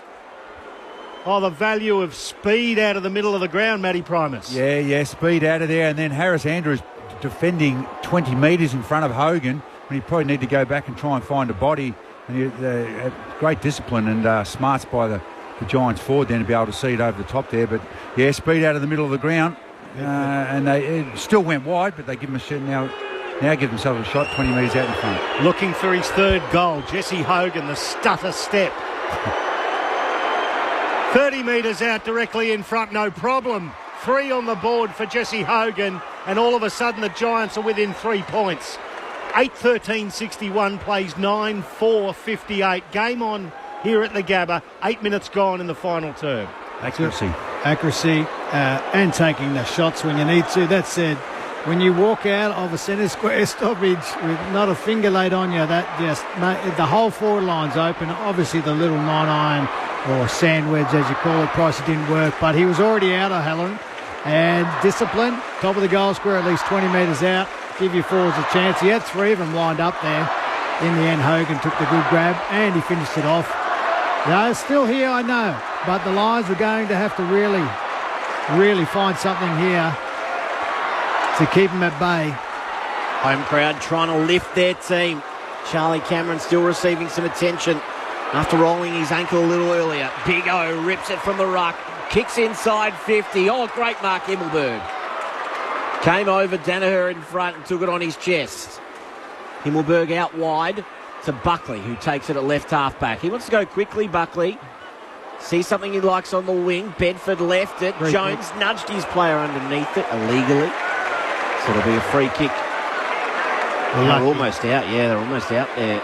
The Giants will receive it. Not sure it was a free kick either. I think that was fair in the contest, that said. It's like half a tunnel, wasn't it, Ackett? Yeah, and it was in the side too. So Wilmot on the commentary wing. It's a long kick to right half forward, looking for Danaher versus Buckley. It's been a great wrestle. That is fantastic from Buckley as they both conspire to knock the ball over the boundary line. We'll get a throw in across the arc of 50. Once again, very congested forward 50 for Brisbane. The Giants have really got back there in numbers. The throw in now. McInerney from the back. Keefe did well to put it down in front of Ward. His handball now. The pace of Bedford gathers to to Green, back to Bedford. Now he launches one to the wing. Andrews versus Hogan. Call it a draw. It bounces away from both of them as Froggy Lester smashes it over the boundary line. Right in front of the ABC Sport commentary box. We'll get a throw in. It's the Lions still leading by 3 points, 10 gone, final term. Yeah, just saw Fake. Set up. Sorry, okay, just saw Fake very animated with Pryor on the bench, so it looks like he's about to substitute him in. Be interesting to see who comes off and where they inject him. Well, Charlie Cameron's still got his boot off, guys, and getting treatment. There you go. It could be a big late out here in the final term. Bedford with another clearance, kicks the left half forward, or Jones was almost in there as he rode the pack beautifully. Just had a fumble at the last moment. Hand pass to Whitfield, back to Jones. Blind snap inside 50, lands in between a couple of Giants. No, it doesn't. Taking the slips catch low down. His fingers underneath the ball was Harris Andrews. Oh, he was lucky then. He actually got caught in two minds of that last contest, and had they got that kick over, Jesse Hogan was out. Oh, very lucky there. He goes short, Andrews, to Zorko. Zorko at right half back. The Eagles back within a goal of North Melbourne too, so it's close there. And we'll have a ball up after it's almost a turnover. Leicester did well to hold on to the footy and force the stoppage. 50 out from the Giants' goal. Yeah, GWS pressure has been very, very good. And once again there, they almost caused the turnover as Whitfield goes through off the hands. He's gathered, though, with Wilmot at one side and Neil on the other. As the umpire comes in, and he'll ball it up in the left forward pocket for the Giants. They only trail by 3 points. They've basically been trailing all day, but they're as close as they've been since early on in the game. At ground level, Darcy Jones, who's injected himself nicely, couldn't quite pick it up. Cal Ward peels himself off the Gabba turf, and will do it all again from the same spot. Umpire Nichols throws it up. Smack towards the boundary line. Peatling. Great second half from Peatling. He got rid of the ball. Dunkley gathered. Handball back to Zorko off a step. Tumbling it towards centre wing. Oh, it was a leg break that absolutely smashed Sam Taylor. Danaher behind him, couldn't pick it up. Towed off the deck by Henry Smith. It's towards half forward now. Danaher, he tows it a little bit more forward. Henry Smith picks it up. Tackled by Taylor. Now it's gathered. It's underneath Smith. Taylor over the top. 1, 2, 3 count, and the referee will come in and split it up and ball it up at right half forward for Brisbane. Tight contest here. A little bit lucky there, Smith. You did drag it in. That said, the umpire smartly decided to throw it up. McInerney over the top to Neil. Hand pass to Dunkley. Fashion a kick forward to Fletcher. Snaps inside, attacking 50. Gets all the way to the line. Did it reach there? Not quite. Might have been rushed over. We're going to go upstairs. It just kept going and going. It never sat. Oh, geez, you can't tell from that angle. Geez, they look close. It looked like it just accelerated away from him. So it's Stone. Oh, no, he just got a foot on that. Lucky. That's a point. Yeah. So one behind. Yeah, he got it with his foot rather than his hands. I don't know if that was intentional or not. That probably saved him. Deliberate. Insufficient intent to stop the ball going through for a goal. So it's going to be a rush behind. Well, they don't like it here. No, I don't think many people were looking at the boot. I reckon they were looking at the hands, which I'm not sure it did touch, but lucky got a toe to it. So Stone saves the day. The Lions 8-14, the Giants 9-4, margin 4 points. Now they bring it in quickly. Himmelberg, beautiful kick to Jack Buckley, who's escaped everybody gathered. Handball to Jones. They keep running the orange tsunami, but they stop there by Froggy Lester. Great tackle on Daniels. Turnover. The ball picked up by Zorko. Centre half forward is the target. It's Logan Morris. Takes it beautifully. He wants to move it quickly. He's got Lohman leading. He puts it in front of Lohman. 45 out, 45-degree angle to the right. Kai Lohman will go back and have a shot. Great movement from the Lions from half back. Unlucky turnover, but you just saw down here that Froggy Lester got off. He got off his man, made that important tackle, turnover. And then Zorko could see, just lucky inboard, Logan Morris was out on his own. That said, Logan with some more experience would have gone earlier, and he could have hit Lohman another 3 or 4 seconds earlier than that. Kai Lohman will let this go from 50. Not a problem for him distance-wise. On a tight angle, he strikes it nicely, but he's pushed it out to the right, one behind. The margin now 5 points, 63 plays 58 with 14 gone the final term. Henry Smith, the youngster, subbed out of the game. Jackson Pryor has come in for the Brisbane Lions. Yeah, gone running power. Obviously, Fake's a little bit worried about the tall's not impacting, and Giants defenders are on top, so a bit more running power, leg speed on the ground. Charlie Cameron. Sorry, yeah, he's standing up now with his boot on though, Maisie. Long kick towards the wing. Oh, good mark. Rusevski in the end took it in his chest. Strong one-on-one. Can he drive them forward? Looking for a way out. Gets on the move. Kicks to half forward. Andrews flew, got the fist in there. Ground level though. Giants have the numbers. Daniels overran the footy. Ashcroft was clean, tried to get it to Lohman, punched away from him. Now Pryor on the field. Hand pass comes the way of Morris, who darts inside. Oh, wonderful smother by Taylor. Desperate lunging effort. Tried to slap it away from the contest. Berry's in there. Got the hand pass away. But good tackle by Kelly. We're going nowhere on the wing. Horseshoe's intense out there now, isn't it? They're high stakes now. The pressure rating's going up from both sides here. It's the Lions by 5 points. On the outer side of the ground, outer wing. Well, Jackson Pryor had a fling at it by foot, didn't connect. Picked up by Starcevic through traffic. It's a speculating kick. It's wobbling towards the boundary line. Rayner tackled without the agate. The ball's still close to the boundary line. Umpire says no. Rayner goes back in, gets it. Gets a handball away as tackled to Logan Morris. He's slung around and lets go of the ball as Rayner complains to the umpire, and the crowd says, hey, we'll join in the chorus. We'll get a throw in front of a very unimpressed looking Chris Fagan on the bench. Yeah, but he got up and he got back on the job. He didn't play for the free kick for too long. Good work there. That's what we want to see from Cam Rayner. Brisbane by 5. 16 played final term. Toss back into play. From the ruck. It's won by Neal. Hand pass to Pryor, who went defend, ran out of room, just got the hand pass away. They'll have a ball in. It's a win for the Giants. They've gained about 40 metres around the boundary there on the outer side. Yeah, those Giants, 3 Giants small forwards, they harass and get at the opposition if you over handball too much. Terrific work then. North by 6 over West Coast as well, down in Hobart. They're plus 20 in the tackles, the GWS Giants against Brisbane here. 53 plays 33 as the throw-in happens on the outer side of the ground. Lockie Ash picks it up for the Giants. Under enormous pressure, he kicks it out of bounds on the full. So it'll be a free kick at left half back to the Lions. It's going to go to Shadow Brain. Always think up here, like the last game against Sydney, the tackle pressure is enormous. That can keep you in the game up here. But that said, we'll see what happens here as they come back through into Wilmot in the centre square. That's an aggressive kick, isn't it, Acker? 45-degree kick into the corridor to Wilmot. Now into the middle to McCluggage. It's a little bit lax there from the Giants to allow that to happen. But they've got basically every player on the paddock in front of halfway as McCluggage. Just another kick, barely the required distance. Did the 1-2 handball from Ashcroft, and I don't know why the umpire's bringing it back. Because this is a game of football. He ran through the front of... Oh, is that how it works? Okay, handball back to Pryor. Inside 50 to the pocket. It bounces away from everybody. No target hit, and there will be a throw in. Joey wouldn't be overly impressed with some of the kicks coming to him in this last quarter. Not to advantage. You can't have a run at it.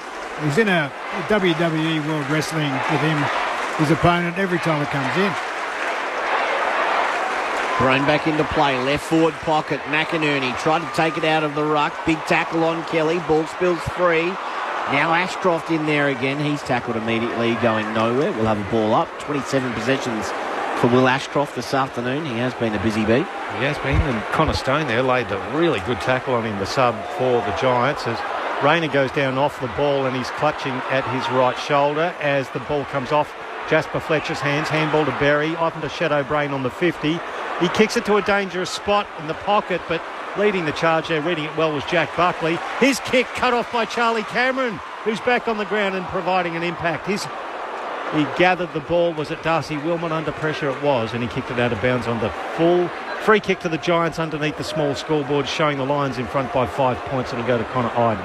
It feels like Brisbane are trying to play safe, not open up the game, kick long down the line, kick to a pocket, have stoppages, make it really hard for the Giants to use their run and spread. But they've got to be really mindful when the ball does get outside the bubble that they shut down really quickly. But it looks as if they're playing to save the game here, and the Giants are going to keep trying to have to ask questions and be brave with ball in hand. I don't kick. Ooh, just seeing a replay of that incident off the ball. Yeah, he wasn't holding his shoulder, he was holding his stomach. He got punched, I think, didn't he? He did. It was a flat hand. He's not happy. Look out. He'll kick a goal now. Toss back into play. Outside of attacking 50, Neil burst through the stoppage. Hand pass back into traffic. Bedford tracked it back. His hand pass put a teammate under pressure. Ball spills free. Lohman out to Starcevic. Dummy. Did he get the hand pass away? Yes. Ashcroft onto it now. He's taken the ground. Will not find some space. Snaps towards goal. It's off the outside of the boot. It sneaks in for one behind. The tackling rules, they remember how quick 2 or 3 weeks ago they were playing. If you got a tackle, they were holding the ball straight away. Now they're giving you 2 or 3 seconds, which I don't mind, but either do one or the other. It's a hard enough game to play and umpire as it is, let alone changing your interpretation. The Lions by one straight kick, 20 gone, final term. Oh, Lockie Ash now just ambles out of the goal square. Not approached, so he just passes it to Connor Iden on the arc of 50 where it meets the boundary line. At right half back for the Giants. They never say die, this mob. Long kick down the outer wing. Oh, Joyce. He led everybody, including Jesse Hogan, to the ball and took a strong mark on the logo on the outer side. As we say, wearing a helmet this week, the Irishman from County Kilkenny, coming back from a jaw injury, and he kicked it like an absolute sack of potatoes from the Irish. Nicely taken there by Sam Taylor. Off to Ash, off to Daniels by hand, through the middle to Jones. Wilmot almost got him. Jones kicks inside 50. Toby Green, not quite. Cadman front and centre. Is it a free kick? Advantage paid. Cadman kicks the goal, and we are level. 8-16-64 the Lions. The Giants 10-4-64. 21 played. Final term here at the Gabba, and we are going the distance. That's a free kick against Andrews. Front on contact, silly. I thought he had him covered, had Toby Green covered, and his man was going to stay down, which is dangerous. In the end, an advantage in goal. They are, I know they're hanging about, but their ability to create that number and the run through the middle is not what Brisbane are doing, is what they're doing. Way better. And they've got the running power. They're getting it in there one-on-one. I tell you, what they've done with Harris Andrews today, he's done some nice things, but he's also done some silly things, or he's lost his position. I reckon they've just harassed him and made it a really annoying day for him, and that's taken away from his ability just to be a out-and-out great defender, and we saw that occasion then. 22 minutes gone, final term. It is dead level here at the Gabba. The consequences for the loser here are, well, they're pretty dire as the Giants whack it forward. Inside 50, Jones drills it. The Giants in front by a goal. The Orange Tsunami back on board here at the Gabba. 11-4-70 to 8-16-64 in front of 31,364 fans. 22 gone, final term.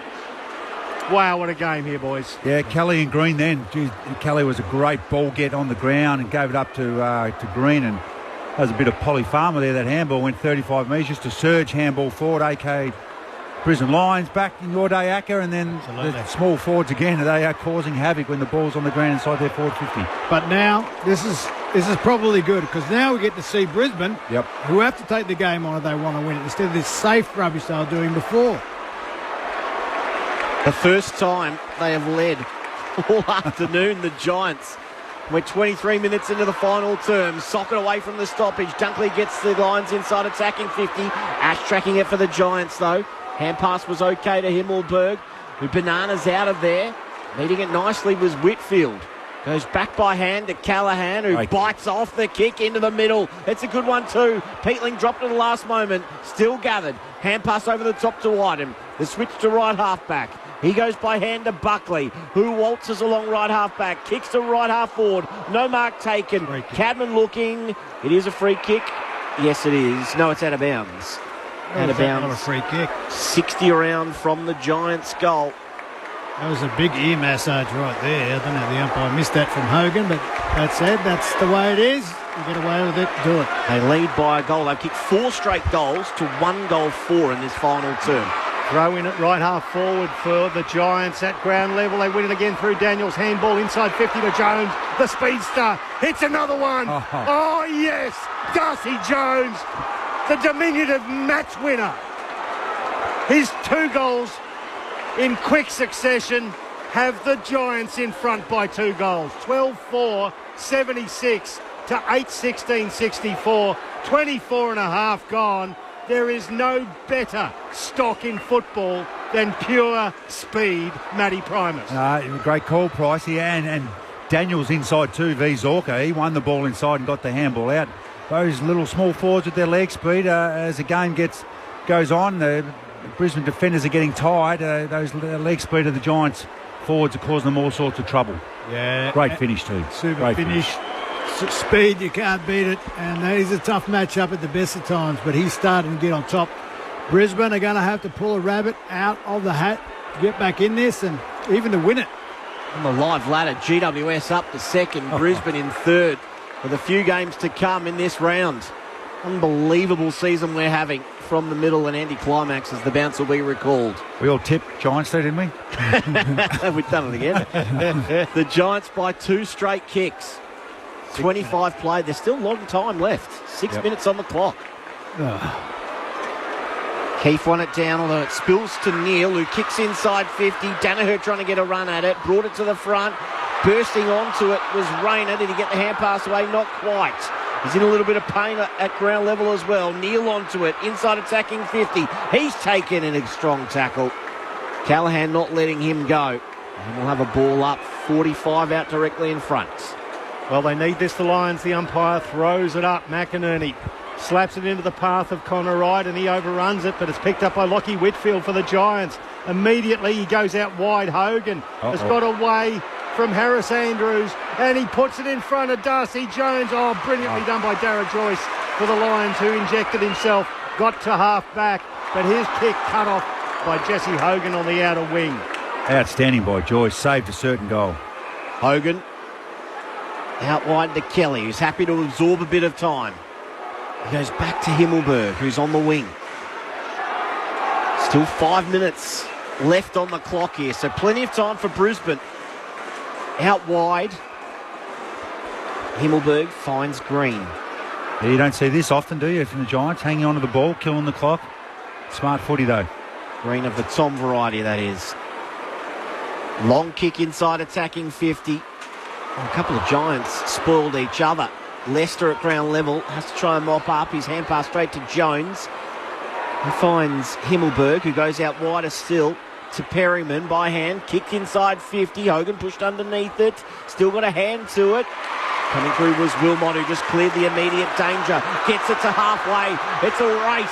And Iden wins out. Did extremely well, though. Taylor left it behind. Trying to soccer it inside 50 was Cameron. Couldn't get his boot to ball properly. Now a chance for Callaghan. Callaghan out wide by hand to Whitfield, who's caught in a phone box. Kicks it out of bounds on the full.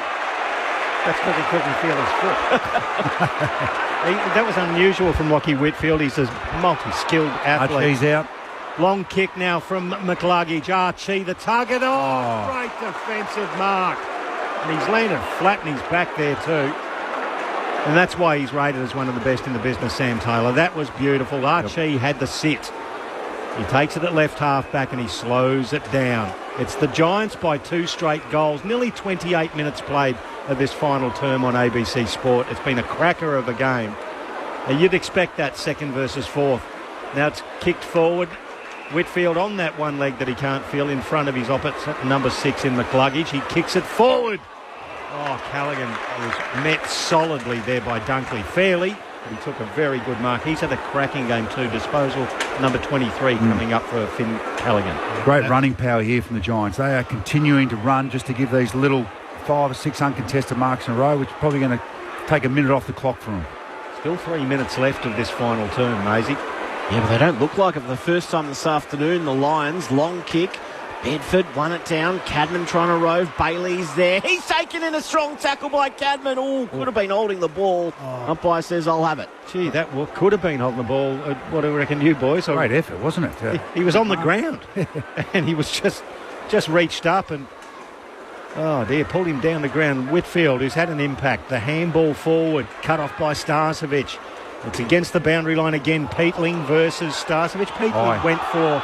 Well, he was going for a try, actually. He was going to take it over the boundary line. The crowd don't like it, but he copped one high from Starcevic. That's why he's got the free kick just forward to centre wing. He's going to take his time too. He's had a cracking second half, James Peatling as well. His 20th disposal as he wheels around onto the right shoe. Kicks it to the forward pocket. McInerney's back there in defence. But in front, taking the mark again. It's the youngster in Cadman. Boy, he's got some good hands. And there was Harris Andrews again, just getting absorbed in the 2-on-2 battle and not thinking it through and just watching his poor defender have two Giants forwards mark, and he was stationed on the ground watching it. They have got inside Harris's head in the second half. They certainly have.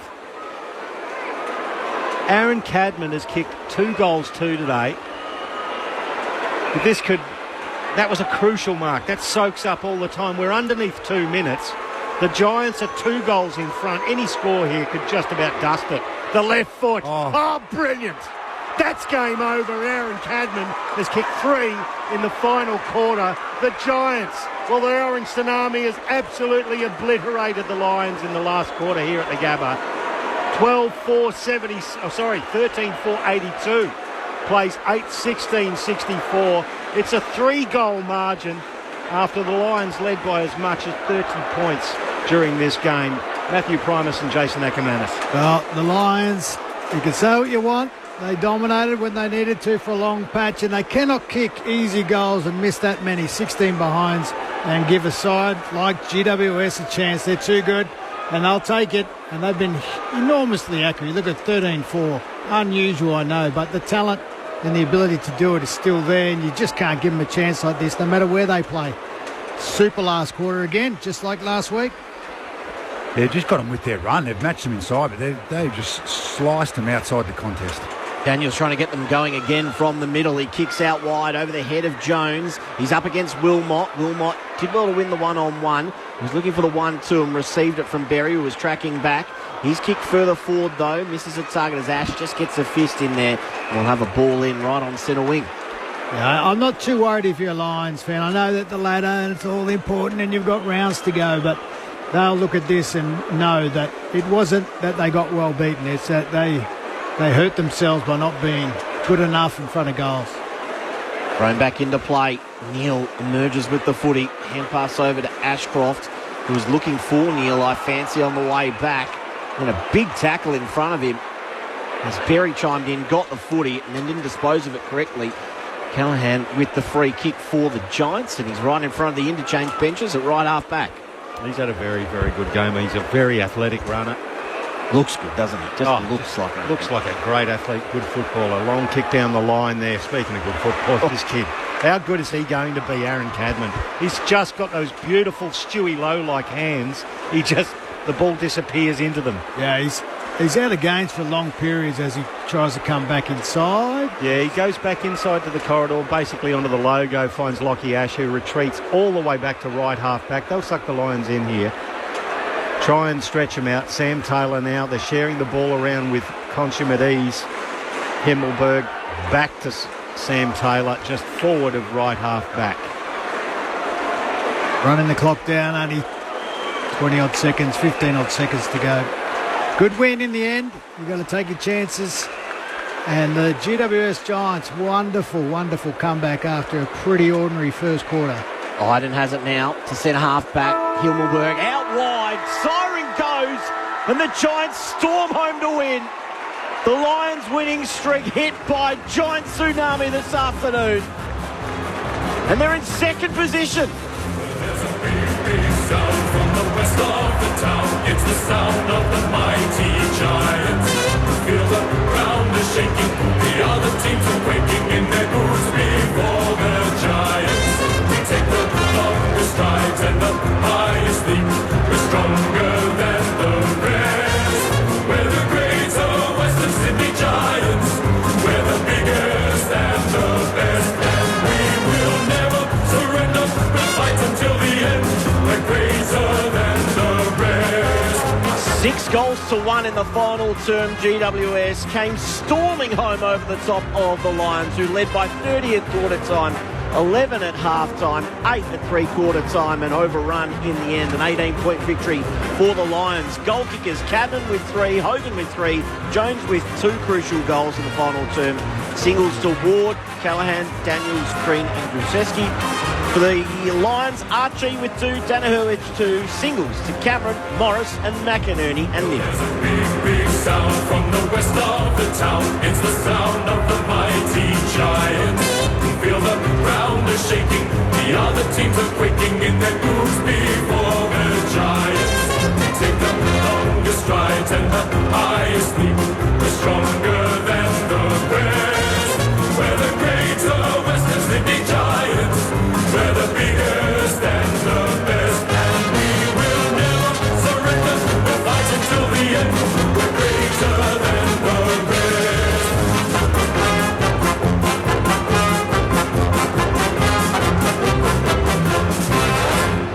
Well, what an upset here this afternoon. The Giants, who weren't fancied by most, have come and dethroned the Lions. They are now sitting in second position on the ladder, GWS. Don't forget, if they lost today, they would have been sitting 8th, possibly, by the end of the round. So they are the swings and roundabouts at the moment. Checking the live ladder, Sydney on top. GWS fire themselves into second position, only a win away now from the Swans on top. Brisbane 2 points behind, but with Port Adelaide, Geelong and Fremantle still to play, they could slip outside of the top 4. So an incredible result this afternoon. And the bake worked. I tell you what, Adam Kingsley at quarter time, he wasn't happy with what he saw. As I mentioned earlier, it was Brisbane down by 30 points at quarter time, up by 30 points rather at quarter time. The Giants didn't seem near it in that opening term, but what a response, Matthew Price. Well, yeah, after quarter time, plus 10 in the contest, plus 12 at clearances. So they just beat Brisbane, who had been the number one in those key categories over the last 6 to 7 weeks. They just took them to the cleaners in that, and then it became an arm wrestle, and they have great belief. I don't know if you saw on the socials during last week's win against Hawthorn, but Adam Kingsley talking to the players after the game about never give up and our running ability to continue to play fast. The game doesn't stop for us because of their running power, and we got to see that in the last quarter today. They would just continue to be tough inside, but geez, once they get on the outside, their half backs, their key backs played really well. But as Acker said, also the accuracy, 33% accuracy, Brisbane, Giants 76, and in the end, if you kick more goals than the Oppo, Acker, you're normally going to get over the line. So an outstanding win, but Brisbane did a lot of good things too, but they would be really disappointed with letting them off the hook. In that first quarter, 4-7, when they, as you mentioned, maybe they dominated them absolutely, completely everywhere. Should have been 7-4 and game over. Instead, you allow a good team to hang around and get a sniff, and there's the result. You said you weren't too worried, Acker. What pleased you today about the Lions despite the loss? Well, they did so much right. In the end, they actually lost the game for something that they can control. It's not like the opposition was so dominant. The first quarter, they should have been 50 points ahead, and the game should have been over. And that's the bait that you're talking about from Kingsley. That's fine, but that's not what won him the game. In fact, it's the opposite. All he wanted was more effort, and they're too good not to do that. But the Lions have got no one else to blame. And when you're doing 90% of everything right and you're missing 20 metres out dead in front, you don't throw everything out. You don't have to throw the baby out with any bathwater, because what you're doing, a lot is good. You just got to do it for longer, and you've got to steel yourself and kick the goals. It's just simple as that. You get your chance, you're a forward or whoever you are, your turn, kick it. It was also, too, you've got a player like Toby Green, who was basically beaten today.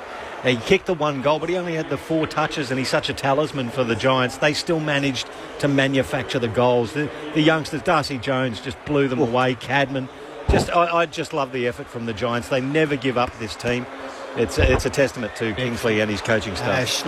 And Lockie Whitfield with a small injury coming back on. There's lots of good players out there, and not every day you see them shine for the Giants. But the Lions, for what it's worth, and if you're a Lions fan, don't be too disheartened, because Ashcroft, enormous game. They had Rayner, another really super solid game. They're getting more out of Bailey. Their defence wasn't well beaten in the end. They were very serviceable. And just the forward line. The forward line just dysfunctional in front of goals. Most of our network will be headed towards Perth with Fremantle to host Geelong. We'll take you there in about 3.5 minutes' time. Just an update from Hobart as well. There's 1 point in it. North Melbourne leading West Coast with 40 seconds left on the clock by a solitary point. So Roger, it's all over. close one down there as well. Stayed true to it, hasn't he, Aka? It's interesting, Aka, the self-fulfillingness of missing goals. So since 7 weeks ago, Brisbane are the third worst team at inaccuracy. When does it become you start to get the yips or the pressure on the team in the scoreboard? Because you don't want to go into finals thinking, oh, we're going to kick this, we're going to kick, oh, here we go again, we're going to start to miss, and then it perpetuates throughout the team. It hasn't been an issue for them, as in winning or losing. Today, it cost them. Oh, absolutely. And I can tell you right now, there's no Brisbane Lions forward that has the correct technique inside, say, 35, 40 metres to kick a goal. Yep. I'm not talking about round the corner. I'm talking about just how to kick a proper goal. And that no one's teaching them. I do really dislike any coach that goes, oh, no, just do what you're comfortable with. No. There's a way to kick goals, either on the run, set shots, and around the corner. You actually need to know what you're doing. And at the moment, I don't really trust what they're doing. That said, Joey missed one from 20 out and kick one from the pocket. That's not what you want. You want the bread and butter's got to be bread and butter. Oscar Allen has just kicked a goal, and West Coast now in front by 5 points with 18 seconds left on the clock.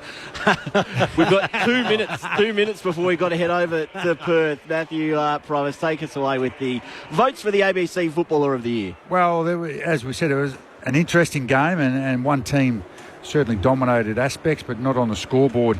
I thought Jones's last quarter was amazing. A couple of shots on goals, 8 possessions, ignited him there. There was Brisbane, a lot of good plays in the first quarter. I thought, look, in the end, whichever midfield got on top gave him a balance. I thought Green's game inside was, after quarter time, was outstanding. His contest up, but then he won a hell of a lot of ball outside, huge metres gained. So I gave him 3. I gave 2 to Ashcroft, who was consistent, one of the only players who was consistent over the whole 4 quarters. And I gave 2 to Whitfield. I thought his second and third quarters off half-back were really important. And then to go down in the last quarter with obviously a sore lower leg or a foot or something, and then a really important couple of inside 50s and some movement down there, gave him 1 vote. So 3 for Green, 2 for Ashcroft and 1 for Whitfield, who was so brave this afternoon after it looked like his afternoon was just about cooked, pulling up with a little bit of an injury there. He'll be one to watch during the week and how he recovers as well. Well, what an upset. An amazing afternoon of footy with West Coast then securing the victory in the last moment. They win by 5 points over North Melbourne. So things happening at the top of the table and the bottom of the table. But here at the Gabba, an all-important win for the GWS Giants. They keep their top 4 hopes alive with a very solid victory. Coming from behind, final term, they kick 6 goals to 1 to win by 18 points. Aka, Matty, thank you very much for your company this afternoon. Pricey, always good to see you. Thanks for having us up here in the Sunshine State. Pete on the buttons, and a big shout out to Melissa back in the studio as well. It has been an intriguing Saturday afternoon of footy on ABC Sport, and there is more to come as well. A huge afternoon awaits for the Dockers and the Cats. We're going to take you to Perth Stadium now with Mitch Turner and the team.